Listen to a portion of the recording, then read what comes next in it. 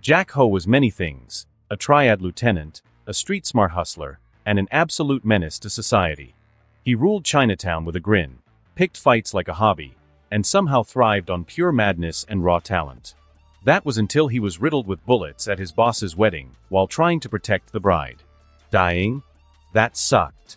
Waking up 20 years in the past, in a new body, in a new world, and somehow even more broke than before? That sucked harder. Now trapped on the streets of 2002 New York, Jack is back to square one, hungry, penniless, and wanted by nobody. But things take a weird turn when an old man from Kunlun picks him up and claims he has the body of an immortal sage, destined to change fate. Jack's response? Yeah, nah. Sounds like effort. Forced into martial arts training, chi cultivation, and unlocking his true potential, Jack has no plans to follow orders. Instead, he does what he does best: runs his mouth, breaks the rules, and causes absolute chaos. But when he starts awakening strange abilities, growing stronger than a normal human should, and attracting the attention of ancient forces, Jack realizes, maybe this isn't just a second chance at life. Maybe he's something more than human. Maybe he was never human to begin with. Crazy fights, unhinged banter, and a monkey with no chill. Jack Ho is about to turn the Marvel world upside down, one bad decision at a time. Hello, everyone. Omni Sensei here with What If I Was Reborn in Marvel as the Monkey King? Part 1. If you enjoy this content, please smash the like button. Subscribe to the channel if you haven't already. Don't forget to check out the original story linked in the description. I hope you enjoy listening to it. The alley behind the market stank of old fish, rotting vegetables, and desperation. Jack Ho stood at the dead end, hands in his pockets, a lazy grin on his face. Behind him, a half-broken wooden cart leaned against the wall, and next to it, tied to a post, was a scraggly-looking goat chewing on a piece of plastic. Blocking the only exit, 6 men from the White Tiger Gang stood in a loose semicircle, all armed, knives, bats. One guy even had brass knuckles. Their leader, Lu Chung, a tall, broad-shouldered bastard with a permanent sneer, twirled a butterfly knife between his fingers. Crazy Ho, just give up, Lu Chung said, shaking his head. Boss just wants the damn keys. You give them to me, we all walk away. Jack tilted his head, as if considering. Then, without warning, he grabbed the goat by its midsection and hoisted it up like a championship trophy. The goat bleated in protest, its legs kicking wildly in the air. The White Tiger guys hesitated. What the hell are you doing? Lu Chung demanded. That's a goat. Jack stoically serious. I grew up in alleys like this. Lu Chung blinked, then took a step forward. What are you even talking about? Take another step or cut my story again, and I'll shove this key into this goat's ass. Silence. The White Tiger men froze. Every single one of them processed what they just heard. Then finally one of them, a thin guy with a scar on his cheek, leaned toward Lu Chung and whispered, "We should take his word for it. He's that crazy." Lu Chung gritted his teeth but then exhaled, forcing himself to relax. All right. I apologize. Continue. Jack smirked. See, that's better. Now, as I was saying, I learned a lot on these pavements. Stealing, scamming, fighting. Hell, I even sold my body once. Lu Chung scoffed. Now I know you're lying. Rumor has it, your chupapi is too small to sell your body. Jack remained completely serious, adjusting his grip on the goat and slowly moving the key closer to its rear. The goat made an uncomfortable noise. Lu Cheng's men gasped. Wait. Sorry. That was uncalled for. Lu Cheng shouted. Please continue. Jack nodded, satisfied. But he kept the key near the goat's rear just in case. So where was I? Yeah. I got beat up by Boss Lu E back when I was a nobody. He knocked me out cold multiple times, but every time, I'd get back up. Didn't matter how hard he hit me. I wouldn't stay down. The White Tiger men shifted uncomfortably. Jack continued. That stubbornness caught his attention. Next thing I knew, he was asking me to join the Triad. One thing led to another, and now I'm a lieutenant. One of the gangsters mumbled, so, he was attracted to his boss. He's gay. Jack didn't even hesitate. He pressed the key right against the goat's butt. No. Wait. We take it back. Lu Qing shouted. Jack narrowed his eyes. Not you. The guy who said I'm gay. Lu Cheng's eyes twitched. Then, without hesitation, he turned and punched the guy in the stomach. You idiot, stop pissing him off. Apologize. Lu Cheng snapped. The scarred guy, rubbing his cheek, mumbled, Sorry, crazy ho. Jack nodded, then sighed. You know what happens when you climb up the ranks? The White Tiger men slowly shook their heads. Jack smiled. It means I don't care about grunts like you. And then, he shoved the key into the goat's butt. The goat let out an unholy scream. The White Tiger men screamed with it. Lu Cheng's face contorted in pure rage. Damn it. Just kill him. The gang rushed him all at once. Jack threw the goat like a pigeon taking flight. Go goat. Be free. It flailed through the air, crashing into one of the thugs, who collapsed with a panicked yell. The first guy to reach Jack swung a bat at his head. Jack ducked, grabbed a nearby crate, and smashed it into the guy's legs. The guy tripped, face first into the ground. Another thug lunged with a knife. Jack sidestepped, caught his wrist, and twisted. The thug let out a pained scream before Jack kicked his knee inward, dropping him.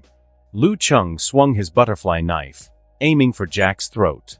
Jack leaned backward, Matrix style, letting the blade barely pass his nose. Before Lu Cheng could retract, Jack grabbed his wrist and headbutted him so hard it sounded like a melon cracking. Lu Cheng stumbled back, nose bleeding, vision spinning. Another thug came from the side, throwing a wild haymaker. Jack grabbed his arm mid-swing, flipped over his back, and landed behind him. Then, Jack reached forward and jabbed 2 fingers into the thug's butt crack. The thug let out a high-pitched shriek, jumping away like he'd been electrocuted. Jack grinned. Pressure points. Gotta love them. The last 2 thugs exchanged nervous glances, but still charged forward. Jack ran up the wall behind him, pushed off, and drop-kicked one guy in the chest. He went flying back, crashing into trash cans. The final thug froze. His weapon hand trembled. Jack smiled. Smart man. The thug dropped his weapon and ran for his life. Lu Cheng was the only one left, coughing blood on the pavement. Jack squatted next to him. So tell me, Lu Cheng, why did I waste all that time telling my story? Lu Cheng spat blood. Why? Jack grinned, leaning in. Because I needed to see each of your faces, so that when my sperm becomes human one day, it won't look like you ugly bastards.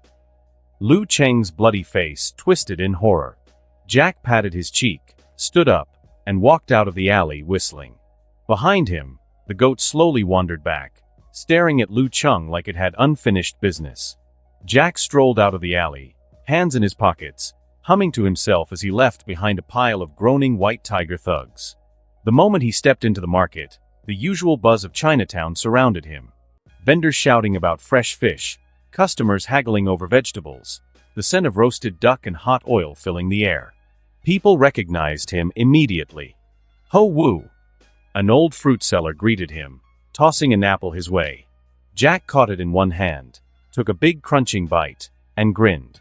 Thanks, Uncle Lu. You know I love free shit.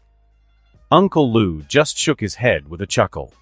Further down, a woman selling roasted chestnuts handed him a small bag. You look too skinny, eat more, she said. Jack grabbed the bag, threw a few chestnuts into his mouth, and spoke through the chewing, You're right, Auntie. I gotta keep my figure in case Hollywood ever needs a handsome Asian lead. She rolled her eyes, waving him off. As he walked, he started skipping, his hands flailing dramatically as he belted out, musical notes, a hopeless romantic all my life. A few heads turned.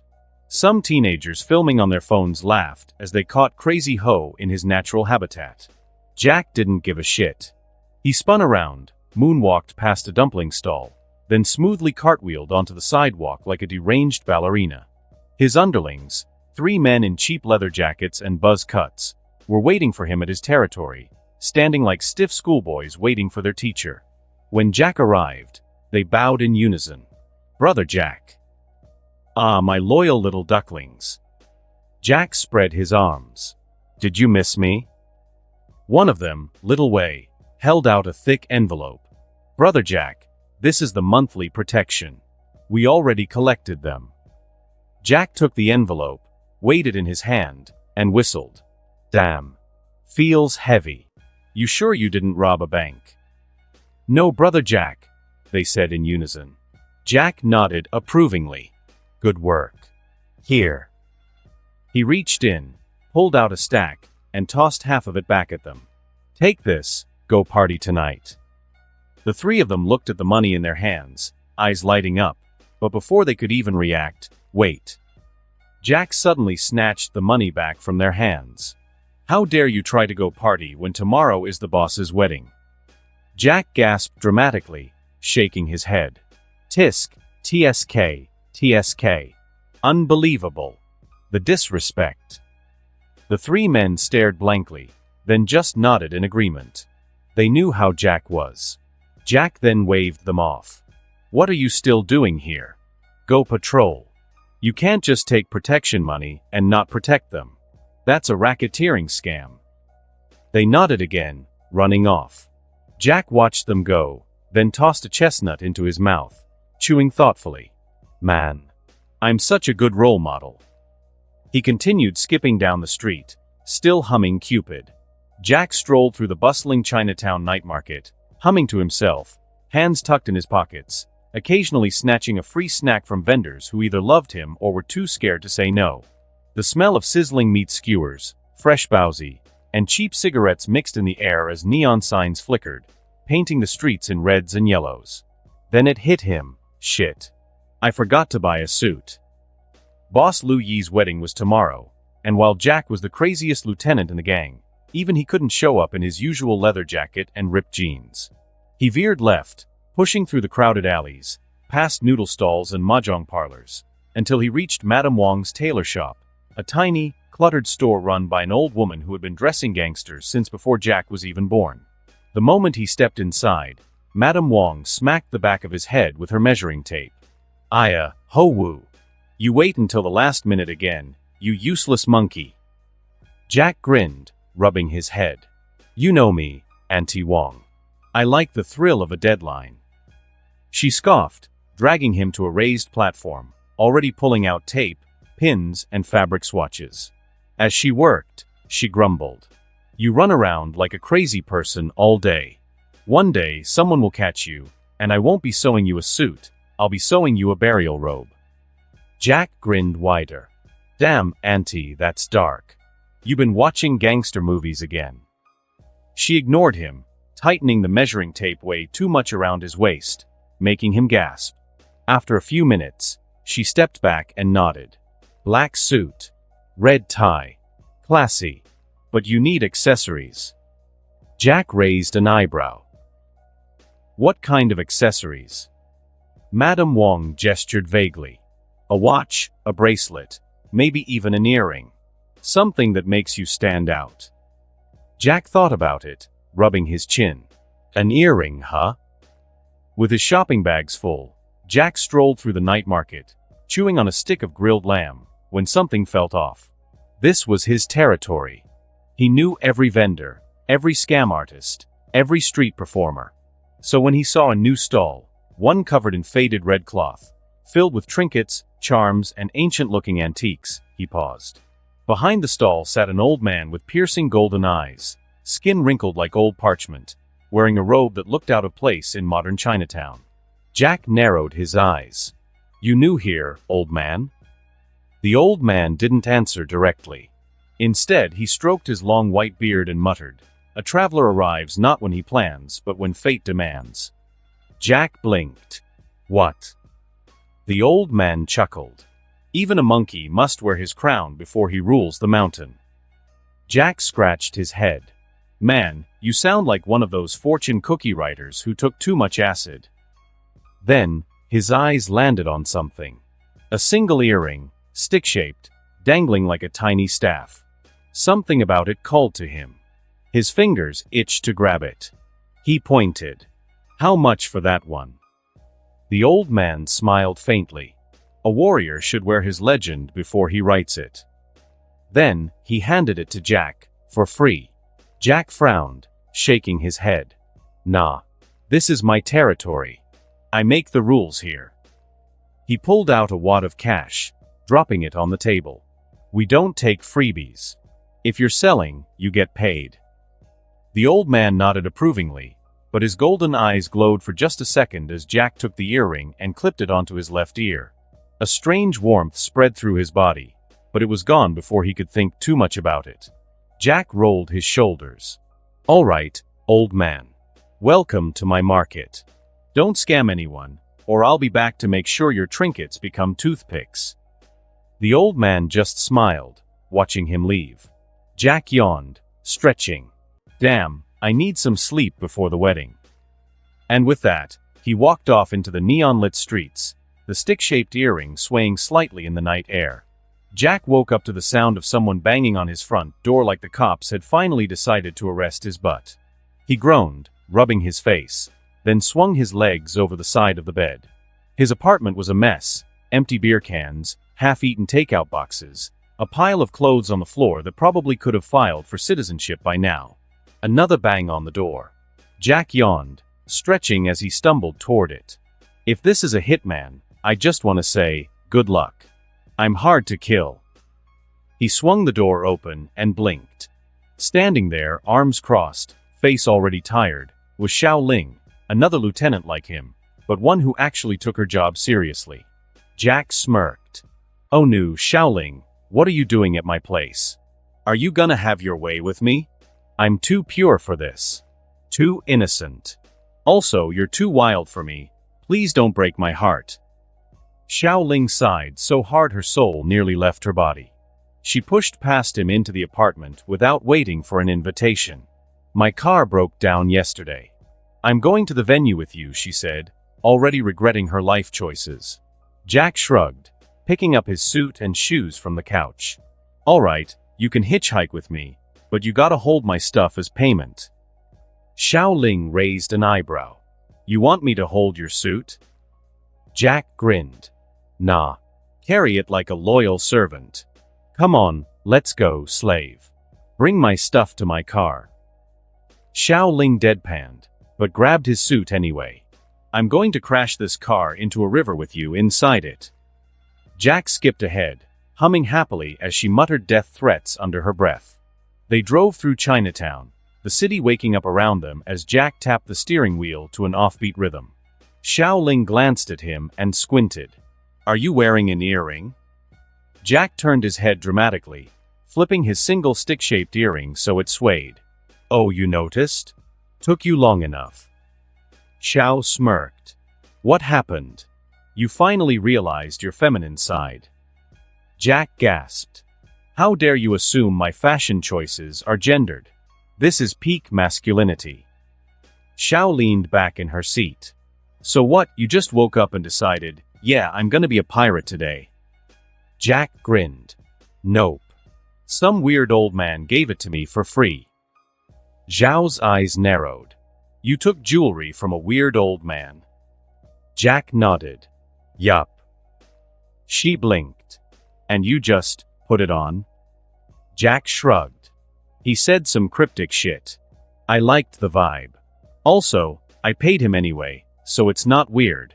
Market rules." Xiao sighed, pinching the bridge of her nose. "You're gonna get cursed one day, and I'm not dealing with it." Jack grinned wider. "Oh, come on, I already act like I'm possessed. What's the worst that could happen?" The conversation derailed from there, mostly with Jack rambling about the art of scamming rich people and Xiao pretending not to listen. Before they knew it, they arrived at the wedding venue, a massive banquet hall decked out in red and gold, with security already stationed around the perimeter. Jack parked the car, stepping out and stretching. "All right, time to do wedding shit." Inside the venue, the other Triad lieutenants were already gathered, checking assignments, talking security, and pretending they didn't hate each other. At the center of it all was Sun Jie, the second in command, flipping through a clipboard, barking orders. Sun Jie was serious, efficient, and didn't like bullshit, which meant he didn't like Jack. "All right," Sun Jie said, addressing the group. "Today is a truce day, but we're not getting complacent. We've stationed extra men around the perimeter. I expect every lieutenant to do their part." He went down the list, assigning roles. One lieutenant would handle the entrance checks. Another would patrol the kitchen and hall. Another would watch over the VIPs. Jack waited patiently, rocking on his heels, until Sun Jie reached the end of the list and didn't assign him anything. Jack blinked. "Hey, what about me?" Sun Jie looked down at his clipboard again, tracing his finger down the list. This one? No, you can't be trusted with that. This one? No, you won't give proper orders. This one? If I give it to you, I'll probably get shot in the next 5 minutes. Jack narrowed his eyes. "You're running out of options, bud." Sun Jie sighed, scanning the room, then pointed to the front door. "You guard the entrance." Jack grinned, giving him finger guns. "Got it, boss." Then, instead of going to the entrance, Jack immediately walked toward the backstage area. Sun Jie stared. "What are you doing?" Jack stopped, turned, and smiled innocently. "What?" Sun Jie rubbed his temples. "Why did you even ask for a job if you're not gonna do it?" Jack grinned wider. "Because I like to feel included." Sun Jie took a deep breath, closed his eyes, and muttered something about patience. Jack skipped off backstage, leaving the second-in-command re-evaluating his life choices. The banquet hall was alive with golden light, decorated with red silk banners and hanging lanterns that swayed gently from the ceiling. Round tables, covered in white tablecloths, were already set with expensive porcelain dishes stacked high with delicacies. Peking duck, steamed fish, drunken chicken, all the works. The wedding was set to begin in an hour, and the lieutenants of the Triad were called into a private lounge by Boss Lu Yi himself. Jack strolled in last, as always, hands in his pockets, chewing on a piece of gum like he wasn't supposed to be here but decided to crash anyway.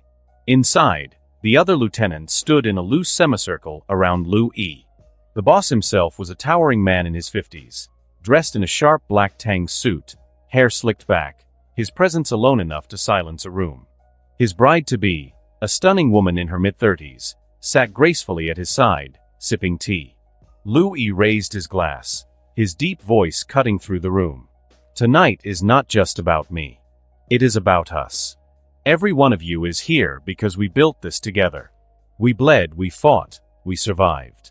Tonight is a truce, a time of celebration, but do not forget, we are always at war. With time. With fate. With the world that wants to swallow us whole." The lieutenants nodded, solemn, glasses in hand. Jack smirked, swirling his drink, then raised it lazily. To love, crime, and getting away with both. The room fell silent. Several lieutenants turned to stare at him. Lu Yi chuckled, shaking his head. "Only you would say something like that, Ho Wu." Jack grinned, taking a sip. "What? You're marrying a beautiful woman and running a criminal empire. If that ain't success, I don't know what is." Xiaoling rolled her eyes. Lu Yi simply lifted his glass again, letting the moment pass. "Drink." They all did. The warmth of aged baijiu burned down their throats, a taste of power, of history, of the life they had all chosen. The moment ended, and the wedding began. The ceremony was held in a traditional courtyard, lanterns glowing under the night sky, casting an almost dreamlike golden hue over the venue. Guests, dressed in fine silk kipayos and western tuxedos, sat in neat rows, whispering in excitement. Boss Lu Yi stood tall at the altar, waiting for his bride. The music began. A soft melody played on a guzheng, filling the air with a gentle elegance. Then, she appeared. His bride walked down the aisle in a stunning red and gold qipao, embroidered with dragons and phoenixes, symbolizing their union. She carried herself with grace, her eyes warm yet sharp. She wasn't just a wife, she was someone worthy of a Triad boss. Jack, standing to the side with the other lieutenants, leaned toward Xiao Ling and whispered, "Damn, she really about to tame the beast, huh?" Xiao Ling elbowed him hard in the ribs. The vows were exchanged. Rings slipped onto fingers. A thunderous applause erupted as Lu Yi kissed his wife. A waiter poured Jack another drink as he leaned against a pillar, watching the festivities. Firecrackers popped in the distance. Laughter and chatter filled the courtyard.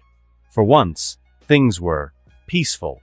Jack sighed, tapping his dangling earring absent-mindedly. Ha! Guess even gangsters get their fairy tale endings. And then, the fairy tale ended. The wedding was supposed to last the whole night. It didn't even last another hour. Lu Yi and his wife had just stepped toward their black wedding car, a sleek armored beauty parked just outside the venue. Jack was a few steps behind them, hands still in his pockets, watching as guests clapped and cheered, throwing rice in the air. Then, a car engine roared in the distance. Jack's ears twitched. His instincts screamed. He turned his head just in time to see a black sedan speeding down the street, windows rolling down. He saw the muzzle flashes first. "Get down!" Jack roared, lunging forward. Rat-tat-tat-tat-tat. Gunfire erupted, shredding through the celebration. Glass shattered, people screamed, bodies hit the ground. Jack didn't think. His body moved on its own, shoving Lu Yi's wife down, shielding her with his own body as bullets ripped through the night. Pain. White-hot pain exploded through his torso, ripping through muscle and bone. He hit the ground hard, vision tilting, ears ringing. Around him, chaos. Other lieutenants lay bleeding, some already motionless, others groaning in pain. Lu Yi had been pulled to safety, his men returning fire at the speeding car, but it was already gone, tires screeching into the night. Jack blinked, trying to breathe. He couldn't. His lungs burned. He glanced down. His white dress shirt was soaked in red. More blood pooled beneath him, spreading like an ink stain on the pavement. He wheezed a laugh. Tisk. Guess I ain't making it to the after party. His vision darkened, and for the first time in his wild, reckless life, Jack Ho Wu died. Jack felt light, like he was floating through nothingness. Then, weight. A crushing weight pulled him down until he felt like he was being squeezed into something too small, too tight, like stuffing a tiger into a birdcage. His vision flickered, blurry, shifting between darkness and light. Then, suddenly, pain. His body screamed, every inch of it aching like hell, like someone had taken a crowbar to his ribs. He gasped, his first real breath since, wait. Since when? Then his hearing kicked in. The first thing he noticed was the rain. The second thing, his stomach twisting in hunger, an old familiar emptiness that he hadn't felt since he was a starving kid on the streets. And then the worst of all, the pain in his bones, his muscles, his skin. It was the same raw agony he felt the first time Boss Lu Yi beat the shit out of him years ago. The kind of pain that etched itself into memory.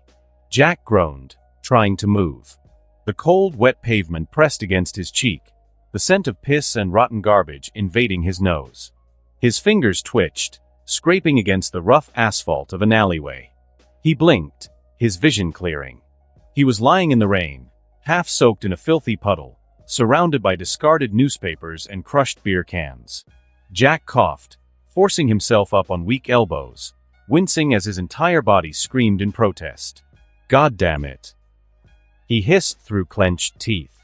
His memory was a haze, but flashes came back. The wedding. The car. The gunfire. The blood. His own blood. His torso riddled with bullets as he collapsed. His last words a cocky joke. Jack let out a bitter laugh. I got blazed by a freaking drive-by, and they just threw me in a goddamn alley. He growled, trying to push himself up, but his arms shook, weak as hell. Something felt wrong. Everything felt wrong. His bones were thinner, his muscles weaker, his body felt too small, too foreign. And then, he caught a glimpse of himself in the puddle. Jack froze. The rainwater reflection stared back, but it wasn't his face. Not the face of Jack Ho Wu, the crazy lieutenant of the Triads. It was someone else. His breath caught in his throat. What the hell is going on? The rain poured harder. The city lights flickered. And Jack realized he wasn't Jack anymore. Jack stared at the reflection in the puddle. The face that looked back at him wasn't his. The hell? His eyes widened as he leaned closer, rainwater dripping down his new features. His cheekbones were sharper, his skin smoother, his jawline not quite the same. His old face had been rougher. A lifetime of fights and cigarettes had made sure of that. But this one looked like it hadn't even seen a proper bar fight yet. He squinted. Wait. Am I Asian? White? What the hell am I? His new racially ambiguous features weren't helping. Jack tilted his head to the sky, rain hitting his face, and let out a long, dramatic sigh. Wow. I did so much good in my life. So the gods rewarded me with a face no one can racially profile. He let the rain soak him a bit longer, processing the sheer absurdity of it all. Then, his brain clicked. A very important question popped into his head. His hands immediately shot downward. He checked. Then checked again. Then, holy shit. His eyes widened in awe. This body has more than my past life. For a brief moment, he forgot about everything else. The gunshots, the reincarnation, the fact that he was very much not in his own body. Then, his brain caught up to the situation. His thoughts started piecing themselves together. He got shot the hell up. Somehow, he was alive again. His soul must have been switched into this weakling's body. That means, his gang must have thought he was still inside his original body. They loved him so much that they went through the trouble of inventing new technology to save him. Jack placed a hand over his heart, pretending to brush away a tear. Those bastards, they really do care. He sniffed dramatically. They went to such lengths to switch my soul. But since they don't know I'm already swapped, that means all I have to do is find my way back to my boss. It all made perfect sense in his head. Now, he just had to walk back to his gang and tell them he was alive. Simple plan. Except, Jack pushed through the pain, staggering to his feet. Every inch of his new body hurt like hell, but pain was nothing new to him. He stumbled out of the alleyway, rain dripping off his tattered clothes, and onto a dimly lit street. Something felt off. The cars that passed by looked older. The billboards above him weren't right. The air even smelled different. Less like pollution, more like cigarette smoke and cheap gasoline. His gut twisted. Jack spotted a street vendor, an old man grilling skewers under a plastic tarp. He staggered forward, planting both hands on the vendor's cart. "Uncle," Jack rasped. "What year is this?" The vendor blinked. "Huh." Jack's eyes narrowed. "Just tell me. What year is it? Or else this world is in danger." The vendor raised an eyebrow, clearly suspicious of the half-soaked kid demanding the current year like a lunatic. 2002, kid. Now get lost. Silence. Jack's eye twitched. "Excuse me. Not 2025. Not the year he got shot up at the wedding. No. 20. Freaking. Years. Ago." Jack just stood there, eyes vacant, brain buffering like a shitty internet connection. Then finally, he muttered, "What the actual hell?" The rain continued pouring. Jack stood frozen in the rain, his new reality sinking in. He was in 2002. Not 2025. 20. Freaking. Years. Ago. But instead of panicking like a normal person, his brain immediately started doing mental gymnastics worthy of an Olympic medal. He crossed his arms, nodding to himself. "All right, let's break this down. My gang, out of sheer love for me, must have worked themselves to the brink of death to revive me." He rubbed his chin. But because they were working so hard, they pushed the soul-switching machine to its limit, and it malfunctioned. His eyes lit up with understanding. That's it. The soul switcher must have overloaded, transformed into a goddamn time machine, and boom, my new body got flung back to 2002. He snapped his fingers, feeling immensely proud of himself. Damn, my boys really went all out for me. Even when they mess up, they still put in the effort. Much love. Jack grinned. Well, no use worrying about it. I'm young again. With a big chupapi. Might as well enjoy this leisure time. Then, his stomach growled so loud it startled a pigeon nearby. Jack grimaced, placing a hand over his gut. Jesus. How many nights has this body gone without food? He finally took a good look at himself. His clothes were damp and dirty, his limbs thinner than he was used to, and his stomach felt painfully hollow. He sighed. All right, guess first order of business, cash. And there was only one thing Jack Ho knew better than gang politics and cracking jokes at the worst moments: pickpocketing. Jack moved through the busy streets, eyes scanning the crowd like a predator hunting prey. It was almost too easy. Rich businessmen, distracted couples, tourists who had no idea how Chinatown worked, all perfect targets. His fingers moved swiftly, slipping into coat pockets, brushing against belts, tugging wallets out like he was born for this. By the time the sun was high in the sky, Jack had already collected several wallets, each heavier than the last. Damn, he muttered, flipping through the stolen goods. Even my past self wasn't this efficient. Guess I leveled up in my past life. But Jack wasn't careless. He ducked into an alley, took out a plastic bag, and started sorting IDs, ATM cards, and important documents, separated neatly. Cash, his, obviously. Wallets themselves? Jack grinned. He knew exactly what to do with them. He strolled up to a wallet vendor, a grumpy old man selling cheap knockoff leather goods under a flickering neon sign.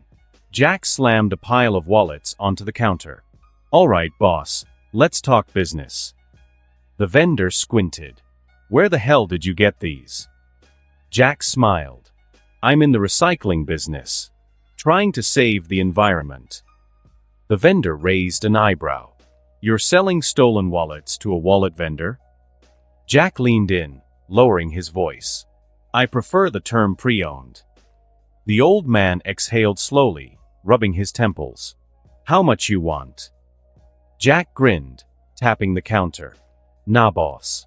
How much are you willing to pay? The haggling began. The vendor lowballed him hard, but Jack wasn't a fool. He knew exactly what they were worth. After a few minutes of arguing, fake walking away, and mutual insults, Jack finally sold off the wallets, except for one. One for himself. He pocketed the cash, flipping through the bills with satisfaction before tucking them neatly into his new wallet. Jack stretched, cracking his knuckles. Ah, such a tiring day. All in a day's honest work.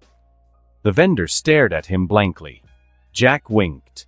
Stay sustainable, old man. And then he walked off, whistling a tune. With cash in his pocket and nothing to do but enjoy his success, Jack sauntered up to a noodle stall, the scent of hot broth and garlic making his stomach cry tears of joy. The noodle lady, an auntie with sharp eyes and a well-worn apron, glanced at him. What do you want, kid? Jack slammed his hand on the counter dramatically. 3 portions of noodles, please. The auntie squinted. 3? You sure you can finish that? Jack grinned, patting his stomach. Auntie, I'm about to make those noodles fear for their lives. She rolled her eyes but got to work. Jack leaned back, hands behind his head, the smell of food filling the air. New body. New era. Same bullshit. And honestly, he was kinda having fun already. Jack leaned back in his chair, arms spread out, staring at the 5 empty bowls in front of him. The noodle stall auntie watched him with a mix of amazement and judgment. Jack patted his stomach. Damn. I can still eat like I was in my last body. The auntie scoffed. Kid, you ate like you were feeding an entire village. Jack grinned, flipping a few bills onto the counter. You should be grateful, auntie. I just funded your retirement. She snatched the money, muttering something about damn bottomless pits, but Jack was already up and walking. The pain that had racked his body earlier was gone, replaced by a comfortable warmth. Fresh body, full stomach, good weather. For the first time since waking up in this mess of a new life, Jack actually felt great. Then, of course, The universe decided to ruin it. Jack strolled through the streets, hands in his pockets, whistling to himself when, "Hey Bob." Jack kept walking. "Hey, you deaf or something?" Jack frowned, looking around. Bob? Who the hell is Bob? Then, a large hand clamped down on his shoulder, stopping him in his tracks. Jack turned slowly and found himself face to face with a group of kids.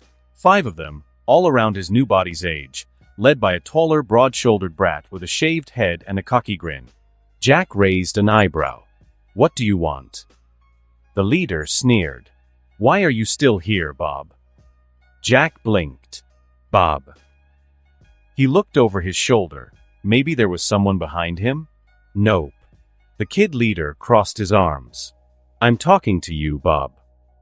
Jack's brain lagged for a second. Then it clicked. "They think I'm this Bob kid." Jack sighed, shaking his head. "Sorry, wrong guy. I'm Jack Ho." The kid stared at him like he just spoke alien. Jack shrugged and walked past them, uninterested in dealing with child gangsters. That should have been the end of it. But the leader grabbed him by the collar and yanked him back. Jack stumbled slightly, feeling that familiar heat of irritation rise. He cracked his neck, letting out a long breath. "Okay. Now you've done it." He grinned, eyes flashing with something dangerously amused. "So? You guys gonna attack me or what?" The kids exchanged glances, then lunged. Jack sidestepped the first punch, his body moving on instinct, but the movement wasn't as fast as he expected. Shit. This body's slower. He ducked under a second swing and went for a counterpunch to the leader's gut. Whiff. Jack's fist barely grazed the kid's stomach. The leader didn't even flinch. Jack blinked. Huh. Then a fist clocked him across the jaw. Pain exploded through his face, and Jack stumbled back, touching his cheek in shock. "I just got punched by a kid. And it actually hurt." The leader laughed. "What's wrong, Bob? You finally get tired of being a punching bag." Jack licked the inside of his cheek, tasting a bit of blood. He took a deep breath. Okay. New body. Weak as shit. Noted. The second kid rushed him, throwing a sloppy but aggressive punch. Jack caught the wrist and twisted, but instead of flipping the kid easily like he was used to, the kid barely moved. Jack had to use more effort, and even then, the kid just stumbled, not fell. "Oh, you gotta be kidding me." Jack had spent years training in street fights, gang brawls, underground arenas. He knew how to fight. But this body? This body wasn't built for it. It was weaker, slower, less refined. Jack had to throw 3-4 punches just to do the damage that should have taken 1. The kids piled onto him, fists swinging. Jack tanked most of them, countering where he could, but he had to work 10 times harder to land solid hits. He grabbed one kid by the collar and headbutt him, only for his own skull to ring in pain. Damn it, another punch hit his ribs, making him wheeze. All right, enough playing. Jack adjusted, using footwork instead of brute strength. He bobbed and weaved, dodging just enough to keep from getting overwhelmed. Then he fought smarter, targeting knees, throats, weak spots. One kid went down clutching his shin. Another staggered back, holding his neck. It wasn't pretty, but after a messy, drawn-out brawl, Jack finally stood victorious, panting, hands on his knees. The leader groaned on the ground, clutching his stomach. Jack wiped sweat from his forehead, exhaling. Shit. That was embarrassing. The leader gritted his teeth. What the hell's wrong with you?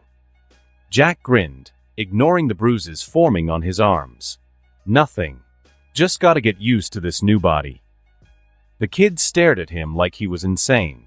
Jack stretched, rolling his shoulders. All right, that was fun. But next time, if you want to jump me, at least bring snacks. Fighting makes my stomach empty. And with that, he walked away, leaving the gang of kids in the alley, too confused and beaten to do anything. Jack staggered through the streets, each step heavier than the last. The adrenaline from the fight with the kids had already faded, leaving behind a dull, throbbing pain across his body. Bruises blossomed along his ribs, His knuckles ached, and there was a nasty cut on his eyebrow that kept dripping blood into his eye. Shit. He muttered, wiping at it. He didn't know where he was anymore. Chinatown was long behind him. The bright neon lights and familiar streets were gone, replaced by darker alleys, unfamiliar corners, and the distant sounds of drunks arguing in some shitty dive bar. He was in another part of New York. Jack gritted his teeth, forcing himself forward. Then, the world tilted. His legs gave out. His body collapsed onto the cold, dirty ground, his cheek pressing against damp pavement. Not again. He clenched his fists, trying to move, to crawl, to fight against the weakness, but his limbs wouldn't listen. He rolled onto his back, breathing heavily, staring up at the darkening sky. His entire body ached, but this wasn't the first time he'd been in a situation like this. No. It was just like before. Back when he was a starving kid, sleeping in back alleys, surviving on nothing but stolen scraps and dumb luck. Jack let out a shaky laugh, barely a breath. Damn. Life really came full circle, huh? Then, he heard scratching. A small rat scurried out from the shadows, nose twitching as it approached him. Jack tilted his head, watching it. Oh hey. The rat paused, sniffing the air. Jack exhaled. You know, when I was young, I used to sleep with a bunch of you guys. The rat tilted its head, as if listening. Jack let out a quiet chuckle, wincing as it made his ribs ache. Yeah, that's what people say made me crazy. The rat ignored him, digging into a pile of trash beside him, nibbling on something that was definitely not food safe. Jack reached out and gently patted its head. Crazy? You know what's actually crazy? The rat didn't respond. Jack grinned, eyes half-lidded. Me sleeping with you guys. Maybe that really did make me crazy. Keek keek. The laugh was quiet at first, but then it grew, turning into a low, unhinged chuckle. Jack kept mumbling to himself, talking in half-finished thoughts, his words blending together. His consciousness faded in and out. The pain dulled, replaced by a creeping exhaustion, his body sinking into the filth like it was a bed of silk. His eyelids grew heavy. Then, a shadow moved. A figure approached. Silent. Controlled. The old man stopped just short of where Jack lay slumped against the trash, his expression unreadable as he studied the half-conscious mess in front of him. His weathered hands reached forward, pulling back Jack's tattered sleeve, revealing his thin, bruised arms. His clothes were in ruins, his body erect yet, the old man's gaze sharpened when he saw it. The single earring dangling from Jack's left ear. A stick-shaped, golden ornament, almost insignificant, but unmistakable. The old man's eyes glowed faintly in the darkness. Interesting. He knelt, pressing 2 fingers to Jack's pulse. Steady. Weak, but steady. His other hand gripped Jack's jaw, tilting his head, getting a closer look at his face. Then, after a moment, the old man's lips curled into a small, knowing smile. So, it is you. With zero hesitation, the old man hoisted Jack up, throwing him over his shoulder like a sack of groceries. Jack barely stirred, completely unconscious.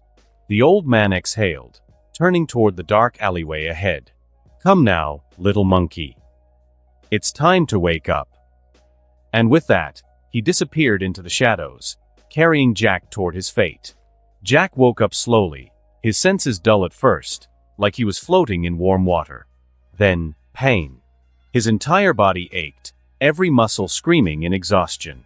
His chest felt tight, his arms and legs were numb, and worst of all, he couldn't move an inch. His eyes fluttered open, adjusting to the dim candlelight. The first thing he noticed? Bandages. A lot of bandages. His chest, arms, legs, everything was wrapped up like a goddamn mummy. He tried to shift, to move even a little, but nothing happened. What the hell? Then, a voice. I wouldn't struggle if I were you. Jack's eyes snapped to the side, locking onto the old man sitting calmly across the room, sipping from a steaming cup of tea. The same old man who picked him up off the streets. The old man set his cup down. I've sealed your acupoints. Your body cannot move. Jack blinked. My what? The old man sighed like he was already exhausted dealing with him. Your acupoints. The flow of qi in your body is unstable, so I restricted your movements. If you force yourself, your newly established qi will be disrupted. Jack stared at him. Then he asked the most important question. Where are my pants? The old man rubbed his temples. They were filthy, so I took them off. Jack narrowed his eyes. Oh no. No, no, no. You did something to me while I was passed out, didn't you? The old man froze mid-sip. Jack gasped dramatically. You sick bastard. You took advantage of my unconscious body. Whack. A fist came down on Jack's head, knocking the breath out of him. Be grateful, you damn monkey, the old man barked. I saved your life. Jack winced, groaning. Shit, old man, I'm already injured. Now you're beating up a cripple? The old man ignored him, pouring himself another cup of tea. If I didn't intervene, you would have died in that alley. Jack snorted. Nah, I would have been fine. The old man gave him a blank stare. Jack sighed. Okay, maybe I'd be mostly dead. The old man rolled his eyes. Jack shifted his gaze to the room, finally taking in his surroundings. The place was simple, small, with a faint scent of herbs and incense in the air. Wooden walls, stone floors, stacks of old books and scrolls piled in the corner. Jack's eyes narrowed. All right, old man, you dragged me here, patched me up, sealed my whatever points. But you haven't told me who the hell you are. The old man set his cup down. Then, he finally introduced himself. I am from Kunlun. Jack blinked. Then he frowned. Come long. The old man twitched. Jack smirked. Damn, old man. That's rough. Who the hell named your place? Sounds like a shitty adult film studio. The old man exhaled slowly, as if debating whether to let him live. Then, he casually reached out and tapped Jack's throat. A small jolt of qi pulsed through Jack's body. Jack opened his mouth, but no sound came out. His eyes widened. The old man smiled faintly. Much better. Jack glared. The old man continued. Kunlun is a sacred place, hidden from this world. It is where warriors and sages have trained for centuries in the ways of martial arts and qi cultivation. Jack rolled his eyes, but without sound, all he could do was make exaggerated faces. The old man ignored him and kept talking. Your body is unique. Jack raised an eyebrow. The old man sipped his tea, choosing his words carefully. You have the body of an immortal sage, a vessel destined to change fate. Jack tilted his head. Immortal sage? The hell does that mean? The old man didn't elaborate. Instead, he simply stated, your existence is not an accident. Jack stared at him, waiting for more, but the old man stood up. He turned toward the door, hands behind his back. From now on, he said without looking back, regard me as your master. I will teach you all you need to survive this new life. Then, he walked out. Jack laid there, still mute, still unable to move, still pantsless. He sighed deeply. This is some bullshit. The next morning, Jack sat cross-legged on the floor, arms folded, as the old man slowly unraveled the bandages covering his body. Jack yawned loudly, looking as bored as humanly possible. So, what's your name, old perv? The old man twitched. Jack grinned. Oh, sorry, I meant master. The old man's eye twitched harder. You will address me properly. Jack stretched his arms lazily. Sure thing, Master Perv. The old man seriously considered strangling him. Jack glanced around. Now that his brain wasn't foggy from pain, he finally took in the surroundings properly. A simple wooden shack stood behind them. A small courtyard stretched ahead, leading to a quiet garden, the air smelling faintly of herbs and damp soil. And in the center, a massive tree, its branches thick and ancient, towering like a watchful guardian. But the sky? The sky was New York's sky. Jack could see faint outlines of skyscrapers in the distance, neon glows reflecting off the clouds. Jack squinted. Wait a damn minute. The old man sipped his tea, completely unfazed. Something wrong. Jack bolted toward the edge of the courtyard. He ran straight for the skyline, ready to make a break for it. Then, wham! Jack collided face first into an invisible wall. He stumbled back, gripping his nose. The hell was that? The old man didn't even look up. A barrier. Jack blinked rapidly, shaking off the impact. A what? The old man finally turned toward him, completely calm. Did you not hear what I said yesterday? No one can enter or leave this place without my permission. Jack rubbed his face, narrowing his eyes. So, let me get this straight. You saved my life, just to imprison me. The old man raised an eyebrow. Imprison? No. Train? Yes. Jack crossed his arms. Right. That's literally what every kidnapper says. The old man sipped his tea again. You're free to leave. Just walk through the barrier. Jack stared. Then, without breaking eye contact, he charged at full speed again. Wham! Jack bounced off the invisible force and landed flat on his butt. The old man exhaled through his nose. Fool. Jack groaned, rolling onto his stomach. Perv. The old man ignored him. After a few failed escape attempts, Jack grudgingly accepted he wasn't getting out anytime soon. Which meant he had to deal with the old perv. Jack dragged his feet behind the old man, who gave him a half-assed tour of the place. This shack is where we sleep. Jack peeked inside. One bed, one floor mat. Jack narrowed his eyes. One bed. The old man didn't blink. I sleep in the bed. You sleep on the floor. Jack tilted his head. You do realize I'm a known cuddler, right? The old man kept walking. This is the courtyard where you will train. Jack scoffed. Bold of you to assume I'll train. The old man ignored him again. This is the garden, where I grow my herbs. Jack leaned down and poked a random plant. You grow weed, old man. The old man whacked him on the back of the head. Jack stumbled forward, groaning. God damn it, you geriatric kung fu grandpa. The old man walked away. Stop touching things. Jack flipped him off. The tour ended at the giant tree. Jack tilted his head back, admiring it. Ha! Big tree. Neat. The old man finally stopped and turned to him.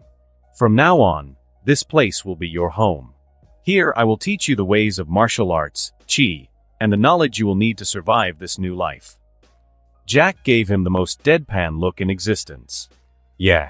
No thanks. The old man stared. You have no choice.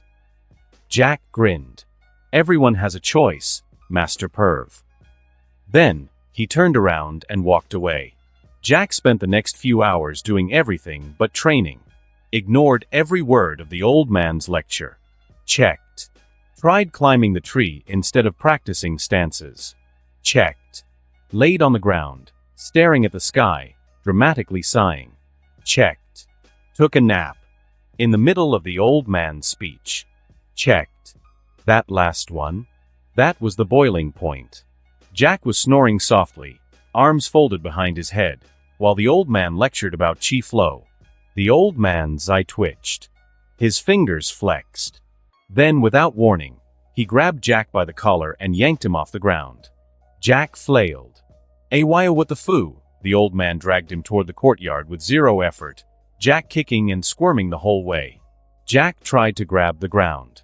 Let me go, you old goblin. The old man didn't even slow down. Jack swung his fists weakly. I swear to God, the moment I get stronger, I'm gonna drop-kick your ancient but into a retirement home. The old man stepped into the courtyard, then he let go. Jack tumbled forward, rolling across the dirt, groaning. Freaking hell. He sat up, rubbing his head, glaring. What the hell was that for? The old man finally spoke. If you have the energy to sleep through my lessons, he cracked his knuckles. then you have the energy to fight. Jack froze. Then slowly, a grin spread across his face. Oh? You want to throw hands, old man?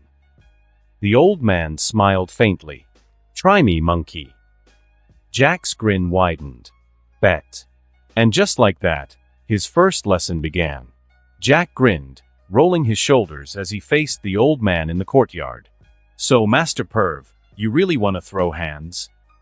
The old man stood calmly, hands clasped behind his back, not even bothering to get into a stance. I told you before, address me properly. Jack cracked his knuckles, ignoring him. All right then. Since I'm forced to stay here, might as well make the best of it. Let's see if you can back up all that ancient kung fu wisdom, old man. Jack exploded forward, foot slamming against the ground as he lunged in with a right hook aimed straight at the old man's jaw. Then, his fist hit nothing but air. The old man was gone. Jack's eyes widened. Then he felt a sharp tap at the back of his neck. Bam! His face crashed into the dirt, a sharp pressure on his spine keeping him pinned. The old man sighed. That was reckless. Try again. Jack gritted his teeth, pushed up, and spun around with a low sweep. Missed. The old man had already stepped away, watching him with the same bored expression as before. Jack sprang back up, adjusting his stance. All right. Got lucky that time, old man. The old man tilted his head. Lucky. Jack grinned. Yeah. That won't happen again. The old man sighed. Let's test that theory. Jack rushed in again. But no matter how fast he threw punches, the old man was faster. No matter how hard Jack tried to predict his movements, he was unreadable. No matter how many tricks Jack used, they all failed. Every punch, every kick, every feint, dodged effortlessly. Jack had fought dozens, maybe even hundreds of people in his past life. He knew how to brawl, how to street fight, how to win dirty. But none of that mattered here. Because the old man? He wasn't just strong. He was on a completely different level. Jack lunged forward, trying to grab the old man's wrist. Smack! A sharp strike landed against his forearm, sending a numbing jolt up his entire arm. TCH. He barely registered the pain before. BAM. A palm strike hit his chest, sending him stumbling backward. Jack's feet scraped against the dirt, barely keeping him upright. His ribs burned. His lungs ached. His body was already starting to scream in protest. The old man didn't even look like he was trying. Jack panted, glaring. All right. Maybe you're a little fast. The old man tilted his head. Fast. Jack grinned. Yeah, like an elderly roadrunner. But don't worry, I'll adjust. The old man sighed. I see your arrogance remains intact. Jack dashed forward again, trying to use his speed to close the gap. This time, he didn't aim for a direct attack. Instead, he threw dirt up from the ground, trying to blind the old man. But before the dirt even reached his eyes, smack! Jack felt a sharp impact against his wrist, forcing his hand open. The dirt scattered harmlessly. Jack's mind reeled. How the hell? Then, a foot slammed into his stomach. Jack felt the air leave his lungs as he was lifted off the ground. GHH. His body crashed onto the dirt again, rolling before coming to a stop. He groaned, coughing as he pushed himself up. Motherphew, before he could even finish cursing, the old man's foot was on his throat. Jack froze, blinking. The old man stared down at him, unimpressed. Dead.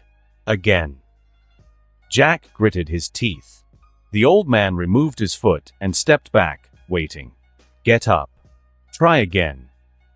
Jack groaned, rolling onto his stomach. Oh, you're enjoying this, aren't you? The old man gave a faint smirk.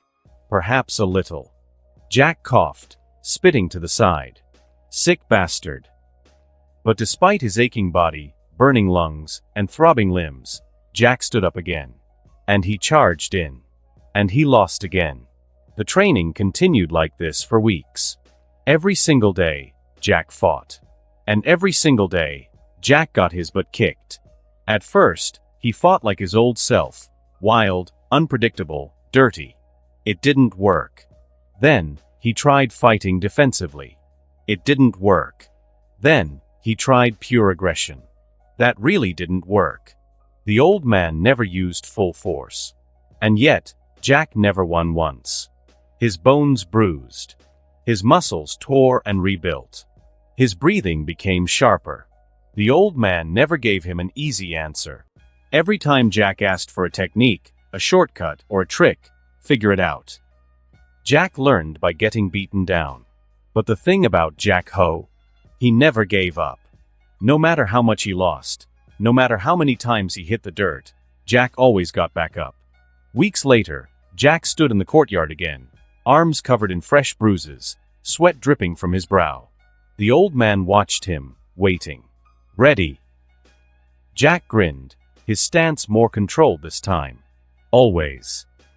The old man moved first, dashing forward with blinding speed. Jack read the movement. He didn't panic. He didn't swing wildly. Instead, he waited. At the last second, Jack shifted his weight, just barely slipping past the attack. The old man's eyes narrowed slightly. Jack threw a counterpunch. The old man blocked it easily. But Jack saw the flicker of approval in his expression. It wasn't a win. Not even close. But it was the first time he had dodged a strike cleanly. And for now, that was enough. Jack sat at the wooden dining table, arms crossed, body covered in fresh bruises from his latest beatdown. His ribs ached, his knuckles throbbed, and his left eye was swelling shut. But worse than all of that? His plate. Yet again, his lunch was nothing but vegetables, steamed greens, boiled roots, and whatever tasteless grass his master pulled from the damn garden. Jack stared at it. Then slowly, he banged his fist on the table. I want meat. The old man continued eating, completely unfazed. Jack's eye twitched. I'm a growing boy, you soon-to-be ashes. I need meat. This isn't a well-balanced diet for a child. The old man sipped his tea. You're not a child. Jack scowled. My body is. And if I don't get some protein soon, I'm gonna start gnawing on my own goddamn leg. The old man shrugged. Then you better pick the left one. It's weaker. Jack gaped at him. The old man set his chopsticks down. I won't cook again. If you're not eating, I'll eat it all myself. Jack's face twisted in betrayal. He glanced at his plate, then back at his master, who was already reaching for his portion. Shit. If I fight him on an empty stomach, I'll actually die. Jack snatched the plate back, shoveling food into his mouth aggressively. Fine. But if I pass out from malnutrition, I'm haunting your butt. The old man gave a rare smirk. I'd like to see you try. Jack stood in the courtyard again, belly full, confidence even fuller. He bounced on his heels, rolling his shoulders. All right, old man. Let's do this. He had been training for weeks, getting his butt kicked daily. But now he could dodge some attacks, counter a few strikes. He wasn't the same weak little bastard who got steamrolled on the first day. He was better, stronger, faster. The old man gave him a slow, calculating look. Humph. You're confident today. Jack grinned. You better watch out. You might actually have to try this time. The old man sighed. All right, then. I won't hold back as much. Jack's grin faltered slightly. Wait, what? Then the old man moved. And Jack immediately regretted everything. What the foo? Jack barely saw it. A blur of movement, then, a palm smashed into his chest. Jack's feet left the ground. He soared backwards like a rag doll, crashing into the dirt so hard he bounced. Coughing, gasping for breath, Jack scrambled back to his feet, eyes wide. You were holding back that much before? The old man nodded. Of course. Jack cursed, wiping blood from his lip. Sick bastard. The old man was already in front of him again. Jack barely had time to raise his arms before, smack, A spinning kick slammed into his ribs. Pain exploded through his entire body. Jack staggered back, barely staying upright. Shit. Another strike to his leg. Then his shoulder. Then his gut. Jack felt like a goddamn pinball, getting battered from every angle. No matter how much he tried to block or counter, the old man was just too fast. Too precise.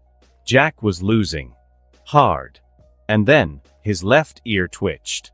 A strange, tingling sensation crawled down his earlobe. Jack instinctively reached up, fingers brushing against his dangling earring. The moment he touched it, something shifted. His hand tightened around something solid. A staff. Jack blinked. It wasn't big. Just a small, thin rod, no bigger than a drumstick. The old man's eyes narrowed. So you gained the approval of the Rui Jin Gubang already. Jack stared at the tiny stick in his grip, then scoffed. Approval? It's just a damn drumstick. As if offended, the staff suddenly extended. Jack yelled in surprise, struggling to hold onto it as it grew into a full-sized weapon. Then, his fingers snapped. Pain ripped through his hand. His grip failed. The weight of the staff was too much. Jack collapsed onto his knees, watching in horror as his fingers turned purple, crushed under the sheer weight. Then, the staff shrank back into his earring. Jack gasped in pain, clutching his broken fingers. What the actual hell? The old man walked over, glancing at Jack's hand. Humph. You weren't ready for its weight. Jack glared at him. You think? The old man shrugged. You'll walk it off in a week. Jack stared in disbelief. My fingers are crushed, you sadistic corpse. The old man ignored his complaints. Instead, he simply grabbed Jack by the collar. Jack yelped as he was dragged toward the massive tree. Oi! What now? The old man exhaled. Since your staff is unusable for now, we will start with something simpler. Jack groaned. What, more punches to the face? The old man smirked. Worse. Jack gritted his teeth. Oh, I swear to God. The old man plopped him down at the base of the tree. It's time to learn how to control your chi. Jack froze. Then sighed heavily. This is gonna be some bullshit, isn't it? The old man patted his shoulder. Absolutely. Jack groaned. Jack sat cross-legged at the base of the massive tree, his broken fingers throbbing like a bitch. The old man stood in front of him, arms folded, eyes calm as ever. Close your eyes, the old man instructed. Feel your surroundings. Feel the wind carving through your stone body. Jack sighed, closing his eyes. All right, all right. He focused. Stone, rock. The rock. Dwayne Johnson. Jack's eyes snapped open. Wait, is Dwayne Johnson even famous yet in 2002? Whack. A wooden staff slammed against Jack's skull. Jack yelped, clutching his head. Ow, what the hell? The old man glared down at him. Stop talking nonsense and meditate properly. Jack grumbled, rubbing his scalp. Fine, fine. No need to go full child abuse on me, you prehistoric fossil. The old man whacked him again. Jack bit back a scream and forced himself to sit still. He took a deep breath. And for the first time in his chaotic, bullshit-filled life, he slowed down. No jokes. No smartass remarks. No movement. Just stillness. The air felt cooler. The ground beneath him felt firmer. The wind traced along his skin like unseen fingers, carrying the scent of earth, leaves, and faint incense. His own breathing became clearer, a steady rhythm against the quiet world around him. The old man, watching him from above, narrowed his eyes. Jack was silent. Not moving. Not fidgeting. Not even muttering some dumbass comment. Did he fall asleep? The old man muttered. Then, as he took a step closer, he paused. Jack's body was still in the courtyard. But his mind? It was somewhere else. Jack opened his eyes, but he wasn't in the courtyard anymore. He stood in a vast empty space, stretching endlessly in every direction. No sky. No ground. Just nothing. Jack's brows furrowed. The hell is this? He took a step forward, his footsteps echoing despite there being nothing to step on. Then, something shifted in the distance. A faint, golden light. It flickered barely there, like a flame fighting against the wind. Jack narrowed his eyes. That's new. Before he could move toward it, a sudden sharp laughter snapped through the silence. Keek keek. Jack's eyes snapped open in the real world. His master stood in front of him, arms crossed, shaking with barely contained amusement. Jack blinked rapidly, disoriented. What? The old man let out another dry, wheezing chuckle. Keek keek. If I knew it was that easy, I would have just crushed your fingers on the first day. Jack's eye twitched. I freaking knew you enjoyed that, you sadistic bastard. The old man grinned, eyes glinting. Welcome to the first step of chi cultivation, monkey. Jack scowled. And just like that, his journey into real power had begun. Crack. Jack's body hit the ground for what felt like the millionth time, his ribs screaming in protest. His master stood above him, completely unfazed, hands still tucked behind his back like he hadn't just sent Jack flying with a single strike. Jack groaned, rolling onto his stomach. This is getting old, man. His master tilted his head. Then get up faster. Jack gritted his teeth, pushing himself up onto shaky legs. One of these days, I'm gonna land a hit on you, you old fossil. The old man sighed. You've been saying that for months. And yet, here you are. Jack charged again. This time, he used his speed, weaving in and out, trying to bait his master into attacking first. The old man didn't move. Jack grinned. Got you, old man. He lunged forward with a feint, then twisted at the last second, throwing a spinning back kick wham. His foot hit nothing but air. Then, before he could react, bam! A fist slammed into his gut, knocking every ounce of air out of his lungs. Jack choked, staggering back, his legs wobbling beneath him. His master sighed. Still too slow. Jack wheezed. Too slow? You didn't even move. His master smirked. Exactly. Jack collapsed onto his butt. To hell with this training, man. His master turned away. You'll walk it off in a week. Jack let his head fall back against the dirt. I hate you. Jack wasn't the same weakling anymore. After a full year of getting his butt kicked, he could now read his master's movements better. Before, his master moved like a blur, impossible to follow. Now, Jack could at least see the blur before getting punched in the face. Progress. And most importantly, Jack could finally use his staff. Before, the Rui Jingubang was too heavy to even lift. Now, Jack spun the staff between his fingers, adjusting its length to match his thigh. Still not much, but more than enough to fight with. Jack stood in the courtyard, breathing steadily, gripping the staff. His master watched him calmly. Come. Jack launched forward, staff swinging in an overhead strike. The old man sidestepped effortlessly. Jack whirled the staff around, striking at his master's ribs, blocked. Then, in an instant, the old man slipped past Jack's guard. Bam! A palm strike hit Jack's chest, sending him flying backward. Jack rolled, coughing violently, but forced himself to his feet. Not bad, right? He grinned through bloody teeth. His master nodded. Better than before, but still weak. Jack groaned. You just love kicking my ass, don't you? The old man actually smirked. I'd be lying if I said no. Jack had finally gotten used to the pain. Bruises? Normal. Fractures? Part of life. Broken bones? You'll walk it off in a week. But now he could fight back. Jack stood in the courtyard, breathing deeply, the Rui Jingubang resting on his shoulders. His master stood across from him, arms crossed. Again. Jack charged. But this time, he didn't attack directly. He faked a wild overhead swing, then abruptly shortened his staff mid-motion, making his attack come from a different angle. His master's eyes flickered. For the first time, he actually had to move. Jack grinned. Got you. He spun, striking out with the other end of his staff, and his master blocked it with 2 fingers. Jack's eyes widened. Oh, come on. Before he could react, BM.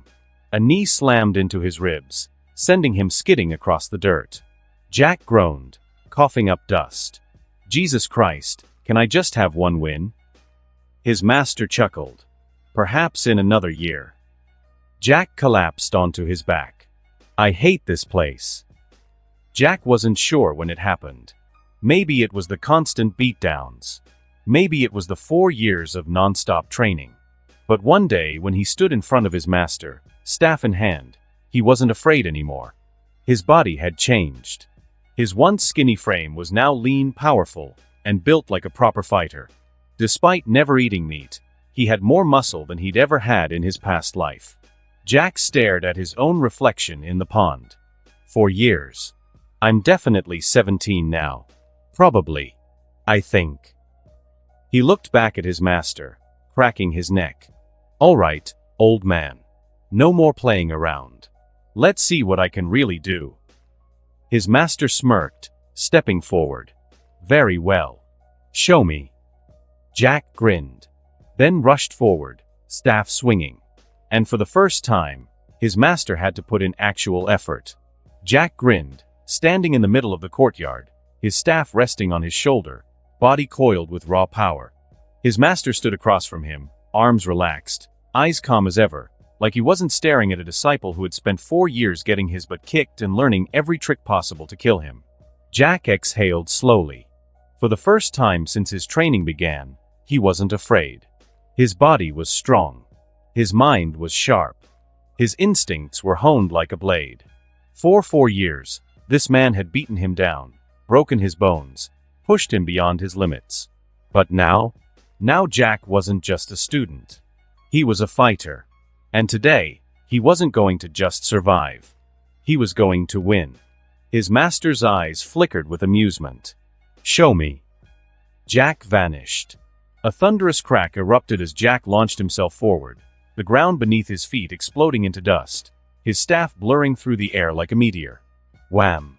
His master leaned back at the last second, dodging by a hair's breadth. Jack twisted midair, swinging the other end of his staff. The old man ducked.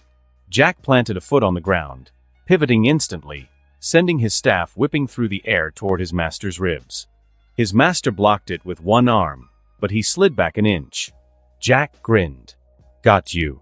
He pressed forward, overwhelming his master with a relentless flurry of attacks.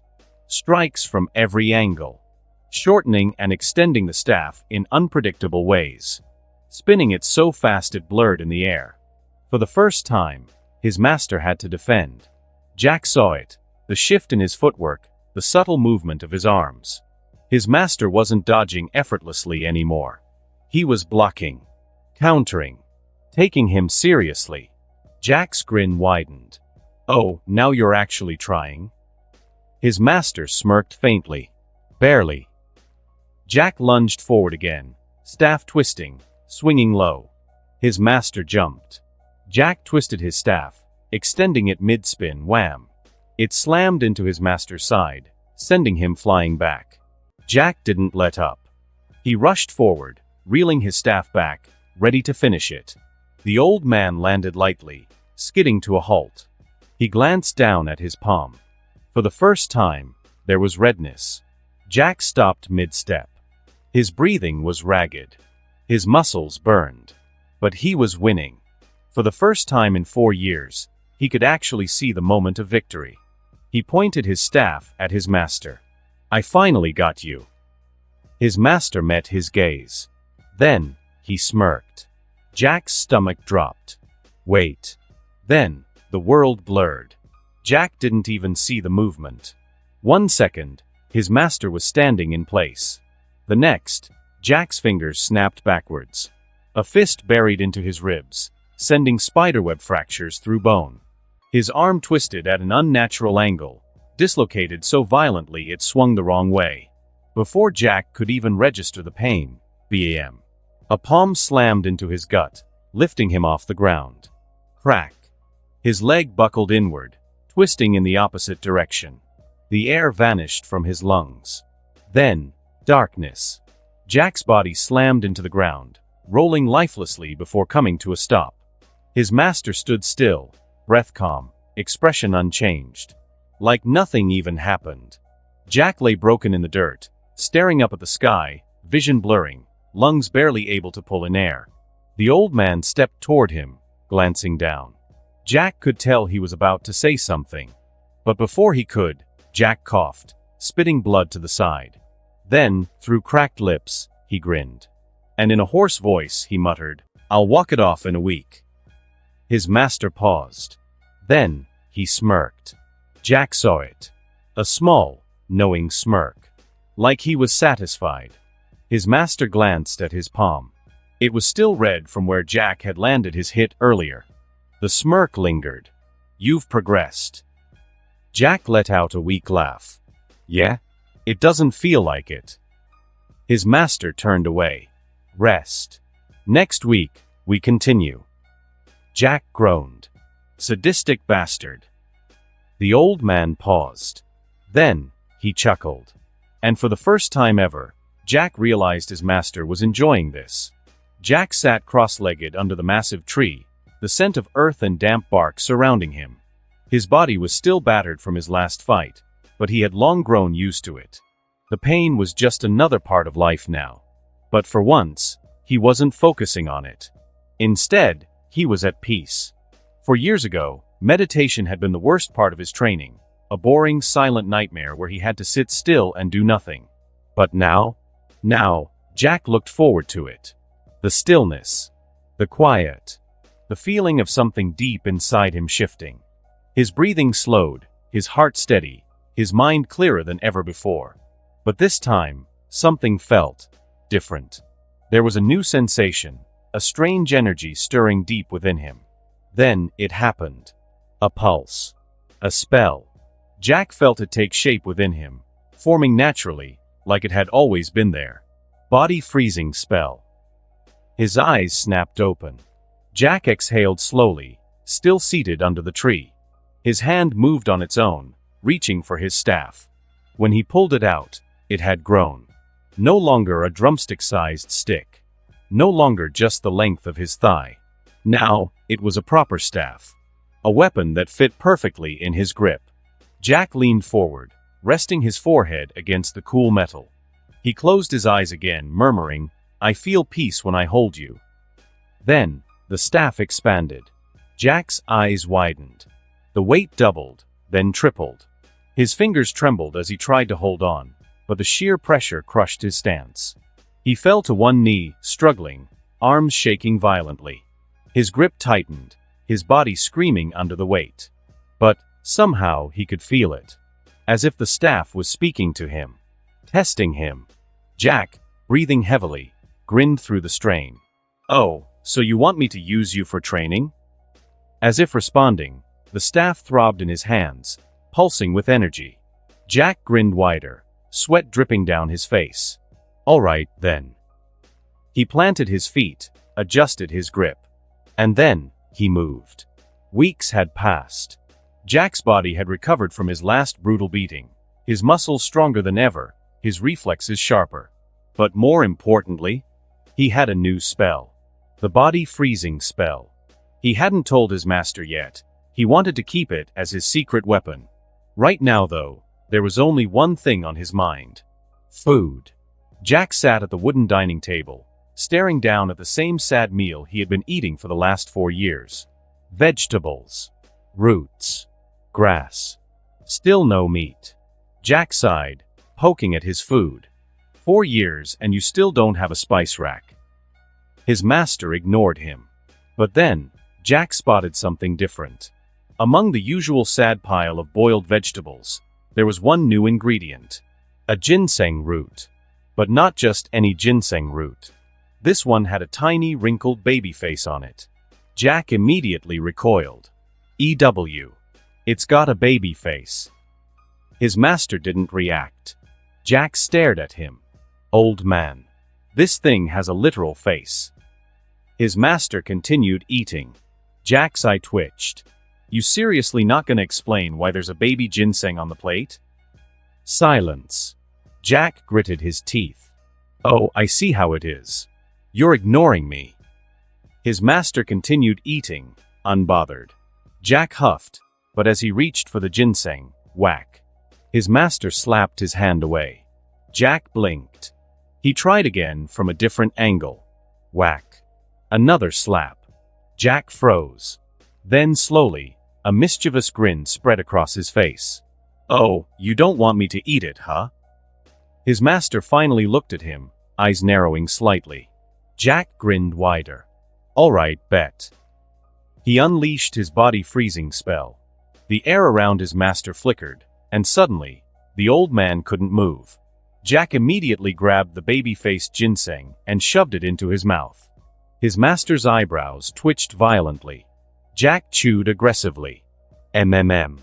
Wow. Delicious. Oh, it's got that premium baby essence. He swallowed, then immediately froze himself with the spell before his master could retaliate. Silence. Jack's eyes shifted slightly, watching as his master broke through the spell in seconds. The moment Jack's own spell wore off, the old man's fist was already flying toward his face. Jack's soul left his body. Oh sure. He bolted. His master chased after him. Jack ran faster than he ever had before. His master was right behind him, his speed inhuman, his movements effortless. Jack leapt onto a boulder, flipping over to higher ground. His master appeared beside him instantly. God damn it, old man, can you teleport? Wham! Jack barely dodged a fist that cracked the stone beneath them. He jumped down, rolling onto the dirt, staff spinning in his grip. His master descended from above, a shadow falling over him. Jack swung upward with all his strength. The staff struck his master's arms, and stopped completely. Jack's eyes widened. His master gripped the staff and twisted. Jack felt his entire body lift off the ground before being flung across the courtyard. Crash. He hit the dirt hard, rolling before pushing himself up. His breath was ragged. His limbs burned. But something felt off. Was it the ginseng? He didn't know, but he felt stronger. Jack's eyes flashed with determination. He gripped his staff tighter. All right, old man. You wanna fight? Let's fight. Jack rushed in again, faster than before. His master narrowed his eyes slightly. Jack twisted mid-air, staff elongating, striking from a new angle. His master dodged, but barely. Jack landed, using the force to slide under his master's counterattack, swinging low at his legs. His master jumped, flipping behind him. Jack planted his staff into the ground, using it to launch himself into a spin kick wham. His foot actually connected with his master's side. It wasn't much, but it was a hit. Jack landed, breathing heavily. His master stood still, unfazed, but his eyes held something different this time. Acknowledgement. Jack grinned. Oh, you're taking me seriously now. His master smirked. Then, Jack's world exploded. His master moved faster than before, closing the distance instantly. Jack barely had time to react before a strike slammed into his gut, sending him flying into a tree. His master stood calmly, not even breathing heavily. Jack, blood dripping from his mouth, grinned weakly. I'll walk it off in a week. I know, his master smirked. Then, he glanced at his arms. For the second time, it was red. He exhaled through his nose. You've progressed faster. But before Jack could respond, he felt an itch in his hair. He scratched it absent-mindedly, and pulled out a single strand of golden hair. The hair floated to the ground. Then, another him appeared. Jack froze. His master stared, intrigue. The clone stared at Jack. Jack stared at the clone. Aewaha. Both Jacks screamed at each other. Who the hell are you? I'm you, dumbass. They bonked each other on the head with their staffs. The clone immediately dispersed. Jack collapsed, completely passed out. His master stood there, eyebrow raised. Then, after a moment, he smirked. Another month had passed. Jack sat cross-legged at the wooden dining table, his body relaxed but coiled with quiet strength, muscles subtly shifting beneath his skin as he reached for his bowl of food. His master sat across from him, as he always did, eating without a word. For the first time in years, Jack wasn't trembling from exhaustion, wasn't choking on bruised ribs or counting how many fingers were still functional. He was strong now. No, he was beyond strong. His progress had become something even he couldn't ignore. And yet, despite all his growth, his meal was still the same sad pile of boiled vegetables. Jack sighed, stabbing his chopsticks into a root.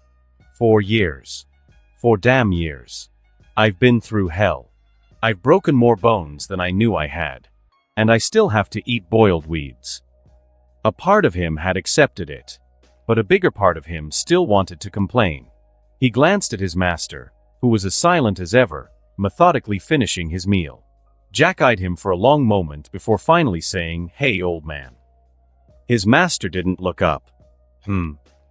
Jack leaned back, crossing his arms, voice calm but questioning.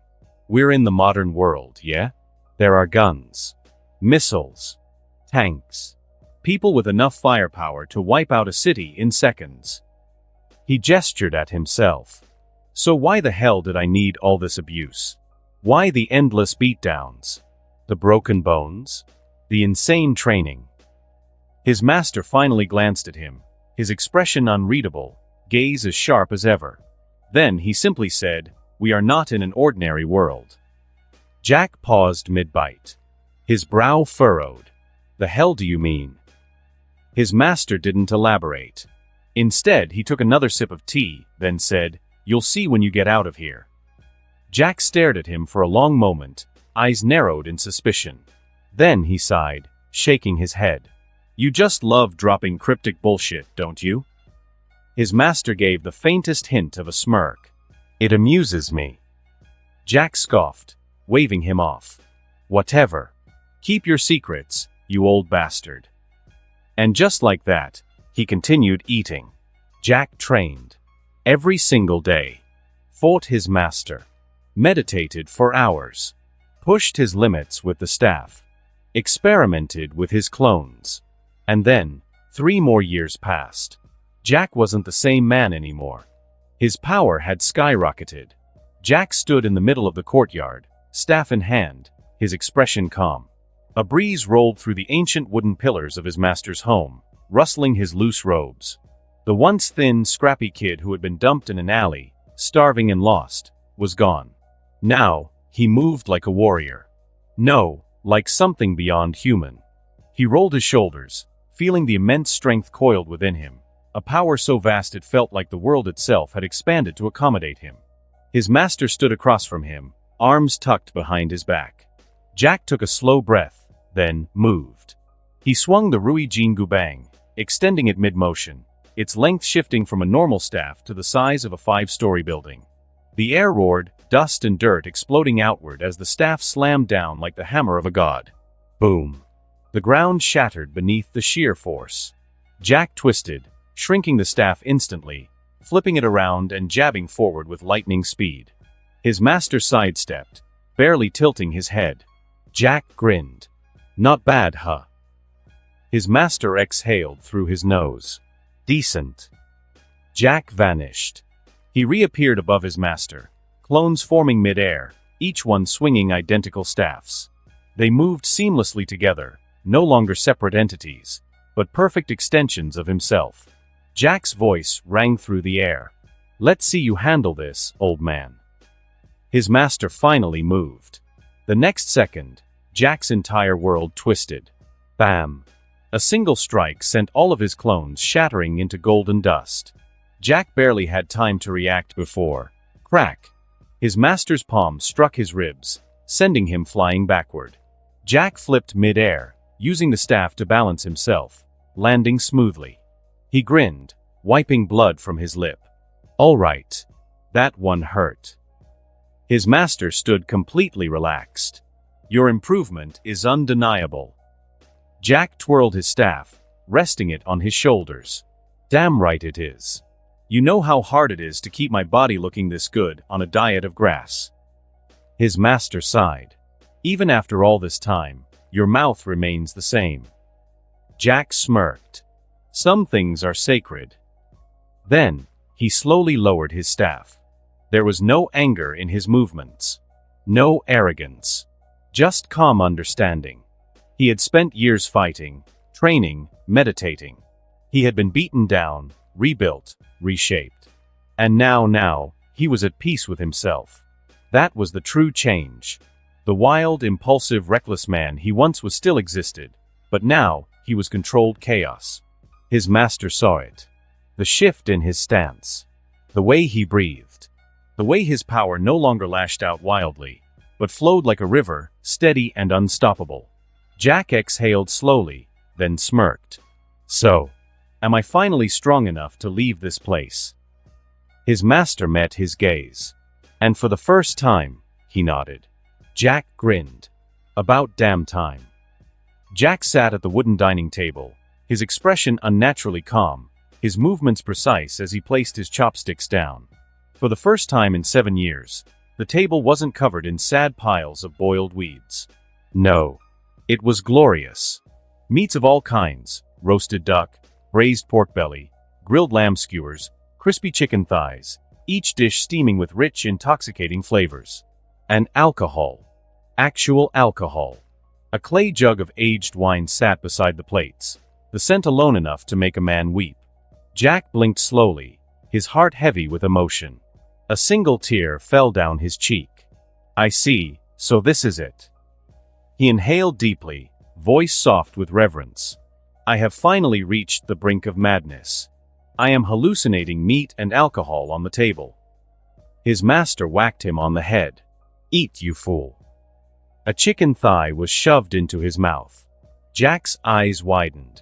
The moment the flavor hit his tongue, his entire existence shifted. He grabbed the chicken with both hands, tearing into it like a man starved. Which, technically, he was. "I bite, am chew alive again." His master watched, unbothered, sipping his wine. Jack devoured everything, alternating between shoveling meat into his mouth and chugging wine straight from the jug. For the first time in years, he wasn't ranting like a madman. Instead, his usual nonsense had evolved into something else. He placed his cup down, exhaling slowly.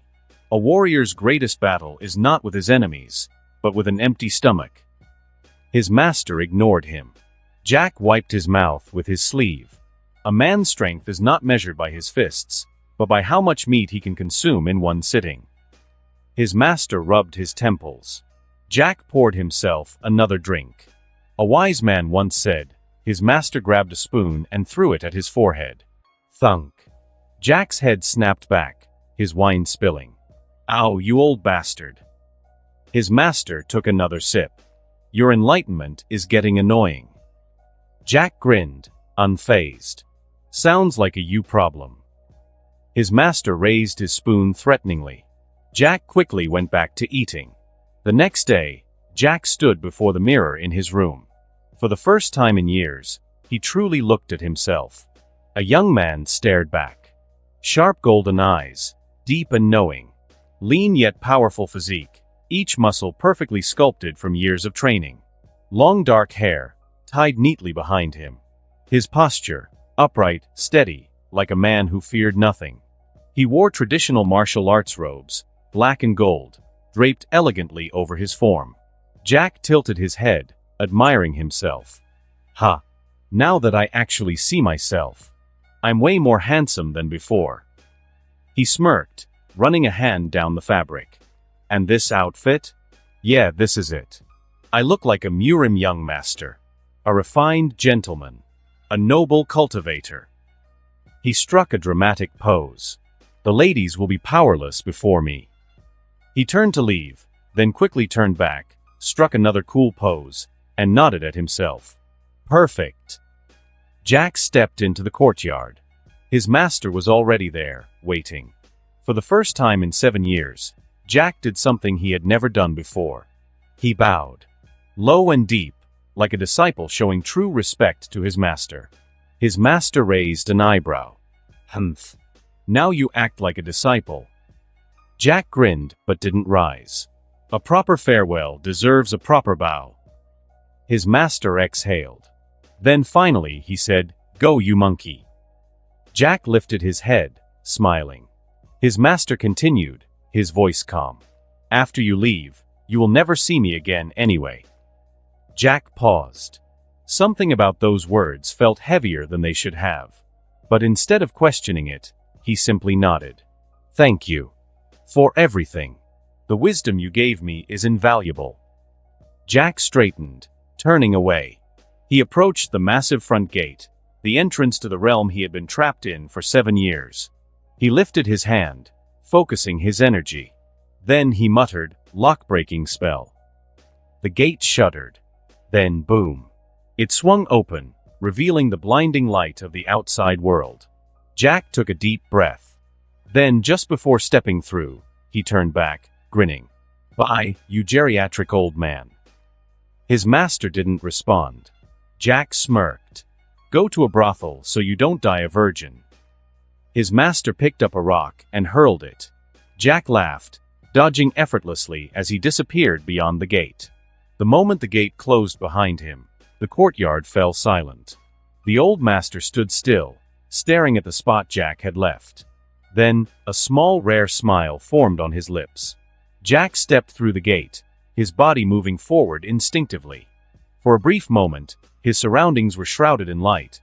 Then, just as suddenly, he was somewhere else. A blast of city noise hit his ears. Car horns blaring. People chattering. Music blasting from storefronts. Jack blinked rapidly, adjusting to the sheer chaos around him. Towering skyscrapers loomed overhead, covered in flashing billboards and LED screens. A massive crowd of people, tourists, workers, street performers, hustlers, moved in a constant flow. And above it all, the massive digital screens of Times Square displayed the latest news, advertisements, and movie trailers. Jack stood there, staring blankly. It had been 7 years since he last stepped foot in the modern world. And yet, nothing had changed. A nearby woman in a business suit glanced at him, eyeing his traditional martial arts robes and long, unbound hair. Jack ignored her.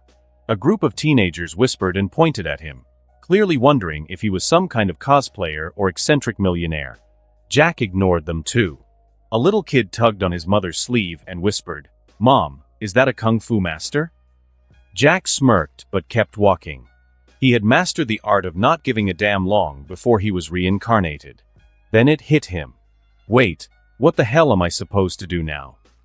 Jack paused mid-step, finally realizing that he had no money, no ID, no phone, nothing. His confident smirk twitched slightly. Shit. He glanced around at the crowds of people, wallets and purses hanging loosely, obliviously. A grin spread across his face. Ah, an old classic. Jack had been a pickpocket in his past life. But now? Now he was something far beyond that. His speed, his dexterity, his senses, they were on an entirely different level. With a single, fluid movement, Jack vanished into the crowd. Step 1. Target selection. Jack's golden eyes scanned the people walking past him. He immediately identified the ones with the thickest wallets, the ones who wouldn't even notice if some money went missing. Step 2. The steal. He moved like a shadow, his fingers brushing against pockets and purses with impossible speed. His new rule? Only take 50% of the cash. A fair tax for their lack of awareness. Step 3. The return. Unlike before, Jack didn't even need to keep the wallets. With a single flick of his wrist, he could take the money and return the wallet before they even noticed. He moved so fast that even the security cameras wouldn't catch him. By the time he was done, he had pocketed enough cash to survive for weeks. Jack paused, admiring his work. He briefly considered keeping a wallet for himself, but then he muttered to himself, voice completely serious, "A closed fist holds nothing. An open hand can receive everything. This is why I don't carry a wallet." The passerby near him blinked in confusion. Jack nodded solemnly to himself and kept walking. As he wandered, Jack glanced up at the massive LED screens in Times Square. One screen showed a news broadcast. Breaking news. Iron Man takes down Indian blood diamond operation. Jack stopped in his tracks. His brows furrowed. Wait. What? He stared at the screen, trying to remember. He had seen the Iron Man movie before he was reincarnated. But he was pretty damn sure there was no part where Tony Stark fought some blood diamond smugglers in India. Jack squinted. Since when did Iron Man do side quests? His brain started racing. Was this a different movie? Did something change? Just as he was about to dive deeper into his thoughts, a loud commotion erupted several kilometers away. Jack's sharp hearing immediately picked up the chaos. Iron Man! Someone shouted. Jack's head snapped toward the sound. A few seconds later, he saw it. A red and gold blur shot across the sky. Jack's eyes widened. Iron Man. In the flesh. Or, well, in the metal. The armored figure blasted past Times Square, heading toward the commotion. Jack stared. Then slowly he muttered, "The hell?" This wasn't a movie. This wasn't fiction. This was real. Jack grinned. Oh, this is gonna be fun. His body moved like flowing water as he sprinted up the side of a building. Each step was perfectly placed, his feet barely disturbing the surface, leaving zero damage behind. He ran beside the skyscrapers, his arms flailing dramatically, as he shouted toward the figure flying ahead of him, "Metal Man! Metal Man, hey!" The red and gold blur soared above Times Square, boosters roaring as it sped toward the commotion in the distance. Inside the Iron Man suit, Tony Stark raised an eyebrow. "Jarvis, tell me I'm not seeing things. Is that a dude parkouring up the side of a building, while waving at me?" Jarvis' calm voice responded through the helmet. "Sir, I am suspecting an unidentified superhuman pursuing you. His speed and agility are beyond normal human capability." Tony groaned. "Great. Another Hulk. Just what I needed." "No, sir." Jarvis corrected. "According to my scans, he is not listed in any government database. No military records, no criminal records, no trace of any known metahuman programs. He simply does not exist." Tony paused mid-flight. "Huh. Now I'm interested." As Tony angled downward, he finally got a good look at his pursuer. A young man with long black hair, dressed in traditional martial arts robes, smirking confidently as he ran beside a damn skyscraper like it was normal. Tony sighed. New York really needs to up its background checks. As Tony slowed down, Jack launched himself off the building, flipping mid-air before landing smoothly on the rooftop of a nearby building. Tony hovered a few feet away, aiming his repulsor blasters at Jack. "All right, City Tarzan, hold your feet." Jack tilted his head, amused. "You're Tony Stank, right?" Tony's eye twitched behind the helmet. "Stark. Tony Stark. Not Stank." Jack nodded. Right. Then he grinned. "Anyway, I know this is sudden, but can I have one of your metal fingers?" Tony blinked. "What?" Jack clasped his hands together, bowing slightly, his expression serious. "I require your metal finger." Tony lowered his blaster slightly. Jarvis, equally confused, asked, "Sir, is this some sort of ancient custom I am unaware of?" Tony rubbed his helmet as if trying to process the stupidity. "Kid, I don't know what you're talking about, but I got actual superhero business to handle, so I'm gonna let this slide." Tony turned, about to fly away. Then suddenly, Jack jumped, grabbed Tony's leg, and yanked him downward. "What the hell?" Tony crashed onto the rooftop, staggering slightly. "Are you insane?" Jack grinned, his grip still firm. "I watched your movie with my first paycheck, and you can't even give me one of your metal fingers." Tony scowled, aiming his blaster at Jack's face. "Oh, I am so blasting you." Jack casually slapped Tony's wrist, redirecting the repulsor blast into the sky. Tony stared. Jack grinned. Then, in one swift motion, he reached down and ripped off the middle finger piece from Tony's right gauntlet. Tony gasped. "What the foo?" Jack held up the metal finger like a prized trophy, eyes gleaming. "Ah, thank you so much. Such a big fan." Then, he vanished. Tony staggered back, scanning the rooftop. Jarvis. Where the hell is he? Jarvis' voice sounded slightly alarmed. Sir, I cannot detect any technological signals around him. No tracking devices, no enhancements, no cybernetic components. He is pure physical. Tony scowled. That's impossible. No one moves like that without enhancements. Jarvis paused. Shall I run a facial recognition search? Tony sighed, rubbing his faceplate. Yeah. Find me everything you can on. Whatever the hell that was. Jack darted through the rooftops of New York City, moving like a phantom, his steps silent, his speed unnatural. But unlike someone who was escaping in fear, he was giggling like a little girl. Keek keek keek keek keek. He held Tony Stark's middle finger armor piece in his grip, twirling it in the air like a prized artifact. I got it. I actually got it. The great Iron Man, beaten and looted by me. He suddenly slipped it onto his own finger, flexing it. His giggles turned into full-blown manic laughter. Keek keek keek keek keek. The sound echoed through the evening, sending a chill down the spines of anyone who heard it. Somewhere in a lawyer firm across the city, Matt Murdock, aka Daredevil, felt a strange disturbance. What the hell was that? Jack landed gracefully on the peak of the Empire State Building, balancing perfectly on its narrow spire. The wind whipped through his hair, his robes flowing behind him. He gazed out over the glittering cityscape of New York. It was familiar, and yet not quite right. His eyes landed on the Twin Towers, still standing, untouched. Jack exhaled, his tone suddenly serious. Ha! The Twin Towers are still here. His fingers tapped against the metal railing. Then, with an emotionless expression, he muttered, Guess I can't make 9/11 jokes in this life, huh? Silence. Then, Jack felt a dozen sets of eyes on him. He looked down. The Empire State Building's observation deck was filled with tourists, staring up at him in horror. A child tugged at his mother's sleeve. Mommy, look. A superhero. The mother instinctively pulled the child behind her, whispering, Stay back. A man in a suit pulled out his phone. Security.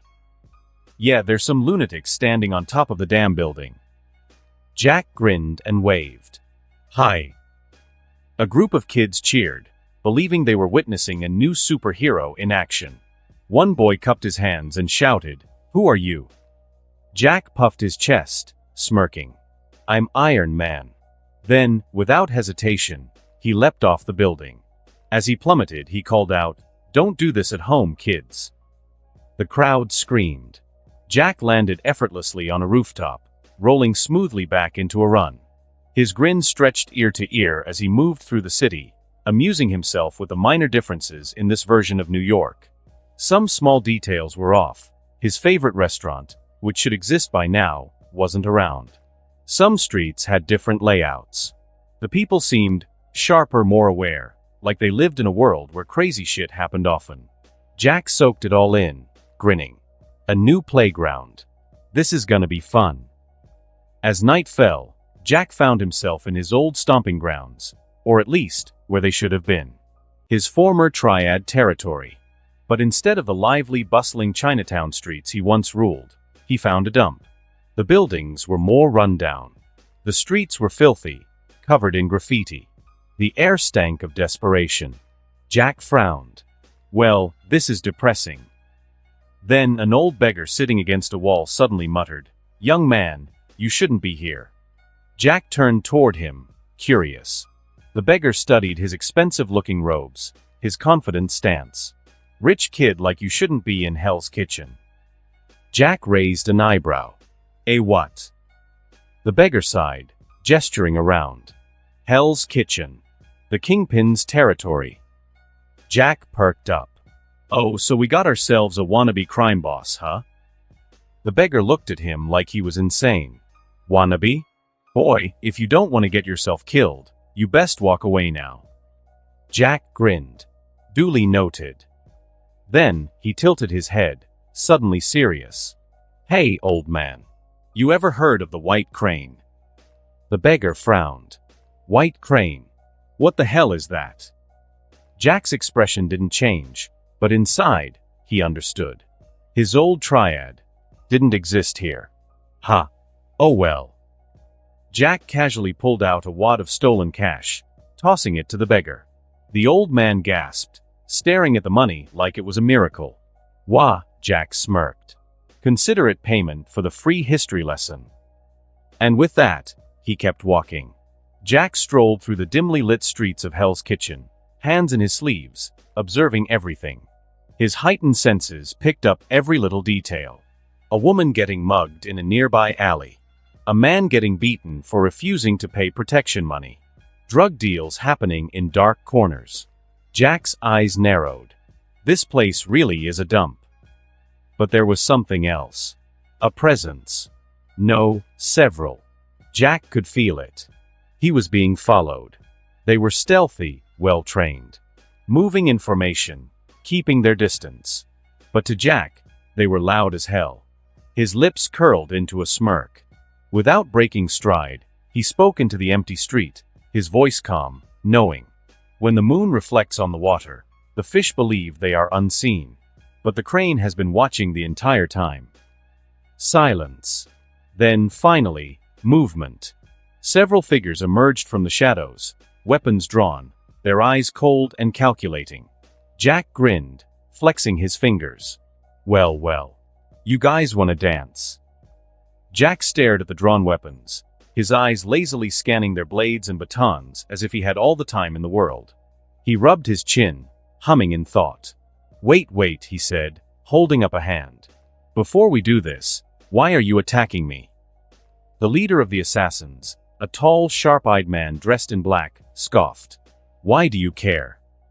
Jack crossed his arms. Cause and effect, my friend. Everything has a reason.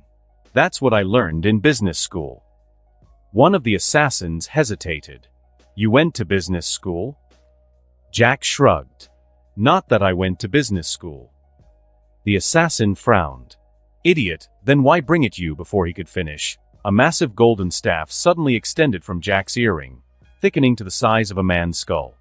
It swung with impossible speed, caving in the assassin's head with a sickening crunch. Silence. Jack sighed dramatically. Now you've done it. The leader's grip on his weapon tightened. What the hell are you talking about? Jack tapped his fingers together. See, I wasn't even personally offended. He spun the staff once, then, as if dismissing it, returned it to his earring. But now you've given me a reason to kill you all. The leader didn't hesitate this time. Attack. They rushed him, their footwork precise, their strikes aimed at vital points. These weren't street thugs, they were trained killers. Jack barely moved. The first blade neared his throat. He exhaled. Then he disappeared. A blur of movement. A shift in space. By the time the assassin's blade sliced through where he had been, Jack was already behind him. Too slow. His palm slammed into the assassin's kidney, folding the man like a cheap chair. A strangled gasp escaped his lips before he collapsed. The others attacked in unison. Jack moved through them like a shadow. A dagger flashed toward his ribs. He twisted, letting it graze his robe by a hair's breadth. A sword thrust toward his chest. He caught it between two fingers and snapped the blade in half. Twin batons swung for his skull. He ducked, spun low, and swept the attacker's legs out from under him. As he moved, he spoke. A man must understand the weight of his own existence, Jack mused, sidestepping another attack. For if he doesn't, the weight of my fist will do the explaining. His elbow crashed into an assassin's jaw, sending teeth flying. Balance is important in all things, he continued, catching another attacker's wrist and twisting it until bones snapped. The sky has the sun and the moon. The ocean has waves and calm tides. His foot lashed out, kicking a man's knee inward with a sickening pop. And I have the urge to beat the absolute shit out of all of you. He weaved between them, his movements effortless. One assassin tried to flee. Jack casually picked up a brick and hurled it, striking the man in the back of the head. He crumpled instantly. Another swung wildly in panic. Jack stepped in and palm struck his throat. His body hit the ground before his brain registered what had happened. The battlefield fell silent. Only one remained. The leader took a step back, his face pale, his blade trembling. Jack cracked his neck. "You seem to know a lot. Let's talk, shall we?" Before the man could react, Jack grabbed him by the collar and started dragging him across the ground. Jack blinked, realizing something. "Ha!"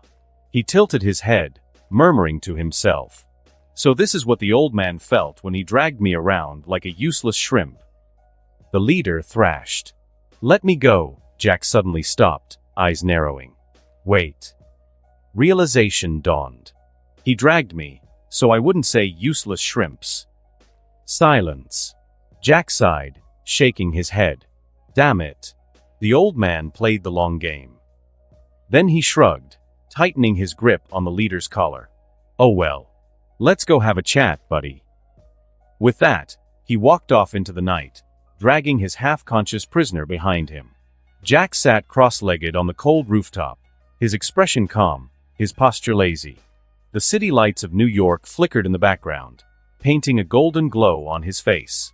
Across from him, the assassin leader sat frozen, his body perfectly still, not because he was tied up, but because he literally couldn't move. Jack rested his chin on his palm. "All right, let's start with something simple. Why were you following me?" The assassin's lips parted slightly, as if trying to respond, but no sound came out. Jack raised an eyebrow. "Ha! Are you a mute?" The leader's eyes twitched with frustration. Jack tapped his chin, humming in thought. No, I definitely heard you speak before." Then realization dawned. "Oh right. Acupoints. Keek. He reached forward and casually poked the man's throat. The assassin immediately gasped, sucking in air like he had been drowning. Jack grinned. "Sorry, forgot about that. Happens more than you'd think." The leader scowled, but his voice was steady. "Just kill me. I won't talk." Jack nodded thoughtfully. "Okay." Without hesitation, he touched his earring. Rui Jingubang appeared in his grasp. The staff extended instantly, its tip stopping just a hair's breadth away from the assassin's nose. The leader's eyes went wide. "Wait."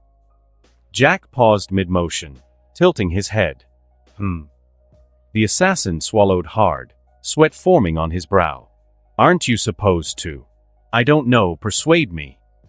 Jack shrugged. "Nah, I don't really care." Silence. The assassin stared at him, utterly baffled.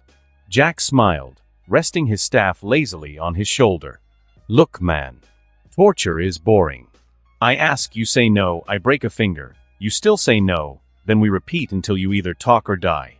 That's like an hour of my life wasted." He twirled his staff. "So I'd rather just skip to the end." The assassin hesitated, his jaw clenching. Then, his entire demeanor changed. His posture loosened, and his eyes lost the cold defiance from earlier.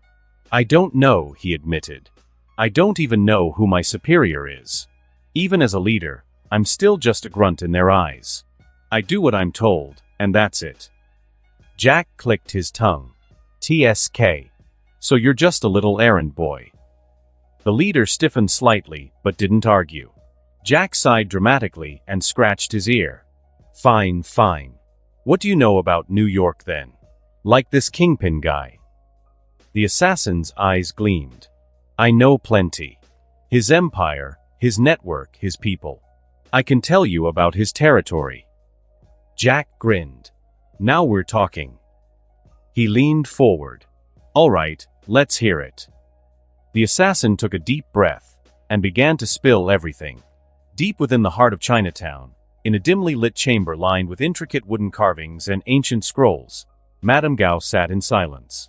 The scent of burning incense curled through the air, the only movement in the otherwise still room. She carefully examined a report, the parchment aged, her frail fingers tracing the ink with a practiced touch. The words on the page were meaningless now. She had read them a dozen times already. Her thoughts were elsewhere. She had been away. Her focus had been on the hand's grander ambitions, the dragon bones beneath New York, the hidden power waiting to be unearthed. But now, another problem demanded her attention. A knock at the door. Enter. The heavy wooden door slid open, and a woman in dark robes stepped inside. Her second in command. Loyal, disciplined, and efficient. She bowed. "Madam Gao, we have news." Gao slowly exhaled, already weary. "Speak." The woman stepped forward, voice measured. "A sighting. A man using techniques resembling Kunluan's martial arts." Gao's expression remained unreadable, but her fingers paused on the parchment. Her voice, when she spoke, was calm, measured. "The hand has many warriors trained in such techniques. Is he one of ours?" The woman shook her head. "No, madam. He is not associated with the hand." That made Gao look up. A stranger. Someone outside the hand's influence, yet moving with the grace of a Kunluan disciple. Impossible. Where is he now? "Last seen in Hell's Kitchen, madam." Gao's fingers tapped the wooden table softly. Hell's Kitchen. That brought another issue to mind. Her meeting with Wilson Fisk had been unsatisfactory. She had helped him take control of Hell's Kitchen, expanded his empire, bolstered his power. And yet, his recent actions had begun to undermine her. Fisk was a man of great ambition, but ambition often bred arrogance. She had seen it before. She had broken men like him before. But this new variable, this unknown warrior, was an issue she had not foreseen. She glanced back at her lieutenant. "And the scouts we sent to observe him?" A slight hesitation. "We have not heard from them, madam." Gao's eyes narrowed. She had lived for over a century, seen warriors rise and fall, watched men build empires only to see them crumble. And now, a shadow moved through her city, one she did not recognize. She tapped her cane against the floor, rising slowly. "Find out who he is." Her voice was soft, but it carried weight. "If he is from Kunluan, I will deal with him personally." The woman bowed low. "Yes, madam." As the lieutenant exited, Gao turned toward the dim candlelight flickering on her desk. A shadow she did not cast had entered her world. And she did not like shadows she could not control.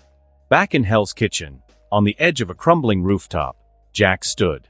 The assassin leader sat before him, bruised, beaten, and out of breath. Jack stretched, yawning. Well, that was fun. The assassin scowled. "I told you everything I know." Jack scratched his head. "Yeah. Pretty underwhelming, to be honest. Expected some grand conspiracy, secret underground bunkers, maybe a ninja clan or two." The assassin's expression twitched. Jack grinned knowingly. "Ah, so there is a ninja clan. Nice." The assassin cursed under his breath. Jack stepped forward and tapped the man's forehead. The assassin's muscles unlocked instantly, the acupoint release flooding life back into his limbs. The leader gasped, rolling his shoulders as movement returned. Jack patted his cheek, lightly slapping him twice. "Go. Correct your way of life. Or don't. I don't really care." The assassin clenched his fists, glaring at him. But he didn't attack. Instead, he slowly got up, backed away, then vanished into the night. Jack watched him go, then turned his gaze upward. The sky above Hell's Kitchen was a deep, endless gray, gloomy, heavy, soaked with city lights and secrets. Jack exhaled, his breath fogging slightly in the cold. "I really am in a new world, huh?" He closed his eyes for a moment, letting the wind brush against his skin. Then he grinned. "Well, let's start small, shall we?" He cracked his knuckles, glancing toward the distant skyline. From where he stood, he could see the towering structure of Fisk Tower. A monolith of power, rising above Hell's Kitchen like a king surveying his empire. Jack smirked. "Let's take things slow and have a dance." And then, he danced. Right there, in the middle of the empty street. With no audience, no reason, no plan. Jack twirled, hopped, and swayed, his body moving with a fluid grace that made no sense in the cold, dark streets of Hell's Kitchen. He spun on his heel, arms spreading as he let his voice ring out, singing softly. Darling, will be loving you till we're 70, his voice echoed through the silent roads, bouncing off the buildings. Somewhere in the distance, a homeless man peeked out from an alley, blinking in confusion. A taxi driver, stopped at a red light, furrowed his brows as he saw a young man in ancient robes waltzing through the middle of the street, singing Ed Sheeran. Jack twirled once more, his robes flowing around him, his expression content. Because at this moment, he was exactly where he wanted to be. In the quiet, dimly lit chamber of Xavier's mansion, Professor Charles Xavier sat in his wheelchair, his fingers lightly resting against the sleek surface of Cerebro. The machine hummed softly around him, the large dome enclosing him in an infinite web of voices, thoughts, and presences across the world. Beside him, Aurora Monroe Storm stood in quiet observation. Every now and then, Charles liked to use Cerebro to search for new metahumans, those in need, those lost, those afraid. And today, he found one. His mind focused, and the world before him blurred into a different place. A lone Tibetan mountain. Snow-covered slopes stretched endlessly, winds howling through the monastery built at the peak. Charles's voice was calm, but firm. A new metahuman has emerged. Aurora stepped forward slightly. Where? Tibet, Charles answered. A young boy, barely into his teenage years. His X gene has just manifested. Aurora watched as Charles's face grew solemn. And Charles sighed. He is afraid. Afraid of himself. Afraid of hurting those around him. A flicker of sadness passed over his face. He ran away from his monastery, fearing what he might become. Storm's gaze hardened. We can't leave him like that. Charles nodded. Aurora, take young Scott with you. Take the X-Jet and retrieve him. Storm raised a brow. Are you sure Scott is ready? He's still a teenager. Charles smiled slightly. He needs to learn how to lead under pressure. This will be his first step. Aurora exhaled, then nodded. Understood. We'll bring him home. She turned, heading out of the chamber. As the doors slid shut behind her, Charles closed his eyes. And then, he did what he always did.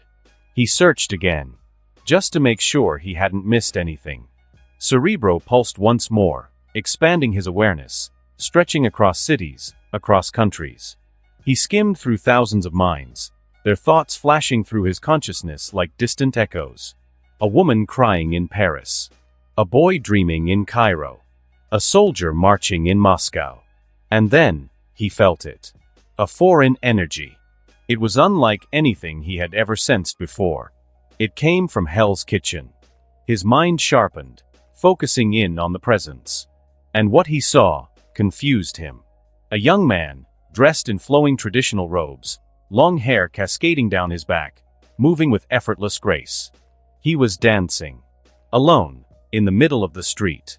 A slow, elegant waltz, his feet moving in perfect rhythm, as if he were partnered with an invisible force. The city was dark, the streets empty, yet he danced as if the entire world was his audience. And then, he turned. He looked directly at Charles. His golden eyes pierce. Not just at him, through Cerebro, through the astral plane, through the very essence of his mind. And then, the young man spoke. Not with his lips, but with his very presence. A bird does not ask why it flies, nor does the wind question where it blows. Yet here you are, an old man peeking through the keyhole of the universe, hoping to understand what is beyond the door. Charles froze. His breath caught. The young man tilted his head, a lazy smirk forming on his lips. Curiosity is a fine thing, old man. But let me tell you a secret. His voice, his very existence, pressed against Xavier's consciousness like an ocean against a pebble. Some doors should stay closed. And then, Cerebro shut down. The chamber went dark. Charles gasped, his mind snapping back into his body as if it had been forcibly ejected from another plane of reality. His hands gripped the arms of his wheelchair, his breath shaky, uneven. He had seen thousands of minds. But never, not once, had a mind seen him back. For the first time in decades, Charles Xavier felt an emotion he thought he had long since mastered. Dread. Jack let out a deep sigh, stretching his arms as he stood alone in the middle of the road, the city's neon lights still flickering behind him. His lips curled slightly. So, there is a Charles in this world, huh? He tilted his head in thought. Well, that makes things more interesting. Then his smile dropped. His golden eyes narrowed, irritation creeping in. But how dare he snoop around in my head? His fingers twitched, as if resisting the urge to go back and slap the man bald, more bald than he already was. Then, just as quickly, Jack's mood shifted again, his grin returning. But I chased him out, so I guess we're even. His brows furrowed. Then, his grin faded once more. No, it's not even. A sharp glare crossed his face. I need to snoop back. Without another word, he leapt onto the edge of the building and vaulted onto another rooftop, his feet silent against the stone. But as he moved, his irritation slowly faded, replaced by something else, an urge to reflect. So he sat, cross-legged, eyes closed. His body stilled, his breathing slowed, and his mind drifted inward. When Jack first learned how to meditate, his mind had been an empty void, a dark, endless abyss. But now, he saw a vast mountain rising before him. Huagua Mountain. His inner world had changed over time, growing, evolving, flourishing. At its peak, a temple stood proudly, ancient yet well-maintained, a reflection of his spiritual growth. And it was no longer alone. For structures now dotted the mountain. Jack exhaled slowly, realization settling in. Each temple marked a leap in his power. The first, when he had learned control over his body. The second, when he had mastered his staff. The third, when he had unlocked his clones. The fourth. His eyes drifted to it. The fourth was still forming, its shape still unclear. Meaning his growth was not yet complete. Jack smiled to himself. Good. It'd be boring if I peaked already. With a slow, measured inhale, he let himself sink deeper into the stillness. And he remained there, until the first light of dawn kissed his skin. Good morning. A voice, calm, steady, aged yet brimming with power. Jack's breath left him in a slow exhale as he opened his eyes. The first thing he saw was an old man standing a few feet behind him, his long beard neatly combed, his robes pristine, his expression composed. His eyes held an unfathomable depth, the kind that came only with centuries of knowledge. Jack studied him for a moment before speaking. You're borrowing a power you shouldn't have, old man. His tone was casual, but his gaze sharpened like a blade. They'll come to collect it, like the IRS. The old man didn't flinch. Instead, he smiled lightly. Good morning. I am Yao. Pleased to meet you, monkey sage. Jack blinked. Then he grinned. Oh, you're the ancient one. Weird. You're supposed to be a woman. Yao chuckled softly. Well, there are many universes out there. He walked forward, and with a flick of his wrist, a tea set and a low table materialized between them. He sat down, pouring tea with precise movements. I'm sure there exists a universe where you do not exist. Jack's smile didn't waver, but his golden eyes gleamed with something unreadable. Is that a threat? Yao simply shook his head, offering him a cup. No. It is an appreciation. Jack accepted the tea, inspecting the surface as it swirled gently within the cup. Yao took a sip before continuing. Appreciation that my universe has another sage to guide it. Jack chuckled, blowing on his tea before taking a slow sip. You don't know if I'll guide you into enlightenment or into oblivion. Yao set his cup down, a small knowing smile on his lips. The universe has its own way of telling stories. Jack leaned back, rolling his shoulders. Cryptic. I like it. The morning breeze rolled past them, filling the silence with a comfortable weight. And so the monkey sage and the sorcerer supreme sat, drinking tea beneath the rising sun. Jack rambled, spilling his usual profound nonsense, while Yao sat patiently trying, and failing, to find meaning within his words. And somewhere, far across the city, Charles Xavier was still trying to make sense of what had happened the night before. The sterile white lights of the Xavier Institute's medbay cast a sharp glow over the room. Charles Xavier lay on a medical bed, his face unusually pale, his brow furrowed in deep thought. Beside him, Henry Beast McCoy stood, scanning the professor's vitals for the third time, his large blue-furred hands carefully adjusting the medical equipment. At the foot of the bed, Logan Wolverine stood with his arms crossed, eyes narrowed, watching Charles like a predator waiting for an excuse to be pissed. Hank exhaled through his nose, double-checking the readings before speaking. "There's nothing physically wrong with you, Charles." Logan's brow twitched. "You sure, bub? 'Cause when I saw him coming out of Cerebro, he looked like he saw the damn abyss staring back." Hank frowned but nodded. "Yes. I ran the tests 3 times just to be certain."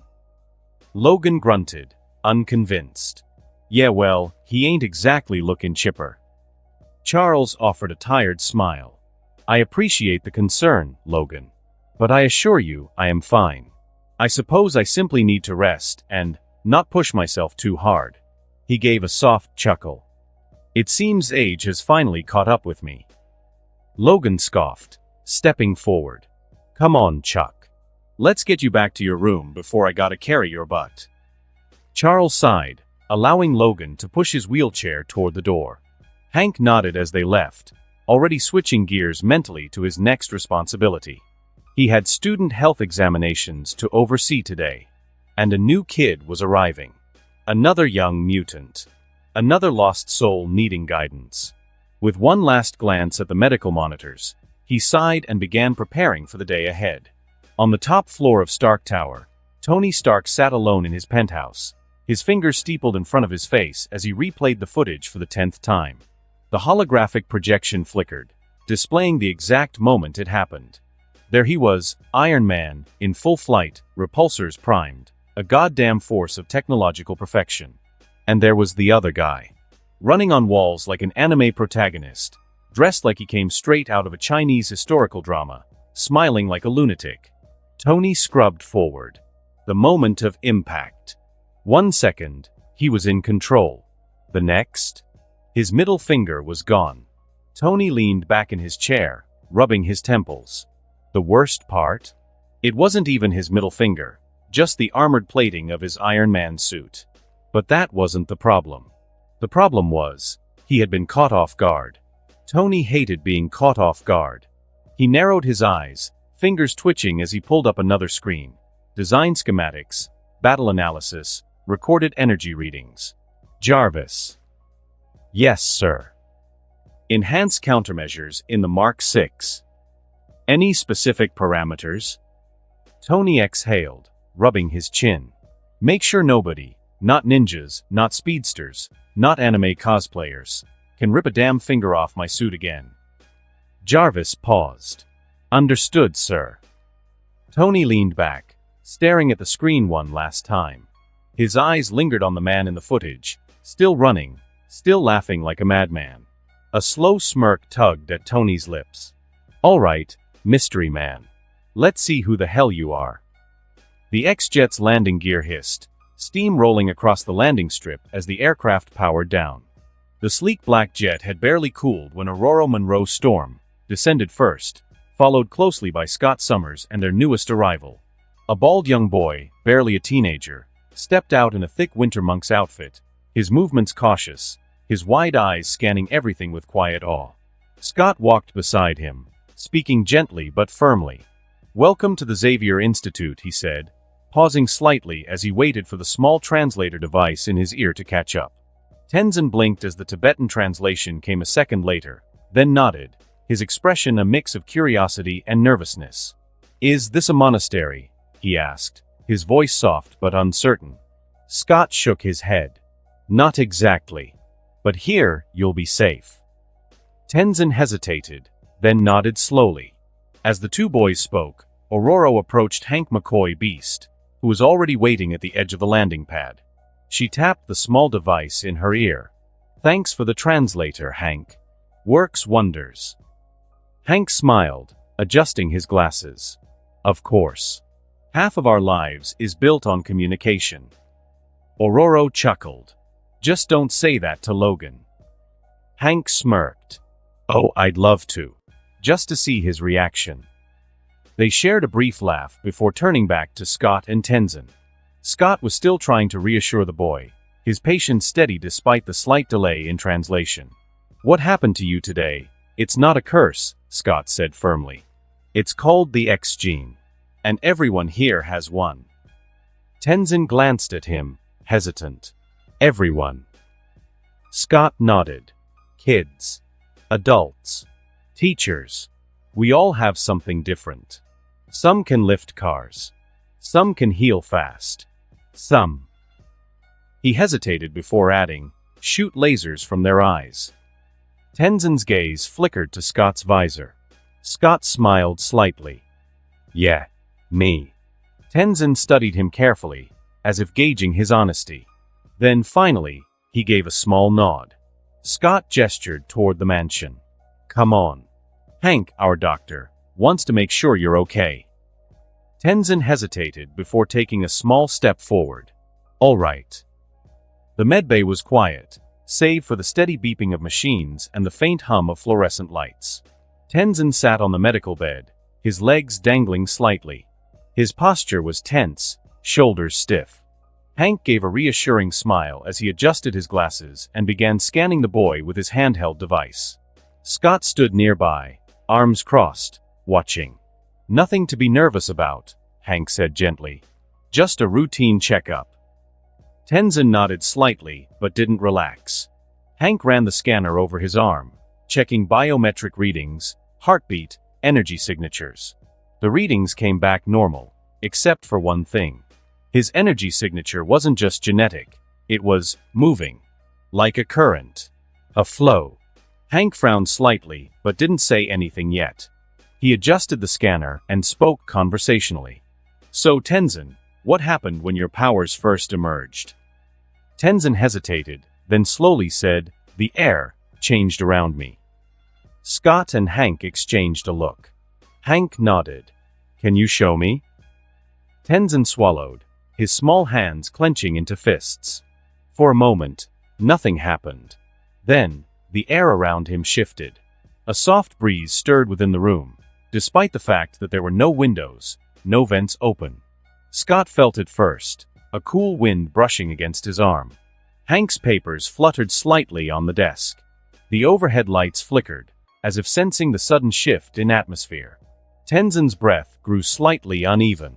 The wind around him began to swirl, growing stronger, stirring his robes. Then, a metal tray on a nearby table lifted slightly, hovering for a moment before clattering back down. Tenzin gasped, hands snapping to his lap as if he had done something wrong. The wind stopped immediately. The medbay fell back into silence. Scott was the first to break it. That was incredible. Tenzin looked at him, confused. I lost control. Scott shook his head. You didn't. You stopped it, didn't you? Tenzin hesitated. I guess. Hank tapped his chin, intrigued. Air manipulation. Tenzin looked worried. I never wanted to hurt anyone. Scott placed a hand on his shoulder. You won't. That's why you're here. To learn.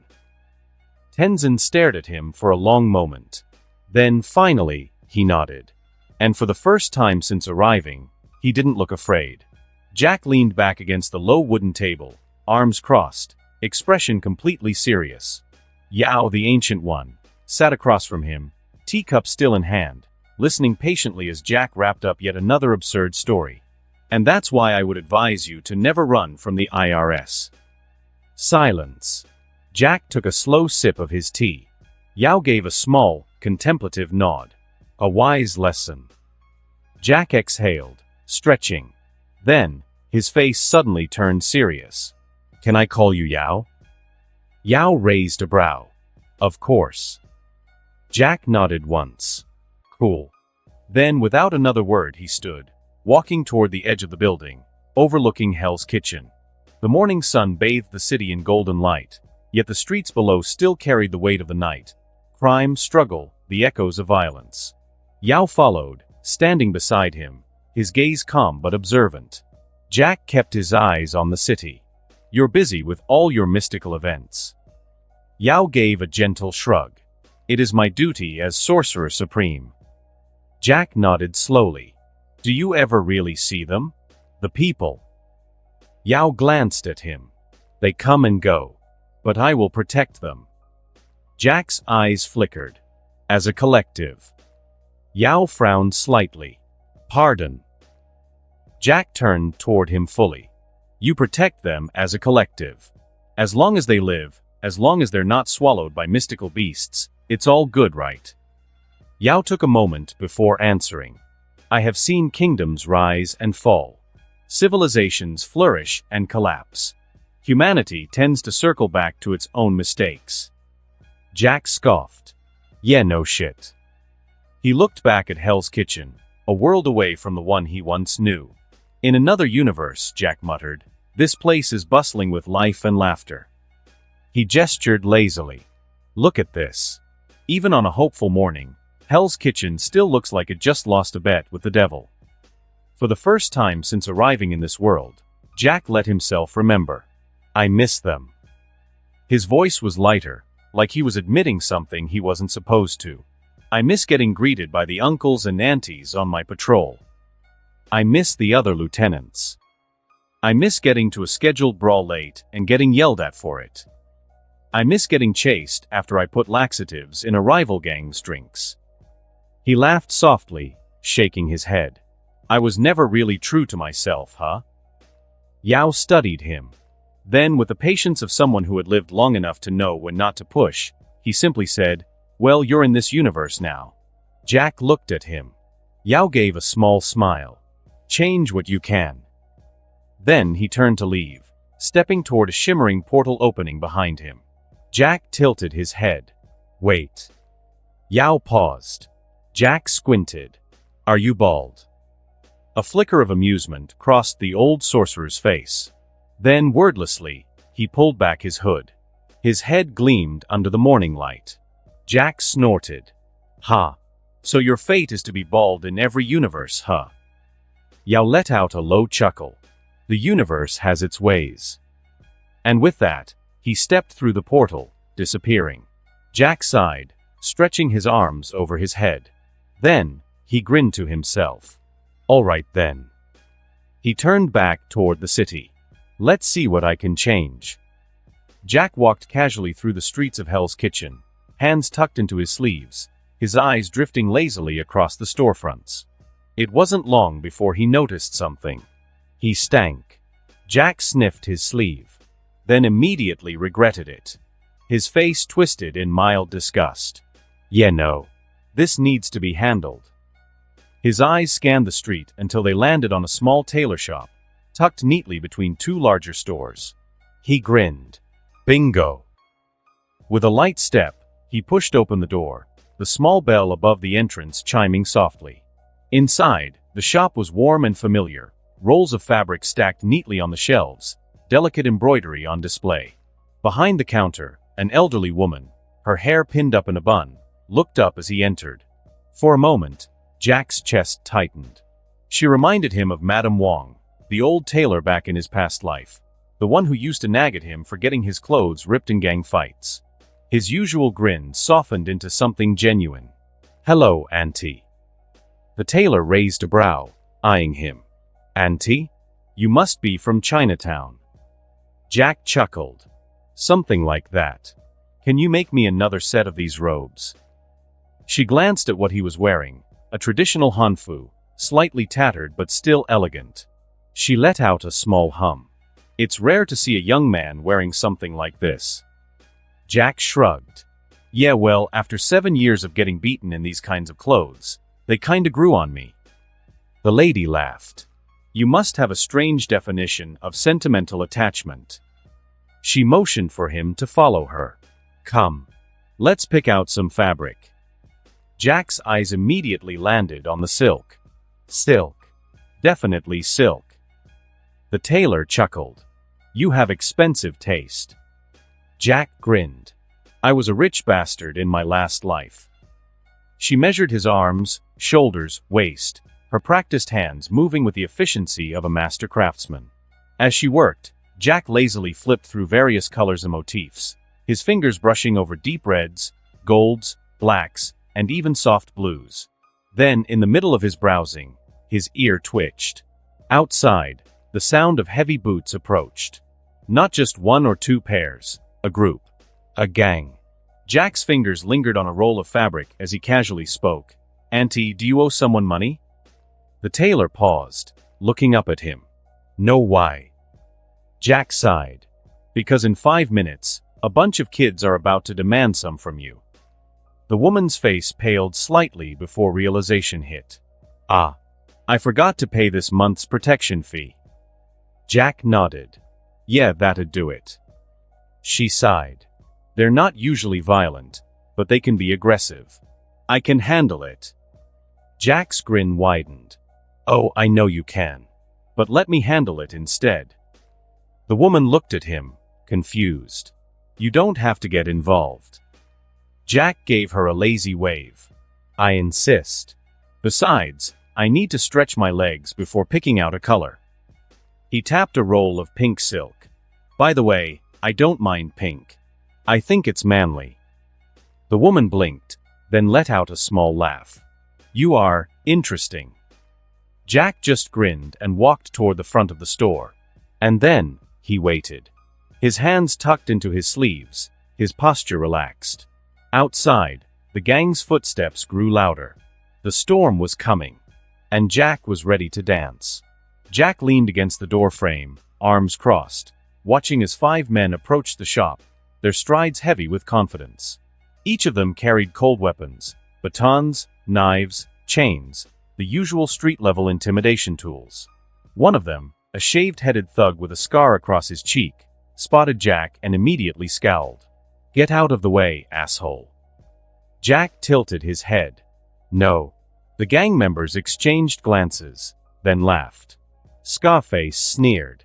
"The hell you mean, no?" Jack yawned, stretching lazily. "It's my territory." The thugs blinked. "You're what?" Jack smiled. "My territory. Which means you should be the ones explaining why you're here." The gang burst into raucous laughter. "This bastard's crazy." "Your territory? You some kinda landlord now."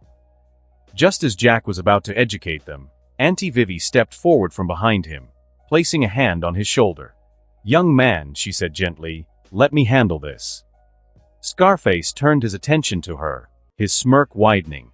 "Ah, Vivi. We're not here to collect anymore." Jack's brows raised slightly. Auntie Vivi's expression darkened. "What do you mean?" Another thug crossed his arms. "You may not realize it, but last month was already your last straw." Scarface grinned cruelly. "This store? It ain't yours no more. We're taking it." Jack's smile vanished. He turned slightly, his voice calm but firm. "Auntie, go back inside." Auntie Vivi hesitated. Jack's golden eyes flicked toward her. "I'll handle it." After a pause, she nodded slowly and stepped back inside. Jack exhaled, rubbing his temples. "You young men need to learn some respect." Scarface snorted. "Young men? Who the hell you callin' young, you prissy-haired?" Thump. Jack barely moved. 1 second, Scarface was standing. The next, he was face down on the pavement, completely unconscious. The crisp, echoing sound of skull meeting concrete rang through the street. The remaining thugs froze, their faces going pale. For a moment, nobody moved. Then, one of them pulled a gun. He barely got the chance to aim before his finger twitched on the trigger. Bang! The bullet tore through the air, only to stop mid-flight, frozen against a solid golden surface. Jack had simply lifted his hand, his fingers brushing against his earring, and Rui Jingubang was already there. The staff had expanded in an instant, blocking the bullet with ease. The thug's hand trembled. Jack tilted his head. "Guns." He sighed, stepping forward. "You should have stuck to sticks and stone." The thugs didn't stand a chance. Jack didn't even need his staff. With one clean motion, he knocked the gun out of the man's hand, sending it skidding across the pavement. The thug barely had time to react before Jack's knee drove into his stomach, folding him like a cheap chair. Another charged in, swinging a metal chain. Jack caught it mid-air. With a single effortless pull, he sent the thug flying into the storefront's metal shutters, denting them on impact. The remaining two tried to rush him together. Jack ducked low, spun, and delivered a clean palm strike to the first one's chest, sending him crashing onto the sidewalk.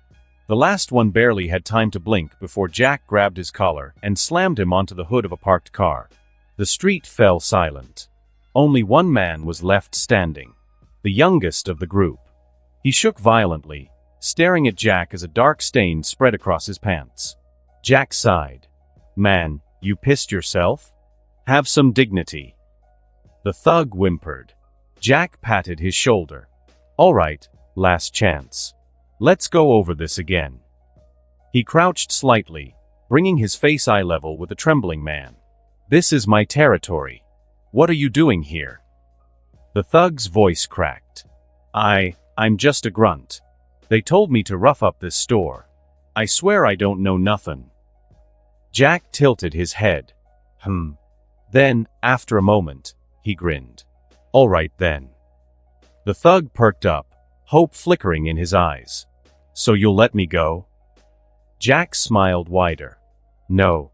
The thug's hope shattered instantly. Jack slung an arm over his shoulder.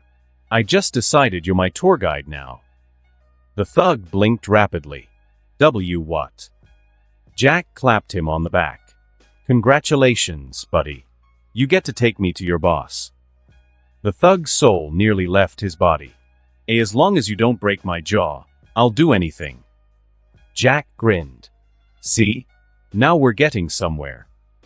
Before leaving, Jack turned back toward Auntie Vivi. She stood in the doorway, her face completely unreadable. Jack smirked and gave her a small, lazy wave. "I'll come back later, Auntie Vivi." And with that, he walked off, dragging his new reluctant guide into the streets of Hell's Kitchen. Somewhere in the city, a crime boss was about to have the worst day of his life. Jack strolled casually through the alleyway, his hands tucked into his sleeves, his guide trembling beside him. They stopped in front of a metal door, rusted and dented from years of use. The grunt nervously knocked. "It's me." A small peek window slid open, revealing a pair of suspicious eyes. "Who's behind you?" the guard grunted. Jack sighed dramatically. "Oh my God, this is taking too long." Before the grunt could respond, bang! Jack's foot slammed into the metal door. The sheer force ripped it off its hinges, sending it flying into the warehouse. It crashed into a wall several meters inside, bending like cheap aluminum. Silence. Every single gang member inside the warehouse froze. Jack stepped through the doorway, dusting off his robes. Knock knock. The warehouse was packed. Almost 100 thugs littered the place, some sitting around a ring of makeshift gambling tables, others handling stolen goods, weapons, and cash. A few were already reaching for their guns. Jack walked toward the center of the room, his golden eyes scanning the crowd with amusement. Then, he shouted, "Who's the leader of this sorry little territory?" Murmurs ran through the gang. Then, a chorus of weapons clicking. Guns were drawn. Some carried pistols, others had heavier firepower, shotguns, SMGs, even an assault rifle or two. One of them barked, "Mutant. Put your hands up." Jack raised an eyebrow. "Mutant?" He chuckled. "Oh buddy, I ain't a mutant. But who cares about labels? Now." He tilted his head. "Which one of you is in charge?" A deep, guttural laugh echoed through the warehouse. The crowd parted, and a towering figure emerged. The man was built like a bear, his muscles rippling, his chest broad enough to crush a man between his arms. Thick hair covered his arms and neck, and his eyes gleamed with animalistic confidence. Jack grinned. "Oh cool. You guys have a zoo exhibit." The gang boss cracked his knuckles, stepping forward. "What do you want, freak? You think you're the only mutant around here?" Jack ignored the question, picking his nose instead. "So you're the leader, right?" The boss's eye twitched. "Yeah. What of it?" Jack stretched lazily. "All right then. I just need to defeat you." The boss let out a deep chuckle. "Why the hell would I fight you?" Jack smirked. "Oh, you don't have to." He shrugged. "But if you refuse, all your men are gonna call you what you really are." The gang members exchanged glances. Jack lifted a finger. "A coward." He raised another. "A spineless sack of mashed potatoes." Another. "A sewer rat who got too fat off trash." Another. "A Walmart brand saber-tooth." Another. "An overgrown Build-A-Bear reject with mange." Another. "A factory defective Chewbacca that got recalled for being too ugly." The gang members started snickering. The boss's veins bulged. Jack grinned wider. "Oh, I got more." The boss roared. "Shut the hell up." And then, he charged. The boss moved like a truck, his massive body barreling forward with terrifying speed. His mutant ability wasn't just strength. His body was denser than a normal human's, his bones thick like steel, his muscles absorbing impact like reinforced armor. Jack? He just stood there. The boss swung his massive fist. It could have crushed a man's skull instantly. But Jack tilted his head slightly. The punch missed by a hair's breadth, the wind from it rustling Jack's robes. Jack sighed. Too slow. The boss snarled, swinging again, faster. Jack leaned back slightly, dodging effortlessly. A third punch. A fourth. A fifth. Each one missing by inches. Jack never moved his feet. He only tilted, dodged, and weaved, barely making an effort. The gang members watched in horrified awe. One of them muttered, "Boss is swinging like a madman, but he ain't landing a hit?" Another whispered, "He's playing with him." The boss, now completely enraged, roared and lunged, trying to grab Jack. Jack finally moved. He sidestepped at the last second, tripping the massive man with the lightest flick of his ankle. The boss slammed face first into the concrete. Silence. Jack yawned. Bored now. The boss pushed himself up, breathing heavily. His rage boiled over. With a bestial snarl, he went fully on the offensive, a flurry of attacks, swipes, lunges. Jack sidestepped them all effortlessly. He wasn't even blocking. He was just dodging, his body moving like he was flowing with the wind. The gang members watched in disbelief. This guy ain't even fighting back. He's making boss look like a freaking joke. Jack finally exhaled. And then, he moved. He stepped forward, lifting his palm, and lightly tapped the boss on the forehead. Boom. The air itself rippled as the boss's entire body whipped backward, crashing into a stack of crates. The wooden boxes exploded on impact, splinters flying everywhere. The boss didn't get back up. Jack flexed his fingers. All right. That was fun. He turned to the gang members, dusting off his sleeves. So, who's in charge now?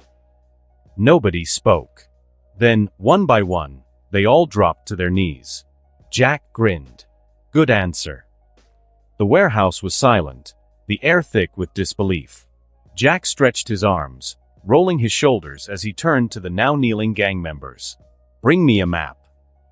One of the gangsters, still visibly shaken, scrambled over to a nearby table, grabbing a folded city map before rushing back.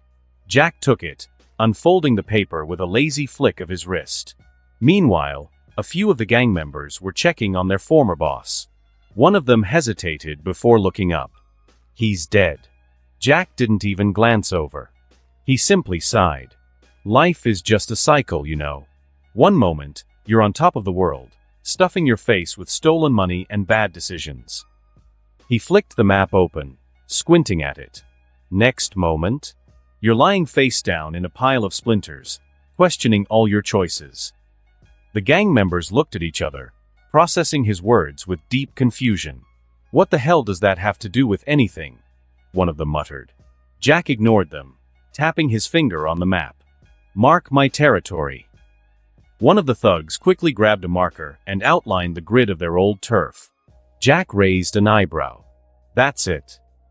A gangster cleared his throat. Boss Volkov was just a lieutenant. He only controlled this part of Hell's Kitchen. Jack hummed. And even then, He still had to report to someone, huh? The thug nodded quickly. Yeah. The commanders. There's 6 of them, and they report directly to Kingpin himself. Jack's lips curled into a toothy grin. Oh? So we're barely scratching the surface, huh? Without another word, he touched his earring. Rui Jingu Bang materialized instantly, expanding into his grip. Jack grabbed hold of it and vaulted onto the very tip of the staff. Then, it grew. In a single burst, the staff extended toward the sky, piercing through the warehouse roof like a spear through paper. The gangsters below gawked, shielding themselves from falling debris. Jack shot upward higher and higher, until he finally emerged into the open air. His golden eyes gleamed as he looked down at his newly claimed turf. A smirk formed. Yeah, this'll do. Jack took a slow breath, closing his eyes. Then, he moved. Using the tip of his staff, he drew an invisible boundary in the air. With each motion, golden energy flickered, tracing the edges of his territory like a divine brush painting over the city itself. The moment the final stroke was made, the air rumbled. A golden barrier erupted, its glow stretching across the perimeter of his new claim.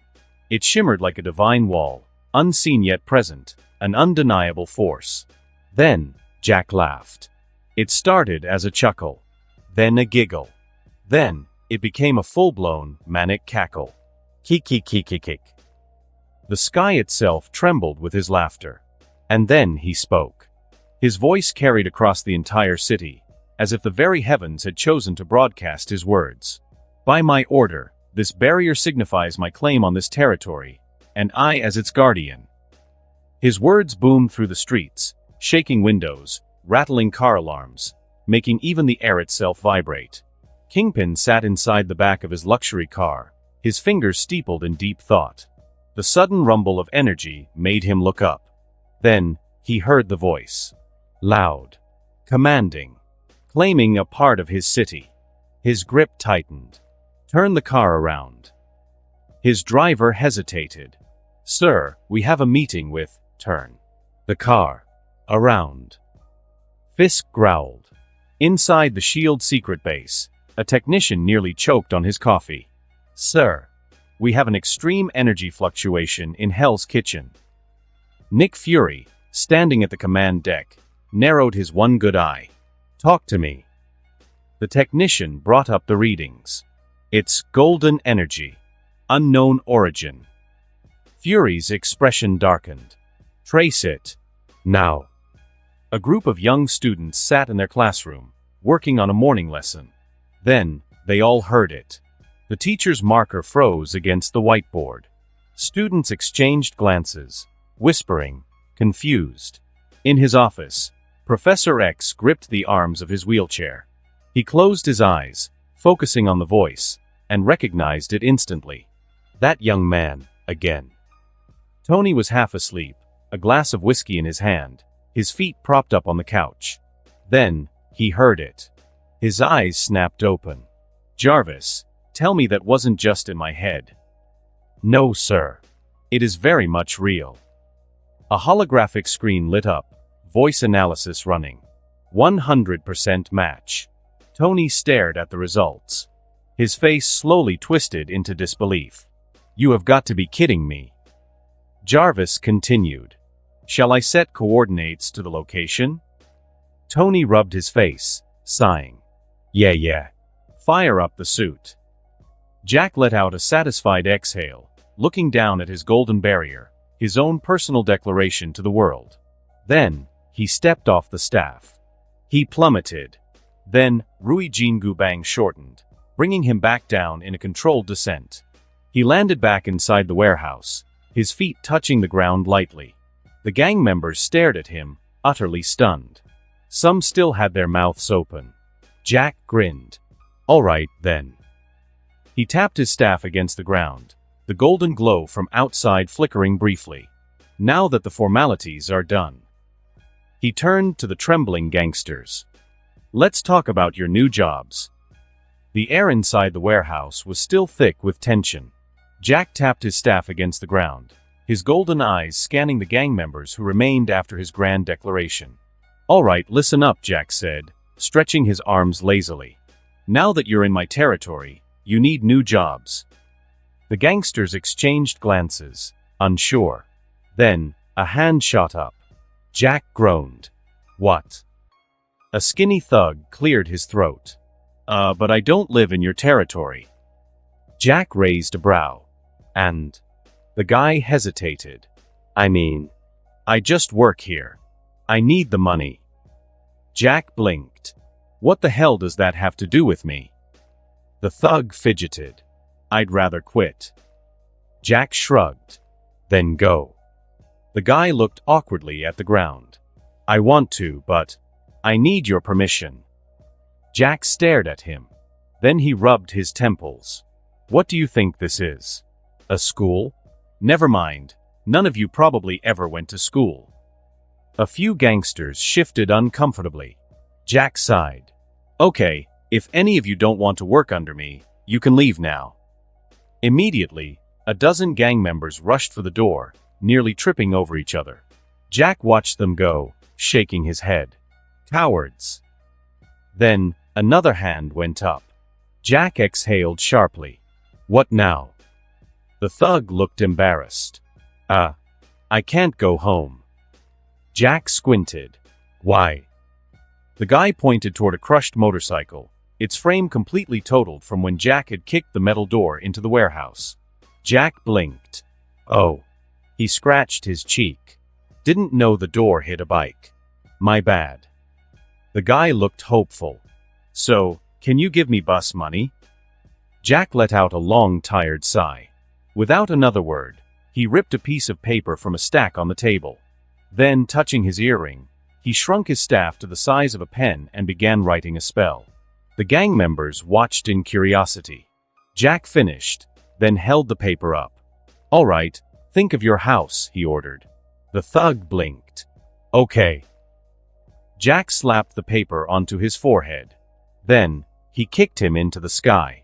The thug let out a fading scream as he shot into the atmosphere. Jack clapped his hands.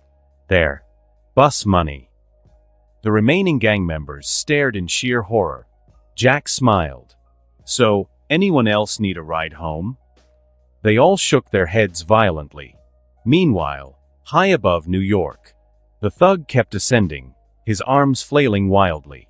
Yet, he didn't feel any pain. Instead, he was simply floating upward like a balloon. Then, he saw something moving in the sky. A red and gold streak, cutting through the clouds at high speed. Iron Man. Inside the suit, Tony Stark was cruising above the city, scanning for the source of the massive golden energy spike from earlier. Then, he spotted something. A man. Floating. Tony narrowed his eyes. Jarvis, is that a guy flying or falling? Jarvis responded instantly. Difficult to say, sir. But he is indeed unassisted in the air. Tony squinted. That's not normal. Then, the guy suddenly started descending. Fast. Tony's instincts kicked in. Shit, gotta catch him. He shot forward, calculating the descent trajectory. But before he could reach the man, the thug gently plopped onto the ground, perfectly safe. Right in front of his house. Tony hovered for a moment, stunned. What the hell? The thug sat up, blinking in confusion. Then he looked at his surroundings, realizing he had landed at his own doorstep. His face lit up. Oh shit. It worked. Tony landed beside him. Hey buddy. You okay? The thug jumped slightly, turning to see Iron Man standing there. His eyes widened. Oh man, Iron Man. My kid loves you. Tony nodded slowly. Yeah, great. But, you sure you're okay? You were kinda falling from the sky. The thug grinned. Yeah, I'm good. Man, I missed my girl. And with that, he ran into his house without another word. Tony stood there for a moment. Then, he sighed, pinching the bridge of his nose. I hate this city. He turned, preparing to take off, and then, a sharp pain flared through his chest. Tony gritted his teeth. Jarvis, what the hell was that? Jarvis responded immediately. Sir, it appears your body is beginning to show signs of palladium poisoning.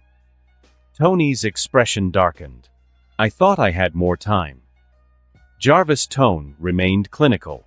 The poisoning rate is still low, but I strongly recommend returning to the penthouse for further analysis. Tony clicked his tongue. TSK.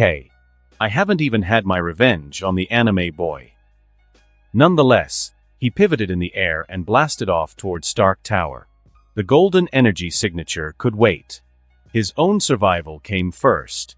The warehouse felt emptier now. Most of the former gang members had fled, leaving only a handful of men still standing in front of Jack. They looked uncertain, nervous, but willing. Jack cracked his neck, then rested his staff over his shoulders, his golden eyes sweeping over them. All right, he said lazily. Let's confirm this one last time. You guys want to work under me, yeah? The gangsters nodded firmly. Jack's grin widened. Good. Now let's start your employment.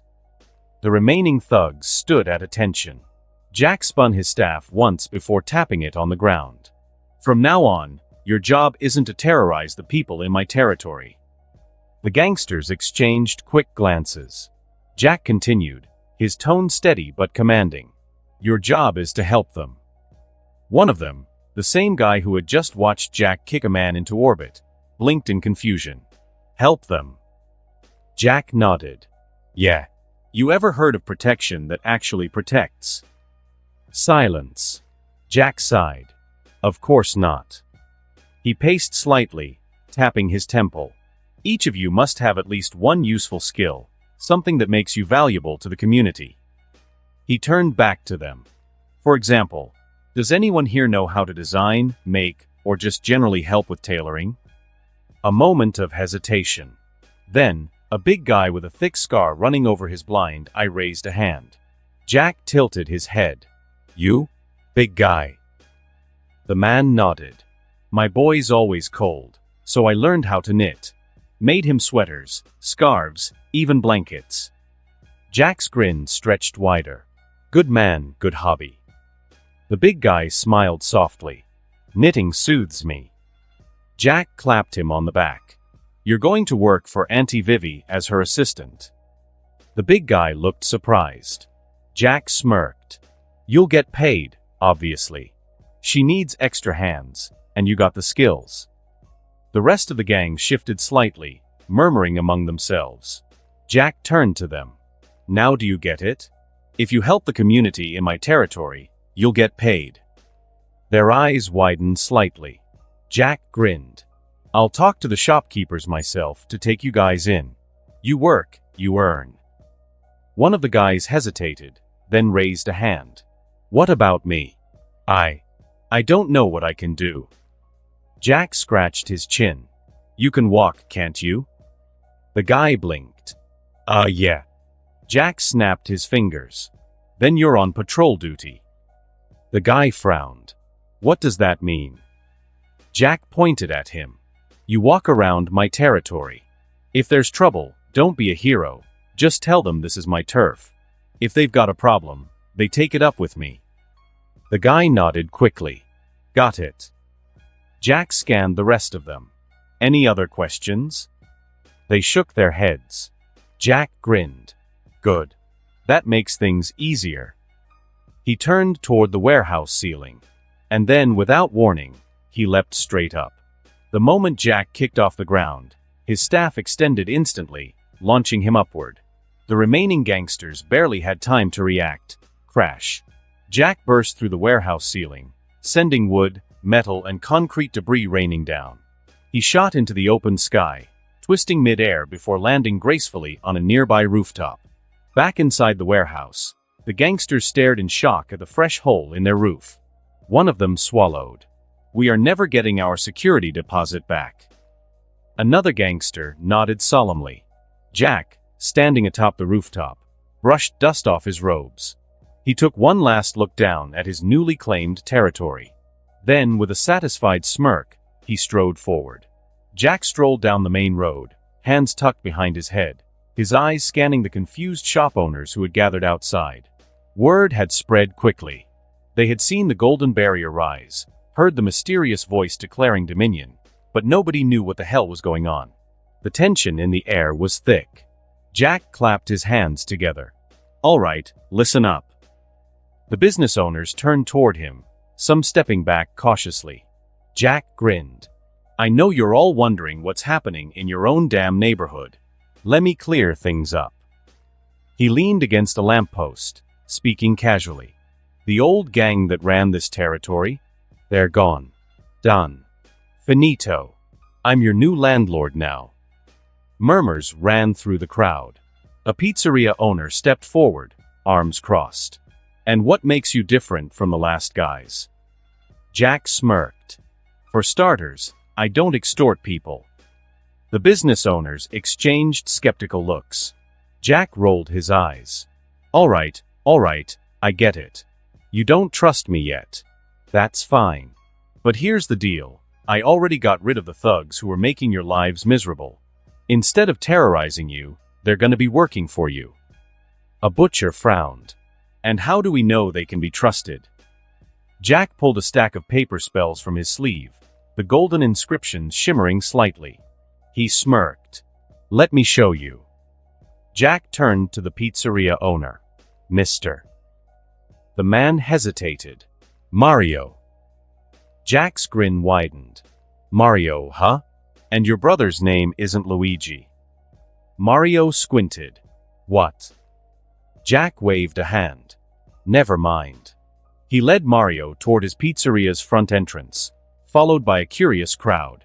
Jack held out a spell paper. "All right, pluck a strand of hair and place it here." Mario hesitated before pulling a strand from his head, dropping it onto the spell paper. The paper shimmered briefly before absorbing the hair completely. Jack pressed the paper against the front door. A faint golden glow pulsed through the shop for a moment, then faded. Mario blinked. What's it do?" Jack grinned. "This spell marks this store as yours. Let's try something." He turned to a pawnshop owner standing nearby. "You're Mario now.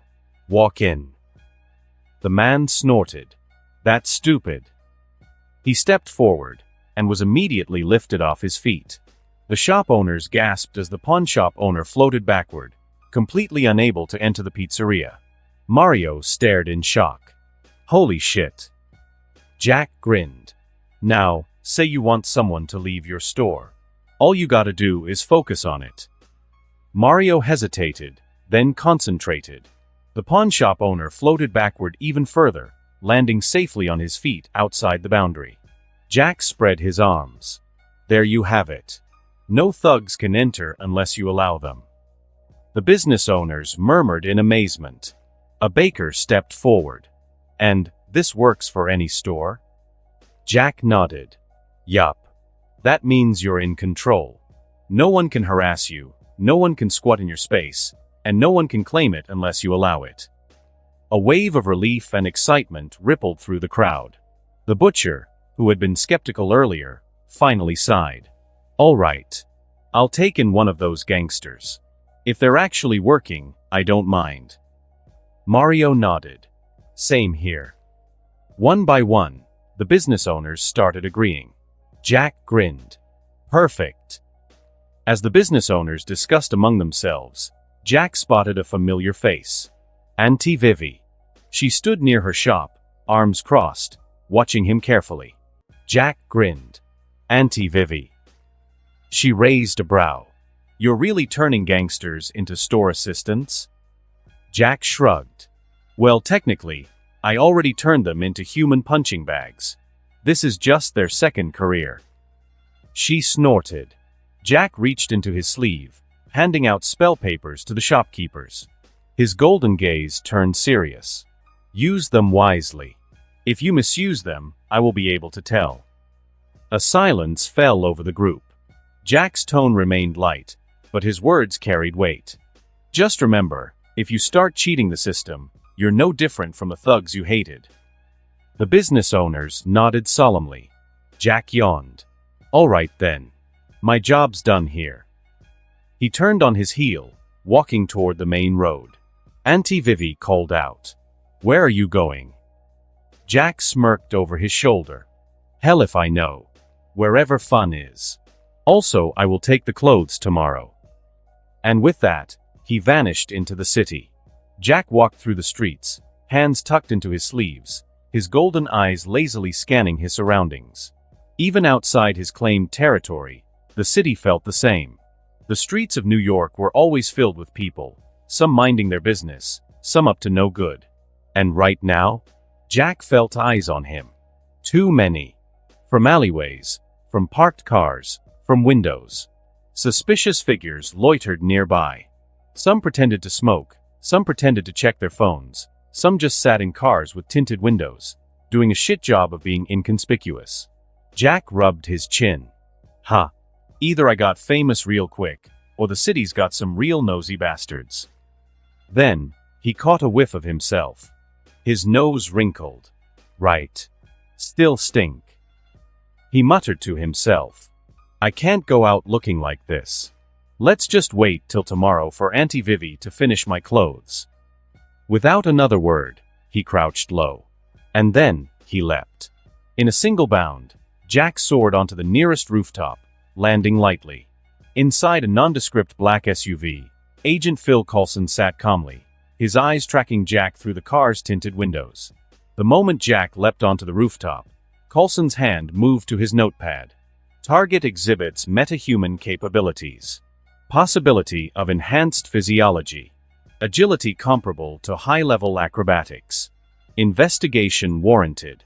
He tapped his pen thoughtfully. Interesting. The junior agent beside him gulped. Sir, should we request backup? Coulson didn't look away from his notes. No, not yet. He closed his notepad. For now, we observe. In a sleek black limousine, Wilson Fisk, Kingpin, sat in silence. His massive hands rested on his cane, his expression blank, but his eyes burning with irritation. This was supposed to be simple. Some idiot had the nerve to claim his territory. Crushing him should have been easy. Then, he saw the man move. A single jump, dozens of feet into the air. The way he moved, it wasn't human. Kingpin's jaw tightened. Mutant. The word dripped with disgust. He turned to his driver. Take me to Madame Gao's meeting. The driver hesitated. Sir, we'll be late. Kingpin's voice was low, but absolute. I don't care. Madame Gao was just a tool, another piece in his grand scheme to control New York. And right now, he had a far bigger problem to deal with. Jack landed gracefully on the rooftop, settling into a comfortable sitting position. The city stretched out before him, a ray of morning lights, noise, and endless motion. He closed his eyes. And for the second time that day, he reflected. Was this the right call? Turning gangsters into workers? Giving criminals a second chance? It wasn't exactly a hero's move. Hell, he wasn't a hero. But deep down, he knew why he did it. A voice echoed in his mind, his own voice, but from another time. You were a gangster once. You had subordinates once. And they were people. Jack's fingers tapped idly against his knee. Yeah, they were people. Some good, some bad, but all of them just surviving. And if someone like him could change, maybe they could too. He exhaled slowly. What he did today, that was the best he could do. And somehow, that was enough. As Jack sat in deep meditation, something shifted in his soul. The mountain of Huagua within him trembled. A fourth temple formed, the mark of another unlocking of himself. And then, his eyes changed. His golden irises shimmered, glowing brighter than ever before. His vision sharpened, focusing beyond mere sight. The world became clear, too clear. Jack opened his eyes. And for the first time, he saw. At first, it was just people. A man sitting on a park bench. A woman walking her dog. A homeless guy digging through trash. But then, he saw something else. A stain. Not physical, but a weight, a mark, a presence. A residue of wrongdoing. He turned his gaze toward the homeless man. For a moment, he thought, this guy's just a poor soul trying to survive. Then, he saw it. The man had just stolen a wallet from the sidewalk, not out of desperation, but because he enjoyed it. Jack's gaze snapped to the woman walking her dog. On the surface, she was just an ordinary pedestrian. But he saw it. The stain of sin. She abused her husband at home, verbally, physically, and she felt no remorse. His gaze moved again. A taxi driver. His crime. He had run over a cat on his way home today, and laughed about it. Jack clenched his jaw. This was different. He wasn't just seeing people anymore. He was seeing their sins. His eyes burned. A sharp sting spread across his vision, and a faint wisp of smoke curled from the corners of his eyes. Jack hissed, rubbing his temples. Ow. Ow. Damn it, that stings. He blinked rapidly, the golden glow dimming slightly. Then, he grinned. Well, I guess that's useful. His vision had changed. His golden gaze could now see the sins of men. And that was gonna make keeping his territory safe a whole lot easier. Jack plucked a strand of his long hair, feeling its texture between his fingers. One's not enough. He took the strand between his teeth, biting down, dividing it into smaller pieces. As each tiny strand fell to the ground, they shivered, pulsed with golden energy, and then they became him. Dozens of Jacks now stood around him, each wearing the same lazy grin, the same golden gaze flickering in the dim city light. The clones stretched, cracking their necks. One of them whistled. Damn, I look good. Another nudged the real Jack. So what's the plan, boss? Jack crossed his arms. Simple. Patrol the territory. Keep the people safe. Make sure nobody tries anything stupid. The clones grinned, already itching to get moving. One of them raised a brow. And you? What are you gonna do? Jack's smile widened. I think I'll bother our new friend. The clones nodded. Then, in perfect synchronization, they leapt onto the rooftops, scattering into the night. The city had just gained many more sets of eyes. Jack had barely started moving when he heard it, a commotion. His sharpened hearing picked up the struggle, the sharp exhales of a fight, the dull impacts of fists meeting flesh. A few 100 meters away. Jack grinned. Well, that was fast. With a single bound, he shot through the night, leaping effortlessly from rooftop to rooftop. In seconds, he landed silently on the edge of a fire escape, peering down into a dark alley below. There, Daredevil was beating the absolute hell out of some guy. The man coughed blood, already bruised and struggling to stay conscious. Jack smirked. Oh, we got ourselves a show. Daredevil's head snapped up immediately. Even before Jack spoke, he had felt him. The presence was immense, not just strong but weighty, like a massive storm compressed into a single being. Then, Jack spoke. You ever think about how the world's just one big revolving door? We go in, we come out, but we never really change the building we're stuck in. Daredevil furrowed his brow. What? Jack shrugged. I dunno. Just felt like the right thing to say. Daredevil's expression remained unreadable. You're the voice I heard this morning. Jack grinned. Keek, yeah, got a little too into it. Happens sometimes. Daredevil faced him fully now, his stance shifting slightly. You're not scared. Jack tilted his head. Should I be? Daredevil didn't answer. Jack turned his golden gaze toward the man on the ground. And then he saw. The man's sins unraveled before his eyes. The filth. The violence. The predation. The cruelty. Jack exhaled. Ah. A rapist. Daredevil tensed. How did you know that? Jack grinned. Fight me and I'll tell you. Daredevil frowned. Why would I? Jack blurred forward, attacking without warning. Daredevil barely had time to react. Jack moved too fast. Daredevil's instinct screamed, and he dodged, but just barely. Even that first exchange told him everything he needed to know. This man was beyond him. He could hear it, the way Jack's muscles shifted, the air around him bending unnaturally, the weight behind each movement. Even as Jack held back, the sheer pressure of his existence was immense. Daredevil gritted his teeth. Shit. Jack attacked again, faster. Daredevil blocked with his forearm, twisting to counter, but Jack was already behind him. A palm strike landed lightly on Daredevil's back. Just a tap. Daredevil immediately rolled forward, instinctively putting distance between them. Jack tilted his head. Sorry. Still too much. Daredevil's breathing was controlled, measured. You're holding back. Jack grinned. I keep breaking people when I don't. Daredevil lunged forward, aiming for the liver, a perfect strike. Jack sidestepped effortlessly, brushing the punch away like a leaf in the wind. Daredevil pushed forward, adjusting his strikes mid-motion. His movements were precise, refined, brutal, every attack aimed for something vital. Jack watched. Studied. Then, he started copying. Daredevil noticed it immediately.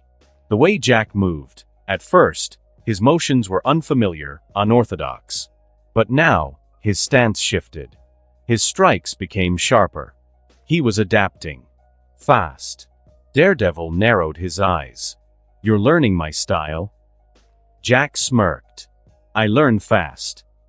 Daredevil took a deep breath. Then I lose fast. Jack lunged, but Daredevil didn't dodge. He let the impact come. Jack's strike landed clean, but Daredevil used the force to twist his body midair, kicking off the alley wall to gain distance. But his legs nearly buckled upon landing. Jack noticed immediately. Daredevil's breathing was labored now, his exhaustion evident. Jack grinned. Then, he stepped back. All right, we're done. Daredevil straightened, his fists still raised. You're stopping. Jack shrugged. You're out of gas. Daredevil exhaled heavily. That was one hell of a fight. Jack grinned. Yeah, I liked it. Never watched your series, but I still like you. Daredevil paused. What? Jack yoinked one of Daredevil's batons. Daredevil instinctively reached for it, but before he could react, Jack was gone. Vanished. Daredevil stood there, breathing heavily, confused as hell. He looked at the empty space where Jack had just been. He didn't know what that guy meant by watching his series. But he knew one thing. That man wasn't lying. And he was one hell of a fighter. A new day dawned over Hell's Kitchen. For the first time in years, the territory felt different. Safer. Jack's clones had spent the night cleaning up. Some of the former gangsters had tried to make a break for it, stealing cash, guns, even drugs from their old warehouse. They didn't get far. Jack's clones caught every single one. The drugs? Burned to ash. The money and weapons? Locked away for safekeeping. And the culprits? Hand-delivered to the NYPD, dropped off neatly like a morning package. The entire criminal ecosystem of this part of Hell's Kitchen had changed overnight. And the best part? Jack slept through it all. Inside Auntie Vivi's shop, Jack was sprawled out lazily on a wooden stool, watching the big guy from last night sewing diligently. The man's massive, scarred hands moved with surprising delicacy, the needle and thread flowing effortlessly. Jack smirked. Damn. You're good at that. The big guy grunted, nodding slightly. Jack leaned back, tilting his head toward Auntie Vivi. Auntie, please tell me my new clothes are done. At least one of them. Auntie Vivi sighed, rubbing her forehead. I still need more time, but I have one in the back. Jack perked up. Really? Auntie Vivi gave him a look. It's a little big on you, but it'll do. Jack grinned. I'll take it. Auntie Vivi disappeared into the back of the shop and returned with a folded set of clothes. She unfolded them, holding them up for Jack to see. A black hanfu with soft pink accents. Jack beamed. Pink. I love it. Auntie Vivi sighed again. You're odd. Jack shrugged. Took you this long to figure that out? Auntie Vivi rolled her eyes. Do you want to wash up before putting it on? You smell like a dead rat that lost a fight to a sewer. Jack clutched his chest. Auntie, that hurts. She pointed toward the bathroom. Go. before I change my mind about letting you have the hanfu." Jack saluted. "Yes, ma'am." Inside the tiny bathroom, Jack stripped off his old battle-worn robes and stepped into the small, but mercifully warm shower. The water felt like heaven. 7 years. 7 years of training, fighting, sweating, and rolling in dirt. Jack exhaled, letting the water wash away everything. When he was done, he dried off and slipped into the new hanfu. The fabric was soft, smooth, expensive, even. It draped over him perfectly, and while it was slightly loose, the natural flow of the hanfu made it look intentional. Jack checked himself in the mirror. Black silk, pink accents, long hair tied lazily behind him. He grinned. "Damn, I look good." He stepped out of the bathroom, stretching his arms. Auntie Vivi glanced up from her work. She studied him for a moment, then gave a satisfied nod. "It suits you." Jack grinned wider. "Of course it does." He grabbed a peach from the nearby fruit bowl, tossing it in the air before catching it. "All right, Auntie. I'm off." Auntie Vivi raised a brow. "Off where?" Jack shrugged. "Dunno. Somewhere fun." Auntie Vivi sighed, but there was a small smile on her lips. "Try not to cause too much trouble." Jack bit into the peach, talking through his full mouth. "No promises." And with that, he stepped outside. The moment Jack stepped onto the street, the sun hit him. It was bright, warm, golden. The city was alive, buzzing, moving. For the first time since he reincarnated into this world, he wasn't just surviving. He was living. Jack smirked, rolling his shoulders. "All right, New York. Let's see what else you got for me." And with that, he set off, ready for his next adventure.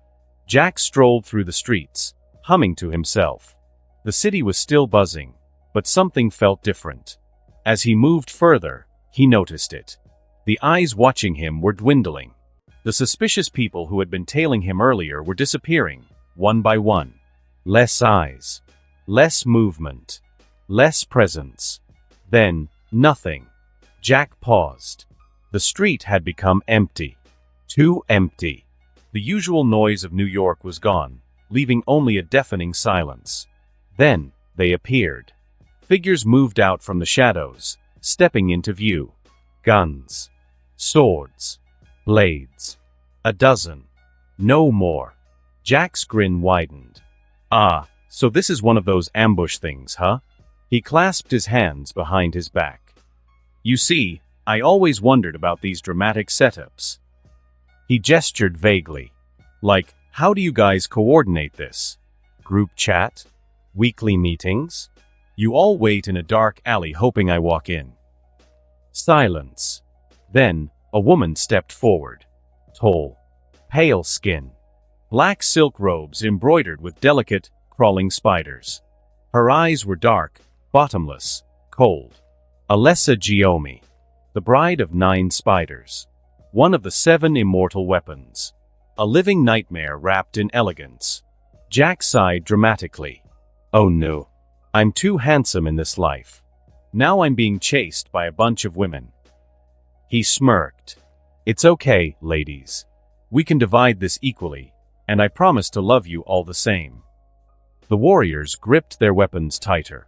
Alessa's expression didn't change. "Enough. Come with us or die here." Jack stroked his chin. "You kinky. Okay, I'll bite." And with that, he stepped forward willingly. Alessa turned without a word, leading him toward a blacked-out SUV parked nearby. Jack hopped inside without hesitation. The car doors shut. And then they drove. Jack rested his elbow against the car window, sighing dramatically. As they passed the boundary of his territory, his fingertips gently touched the glass, his eyes filled with longing. "Goodbye, my hometown. Your boy is leaving to work in the big city, to make a name for himself." One of the warriors guarding him scoffed. "You've only had that territory since yesterday." Jack spun around, pointing at him. "Hey, don't be insensitive. I'm having a moment here." Silence. Jack huffed, turning back to the window. As they finally passed out of his self-declared empire, he exhaled, straightened up, and immediately snapped back to his usual self. He turned to Alessa and the other female warriors, flashing a bright, overconfident grin. "How do I look with this cute pink hanfu? Handsome, right?" Silence. Alessa and the two women sitting beside him both wore identical expressions of disgust. The male driver chuckled. Jack immediately scowled. "Hey, I don't need a guy's opinion. I know you swing that way, but I don't." The driver snorted, shaking his head. Alessa sighed, rubbing her temples. Jack clasped his hands together. "Anyway, let's talk about something fun. Did you know a shrimp's heart is in its head?" Alessa's eyelid twitched. "What?" Jack nodded sagely. "Think about it. A shrimp literally thinks with its heart. So, does that mean they're the most romantic creatures in the world? Discuss." Silence. Jack clapped his hands. "No? Okay, new topic. If a werewolf bites a vampire, who gets the disease?" Alessa closed her eyes, inhaling deeply as if trying to hold onto the last shred of her sanity. Jack continued talking. On and on. Rambling about things that didn't make sense. Profound nonsense. The car ride that should have been dead silent was now filled with chaotic, senseless chatter. The warriors suffered in silence. Alessa pinched the bridge of her nose. She had faced monsters. Demons. Creatures beyond mortal understanding. But this? This was true torment. Inside Xavier's school for gifted youngsters, a young girl with a southern drawl and a white streak in her hair strolled through the halls with a quiet, hooded boy beside her. Rogue, Anna Marie, glanced at him. Tenzin, the newest kid in the mansion, still looked uneasy. She had noticed it earlier, but now that they were walking through the halls, it was even more obvious. He flinched slightly at loud noises, avoided eye contact with too many people, and his hands were tightly clenched inside his oversized sleeves. And honestly, she got it. Getting thrown into an entirely new world, a new home, a new way of life? It wasn't easy for anybody. She sighed, offering a small smile. "Hey sugar, you look like a cat trapped in a dryer." Tenzin blinked. "What?" She chuckled. "Relax, will ya? The mansion ain't bad. You're safe here." Tenzin hesitated. "I know. But..." Rogue tilted her head. "But what?" Tenzin frowned slightly. There was that voice. Yesterday. The one that rang across the city. The one claiming dominion and saying to be its guardian. Rogue snorted. "Oh that? Don't worry about it." She waved it off. "That kind of thing happens way too often in this city." Tenzin stared. "That is not reassuring." Rogue grinned. "It should be. Means it ain't a big deal. You're safe here. Especially in the mansion." As they walked through the halls, Rogue's eyes landed on a group of girls eating lunch in the courtyard. She motioned to them. "You can eat with the girls if you want." Tenzin paused. Then, he shook his head. "I'd rather eat with the boys." Rogue nodded. "Gotcha. Come on then. I'll introduce you." Rogue led Tenzin through the bustling cafeteria, eventually stopping near a table filled with lively chatter. A group of boys were already deep into their meals, laughing and talking. At the center of the table sat a blue-skinned, three-fingered boy with a tail wrapped around his chair. Tenzin had never seen someone quite like him. His strange, demon-like features would have been intimidating, if not for the warm, friendly grin on his face. Rogue tapped the table. "All right, boys, y'all brought your translators?" The group nodded, except for the blue-skinned boy. Then, he suddenly vanished. A sharp BAMF filled the air, followed by a puff of sulfur-scented smoke. Before Tenzin could even react, the boy reappeared instantly, holding a small earpiece. He smirked. "I always bring mine." Rogue rolled her eyes. "Show off." She gestured to Tenzin. "This here's Tenzin. He's new, so y'all be nice and help him figure out how lunch works." The blue-skinned boy grinned, reaching out a three-fingered hand. Guten Tag. I am Kurt Wagner. But in the circus, I was known as the Incredible Nightcrawler. Tenzin hesitated for a second, then shook his hand. Nice to meet you. Kurt grinned wider. Come sit. We shall feast like kings. Tenzin slowly took a seat, glancing at the rest of the table. Kurt motioned to the others. This is Roberto, the rich one. Sam, the southern one. And Jamie, the one who makes too many of himself. Jamie Madrox, a brown-haired boy, scoffed. I do not. Kurt raised a brow. You accidentally sneezed this morning and made 5 copies of yourself. Jamie shrugged. Okay, maybe a little. Tenzin's expression softened slightly. For the while since he got here, he actually felt welcome. Kurt nudged him. So tell us, my new friend, do monks eat pizza? Tenzin hesitated. I don't think there was a rule against it. Kurt grinned. Excellent. Roberto, buy the new guy some pizza. Roberto groaned. Why do I have to pay? Kurt grinned mischievously. Because you are rich. Roberto sighed, but pulled out his wallet anyway. Fine. But just this once. Tenzin blinked. And for the first time all day, he smiled. Stark Tower, 10:15 a.m. Tony Stark was never a morning person. Which was a shame, considering how often Pepper Potts insisted on dragging him out of bed for things like meetings, press conferences, or court-mandated responsibility. Today was one of those days. Tony, Pepper's voice rang through the sleek, modern penthouse, her heels clicking against the floor as she walked toward him with a tablet in hand. Tony, half-dressed in a casual suit with sunglasses on indoors, was lounging on the couch, sipping coffee. Potts, he greeted lazily, tilting his head back. Have I told you that you're my favorite person today? Pepper didn't even look up from the tablet. I'm the only person you've seen today. Tony pointed dramatically, which makes my statement even more meaningful. Pepper sighed. Aha. Save the charm for Germany. Tony's face scrunched up. Ugh. Germany? That's today. Pepper lowered the tablet and gave him a flat look. Yes, Tony. The Guarani insurance meeting? The one we've rescheduled 3 times? The one where we're begging them to insure us after the Obadiah incident nearly sank the company. Tony leaned back, groaning dramatically. Right. That. Super exciting. Can't wait. Pepper crossed her arms. Well, unless you want to start paying for Stark Industries damages out of pocket, I suggest you at least pretend to be interested. Tony waved a hand. Oh, come on. I'm Tony Stark. People love giving me money. Pepper tilted her head. Do they? Because so far, no insurance company wants to work with us anymore. Tony sipped his coffee. Cowards. Pepper sighed. Just behave yourself, Tony. And don't take the Iron Man suit.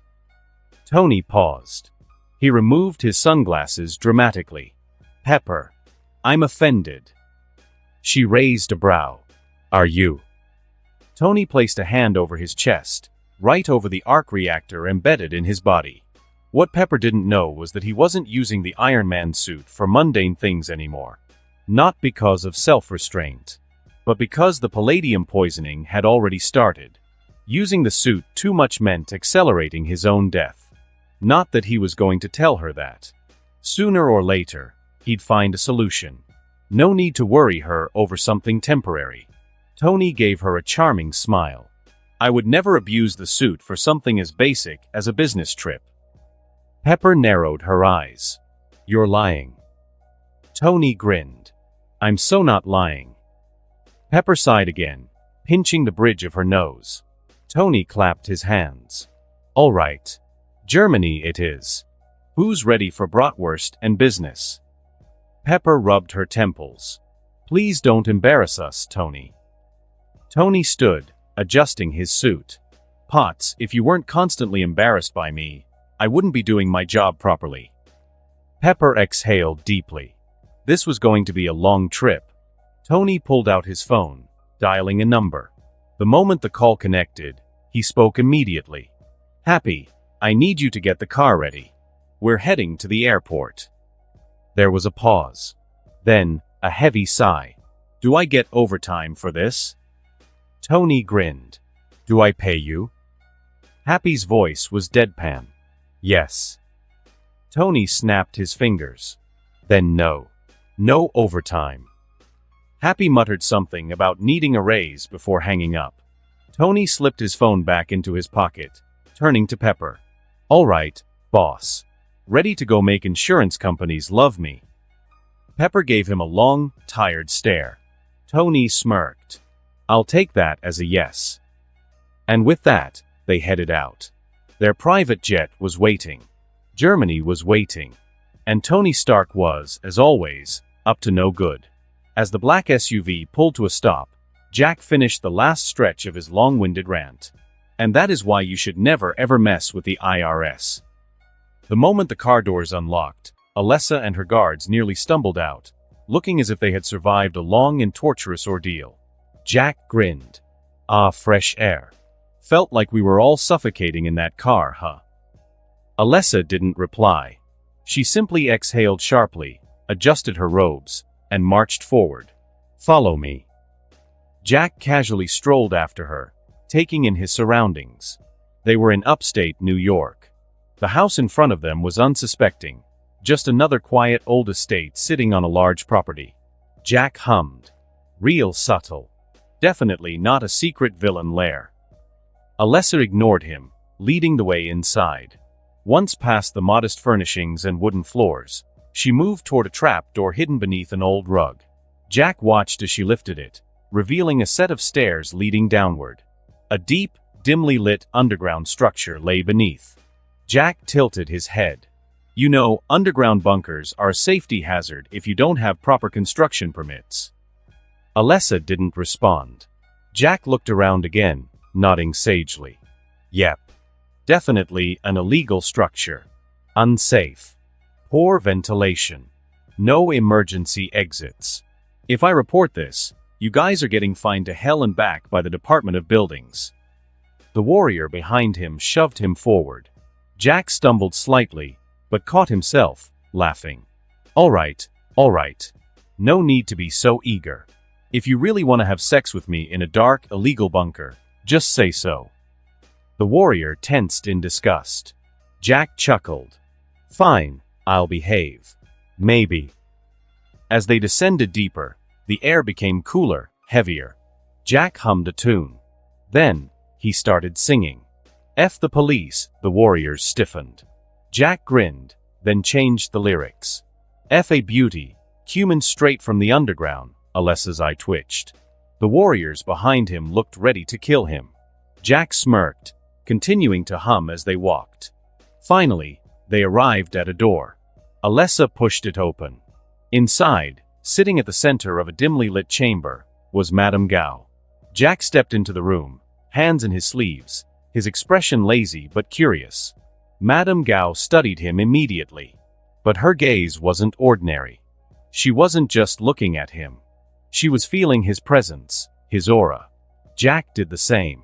And for a brief moment, there was silence. Then, Madame Gao's lips trembled. Her voice was barely above a whisper. A sage. Jack's grin widened. Ha! You know about me. Madame Gao's fingers clenched slightly. Her voice wavered again. A Kunlun sage. Jack tilted his head. Then, he smirked.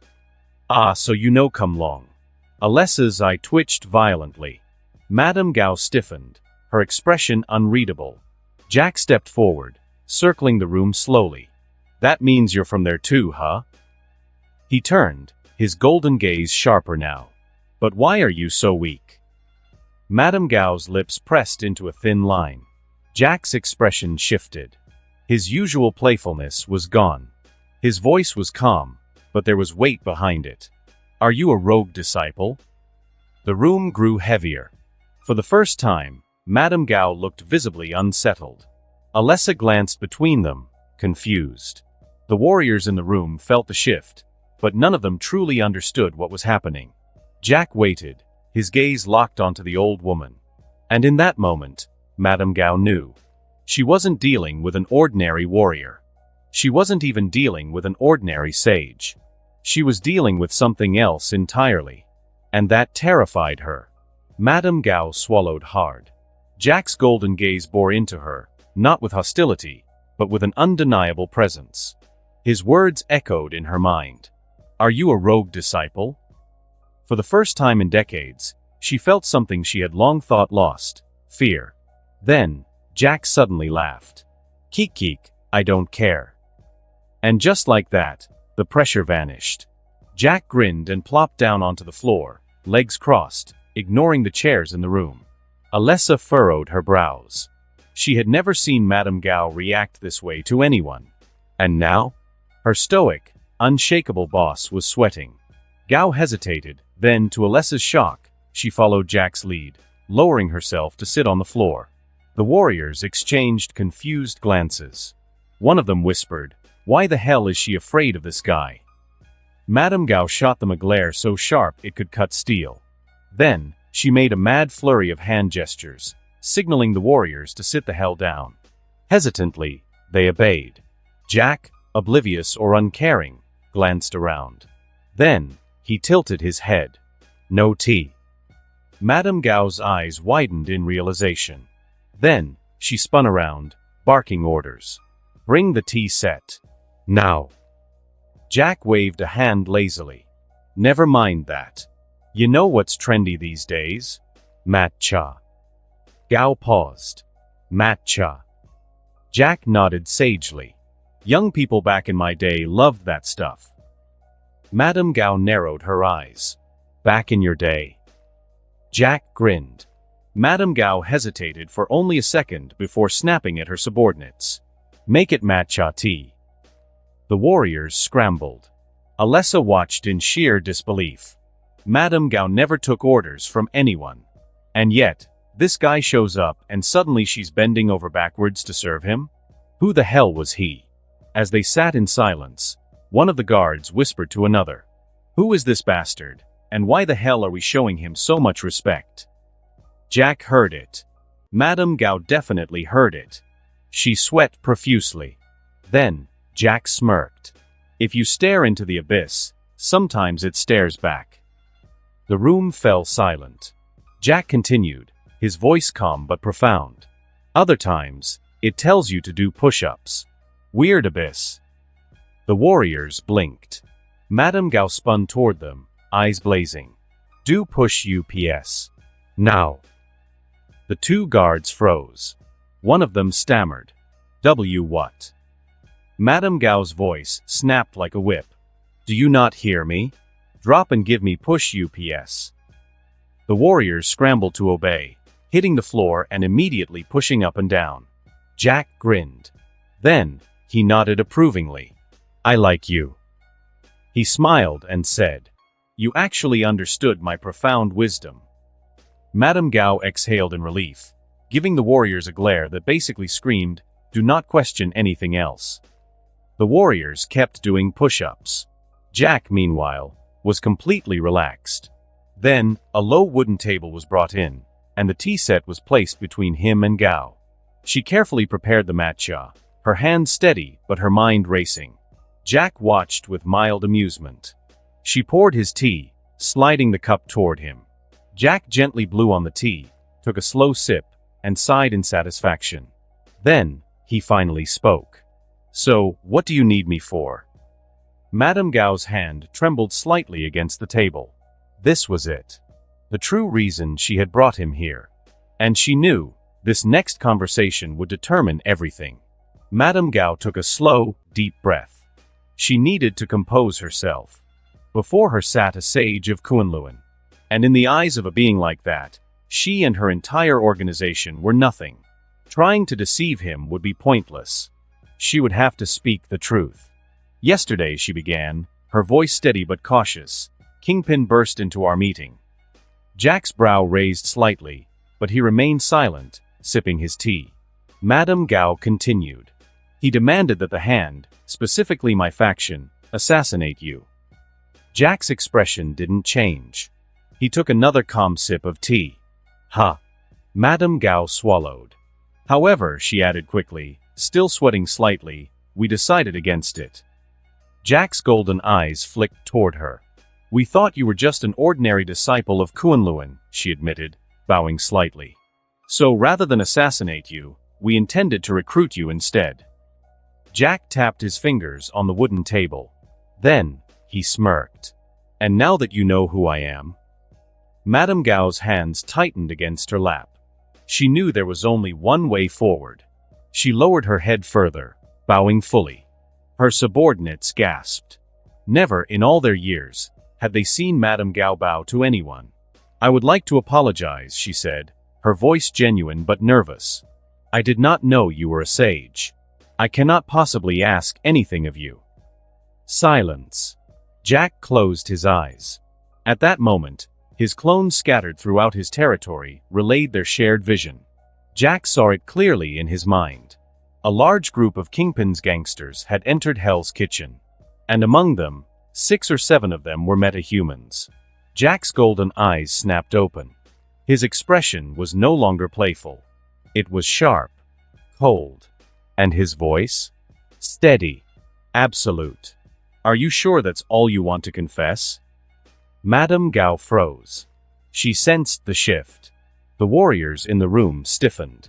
I have told you everything, she said carefully. Jack's gaze didn't waver. Then how do you explain the gangsters heading toward my territory? Madame Gao's eyes widened. She quickly turned toward her subordinates. They shook their heads. We don't know, she insisted. We have no involvement in that. Jack watched her. Felt her heartbeat. Felt her fear. She was telling the truth. Jack's shoulders relaxed slightly. Okay then. Meanwhile, in the heart of Hell's Kitchen, one of Jack's clones stood in the middle of the street, hands tucked behind his back, facing a large crowd of gangsters. The entire main road was flooded with them. They had come prepared. Weapons. Guns. Powers. And yet, Jack's clone stood alone. Unbothered. Unmoved. And deeply unimpressed. Wow, he muttered, shaking his head. Hell's Kitchen, middle of the afternoon, and you guys are just brazenly throwing an unscheduled brawl like this? Silence. Jack sighed dramatically. Tell me, boys, are you just stupid, or are you retarded?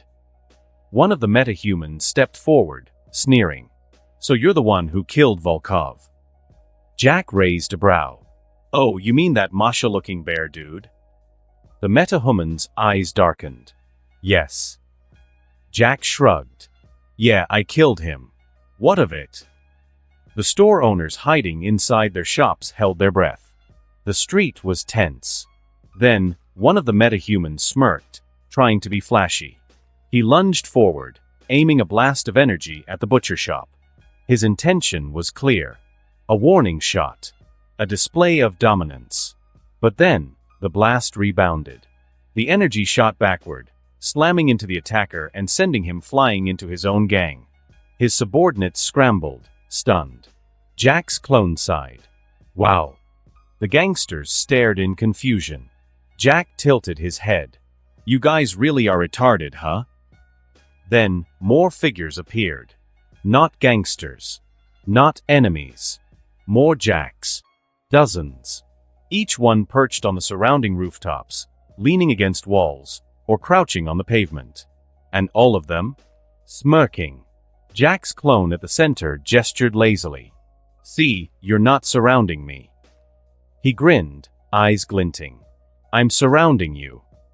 The gangsters felt it, all at once, a terrible realization. They had walked into a trap they never even saw. And now? They were prey. The street was dead silent. Dozens of Jack clones stood poised, perched on rooftops, leaning against buildings, or lazily stretching in the open street. The gangsters?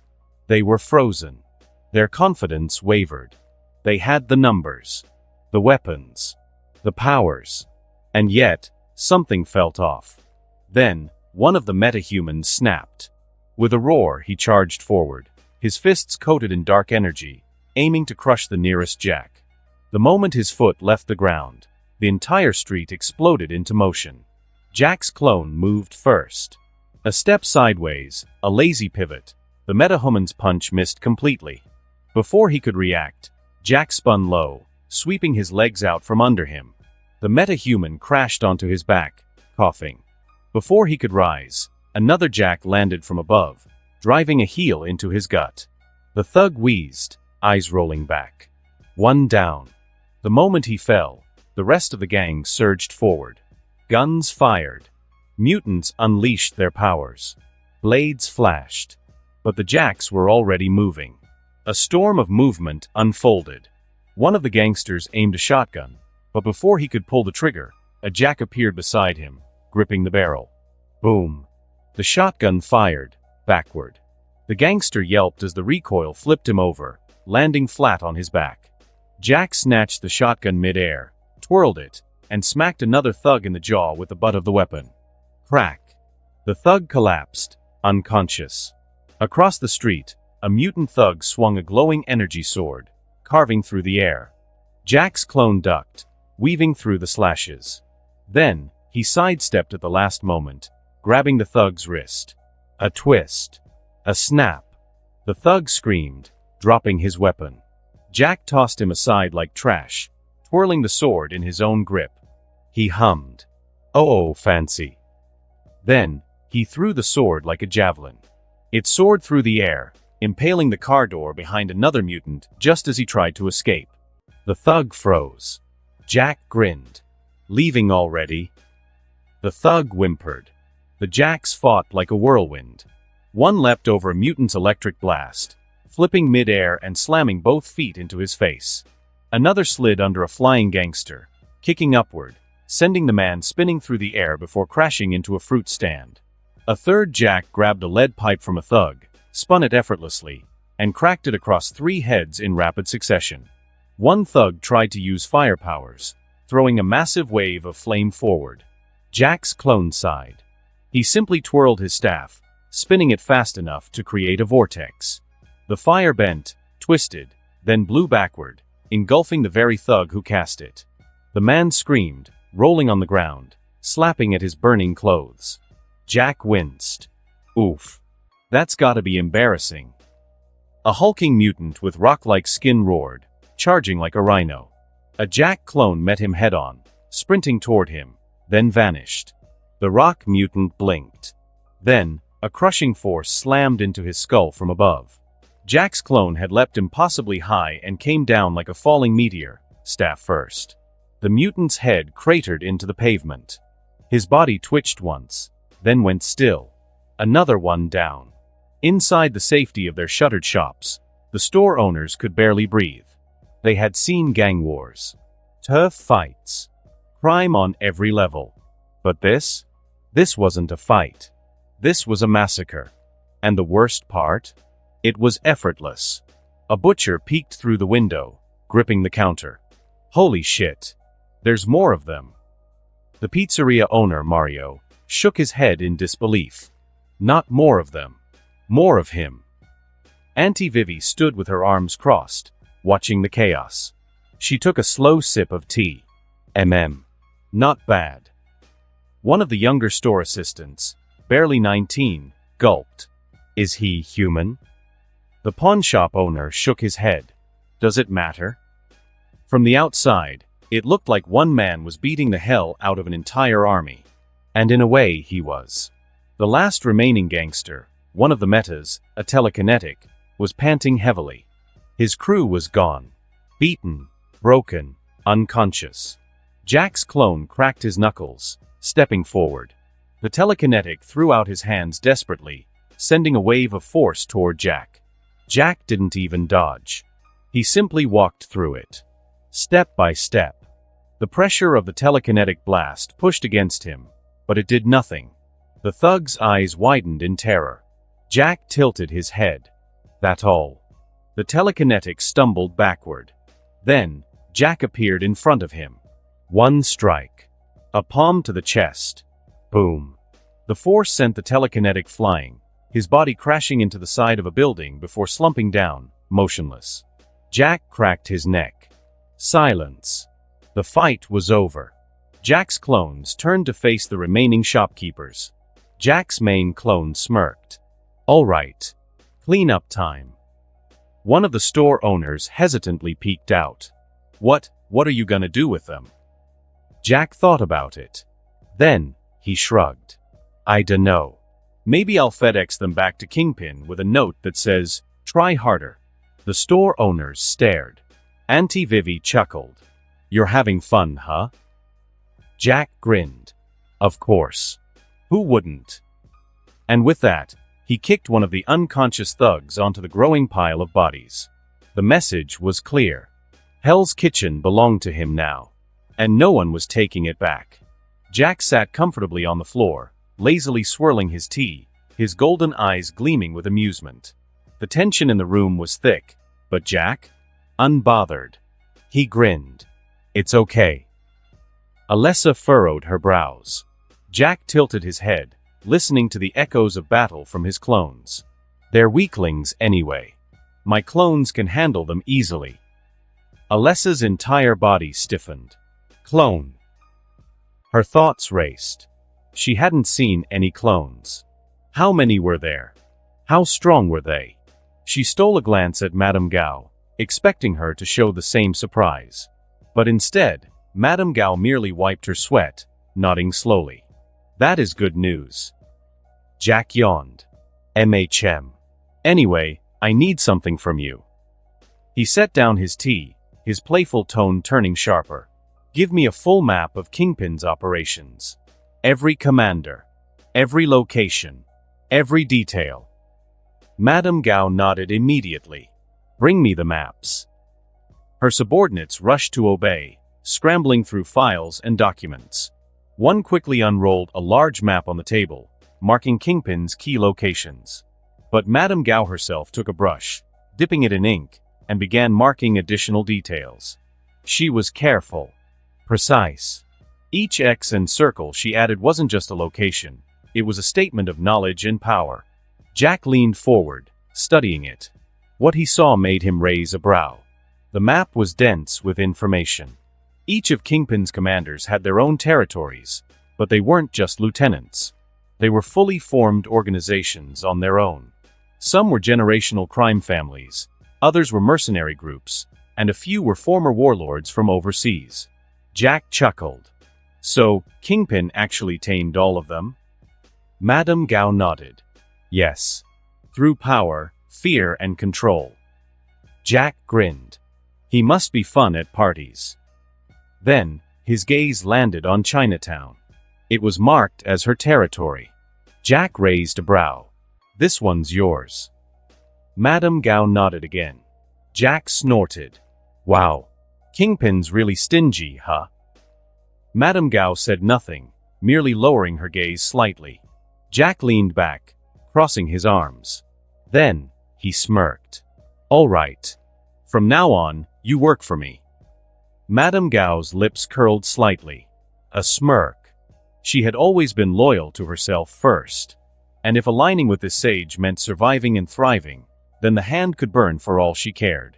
Her voice was smooth, careful. A wise decision, sage. Jack grinned. Of course it is. Then, his expression darkened slightly. But before we continue, I need to know two things. His fingers tapped against the table. What's your end goal? Madame Gao paused. Power.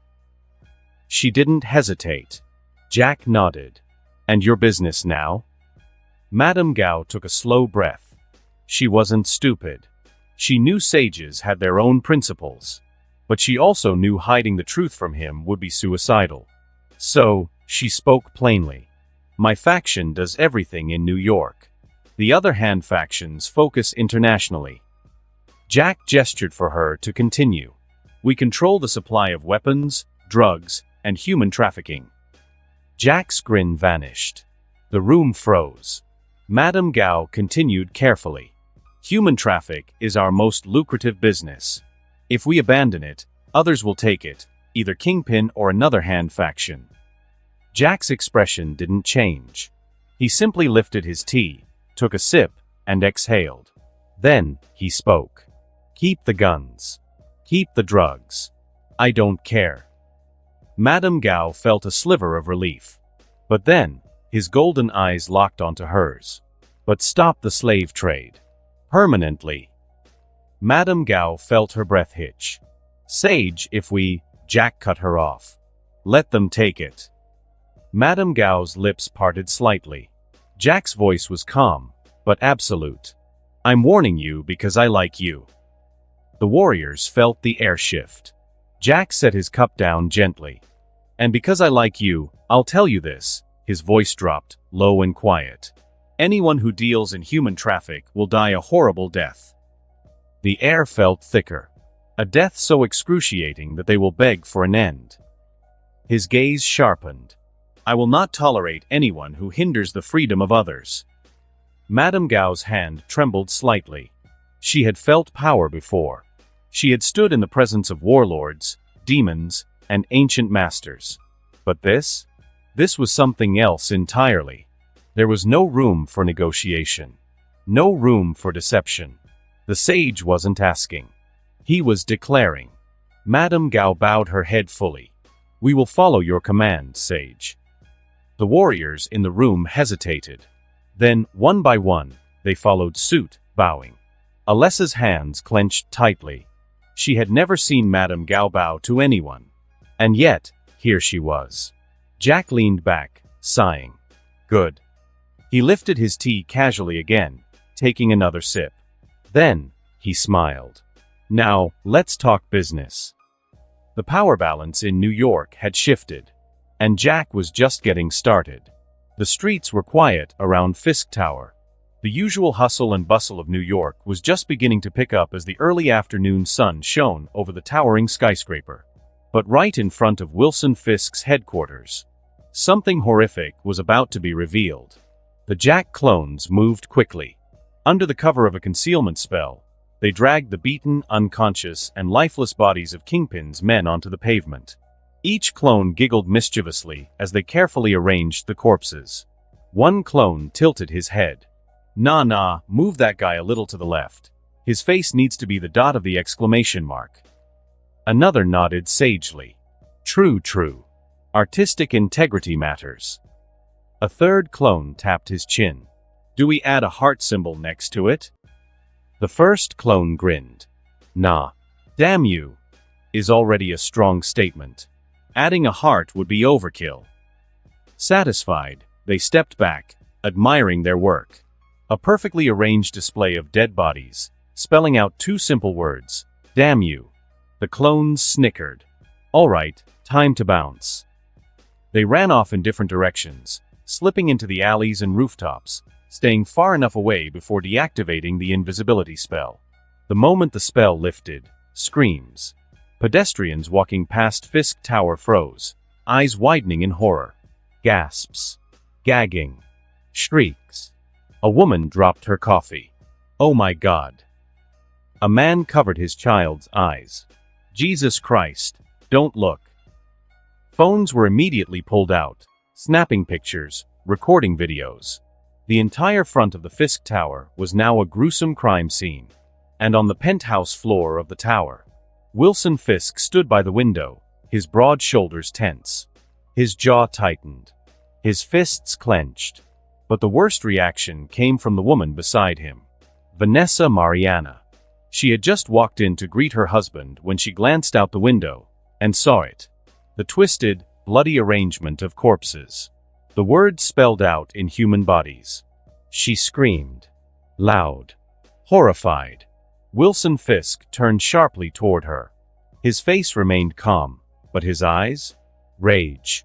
Absolute, seething rage. Vanessa clutched her mouth, stepping back, her entire body shaking. Who did this? She whispered. Fisk turned back to the window, his hands trembling with barely contained fury. His gaze scanned the bodies carefully. Then, he recognized them. His men. The ones he sent to destroy the newly claimed territory in Hell's Kitchen. The ones who were supposed to eliminate that nuisance. Instead, they were decorating the front of his tower. His breath came out slow, deep. Then, he muttered. Gao, you lied to me. She told him she will handle it. She told him she had eliminated the problem. But not only did she fail, she let this happen. She let that bastard do this. Fisk's hands clenched so tightly, his knuckles turned white. His empire was being challenged. And Wilson Fisk did not take challenges lightly. 10 minutes passed. The crime scene had turned into a media circus. News vans arrived in droves, flashing cameras illuminating the gruesome scene outside Fisk Tower. Crowds gathered, murmuring in shock. And then, the sirens wailed. Multiple NYPD squad cars pulled up, lights flashing, officers stepping out in force. At the front of the response team, a man exited a black, unmarked car. Tall, lean, grim-faced. His badge gleamed under the afternoon sun. Captain George Stacy. Newly promoted. And already? His first week was a disaster. Stacy adjusted his tie, exhaling sharply. "Secure the perimeter," he ordered. "Keep the media back. I don't want them contaminating the crime scene." His officers moved swiftly, setting up barriers, pushing back reporters. As he surveyed the scene, his gut twisted. Bodies. So many bodies. Arranged in a way no sane person would ever expect. Damn you. Right in front of Wilson Fisk's empire. George rubbed his temple. This is a bad sign. Before Stacy could gather his thoughts, movement caught his eye. A group of well-dressed men stepped out of Fisk Tower, and at the center of them, Wilson Fisk himself. The massive man moved slowly but purposefully, his presence alone making officers tense. Beside him, his wife, Vanessa Mariana, clung to his arm, her expression pale and shaken. Stacy straightened his posture. Fisk walked up to him, offering a practiced, apologetic smile. "Captain Stacy, congratulations on your promotion." His voice was smooth, deep, calculated. "I'm sorry we have to meet again under such tragic circumstances." George Stacy forced a polite, professional smile. "Don't worry about it, Mr. Fisk." They had met before, during fundraisers and charity events. Each time, Fisk played the part of the city's most generous benefactor. Each time, Stacy wanted nothing more than to arrest him. But this wasn't a battlefield. This was a chessboard. So, Stacy played along. "I hope you'll cooperate with my detectives during the investigation." Fisk sighed, shaking his head. "Of course, Captain." Then he exhaled, his expression solemn. "It seems my charity work has ruffled the wrong people." Ah, there it was. The narrative shift. Fisk lowered his gaze, his voice dripping with manufactured grief. "My wife. She won't be able to sleep for weeks after seeing this." Vanessa squeezed his arm, a genuine grieving, terrified woman. George Stacy nodded. "I'm sorry to hear that." Before he could say more, one of the detectives approached. "Sir, we need to ask Mr. Fisk a few questions." Fisk offered a sad smile. "Of course, detective." He turned back to Stacy, extending a large hand. "Captain, let's talk soon about how we can make this city safer, together." George Stacy shook it, keeping his grip firm. "Looking forward to it, Mr. Fisk." Fisk gave one last mournful glance at the bodies before walking away with the detective. Stacy watched him go. His expression hardened. George Stacy knew the truth. Wilson Fisk, kingpin of crime. He controlled Hell's Kitchen. He ran guns, drugs, extortion, and more. But in the public eye, he was a charitable businessman, a community leader. And this incident? He would twist it in his favor. Use it to boost his public image. Make himself seem like a victim. And worse, the media would eat it up. Stacy sighed, already feeling a migraine forming. He needed to find a way to turn this around. To stop Fisk from using this as another stepping stone. Because if he didn't, this city was going to fall deeper into his hands. And Stacy wasn't sure if he could stop it. And that concludes this episode. If you enjoyed it, I'd seriously love it if you guys could leave a like on the video, as it genuinely helps out so much, and it keeps me going, plus it takes only 1 second. That said, have a wonderful day. See you in the next one.